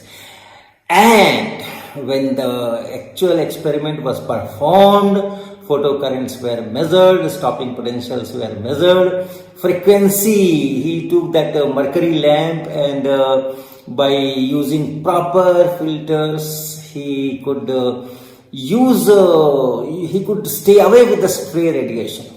So almost monochromatic light he used, and so many lines and so many wavelengths, and he took extreme care of what is the stopping potential and the threshold frequency, and whether this collector is not emitting electrons because of reflected radiation that falls on that. Everything taken care of, and results were in beautiful match with Einstein's prediction. Beautiful match with Einstein's prediction. Millikan was very critical of the theory, the philosophy of Einstein, that radiation energy is localized in different packets of h nu. So he was absolutely not ready to accept that, and even after this most successful verification of Einstein's equation, Millikan had reservations in accepting that photon theory. I will read some lines from his paper showing his concern about the theory, but then when Millikan himself was awarded Nobel Prize in Physics 1923 for working on the electron, the measuring charge of the electron, and doing such a beautiful, wonderful experiment on photoelectric effect. By that time, he had accepted, or he was convinced that okay, maybe nature is like that. So that is the story of photoelectric effect, and once this 1916. This Einstein's prediction was verified, then the scenario changed very rapidly. Although Millikan himself was not convinced, even in the writing of 2000, this 1916 paper, I will just read some lines before I leave. But the scenario changed so fast, and people started appreciating Einstein's insight and his ability to think and come out with very bold hypothesis, very different hypothesis, contrary to all beliefs, all traditions and all those things. And he was awarded Nobel Prize in Physics 1921 for which we are now celebrating this centenary year. So thank you very much. I hope this 12 lecture series was useful to you. Knowing the historical perspective, knowing the struggles, knowing the commitment, all those things is very inspiring, and as science students, as science persons, as science teachers, we should imbibe those qualities. Thank you very much. Okay, so before leaving, let me read 2 sentences from here. This is Millikan's paper, the same paper in which he has tested that Einstein's prediction in the strictest possible test, and found absolutely nice agreement and all that. But still, in the last section, this is the last section of that paper, he says, perhaps it is still too early to assert with absolute confidence the general and exact validity of the Einstein equation. And in this same paragraph here he writes, yet the semi-corpuscular theory by which Einstein arrived at his equation seems at present to be wholly untenable. Okay, so that was the scenario of 1916. So you can very well understand the acceptance and rejections and the struggle of Einstein's theory from 1905 to 1916 at least. And but then, as I said, the scenario changed so fast that by 1921 it was a very, very established. So thank you very much for attending this course.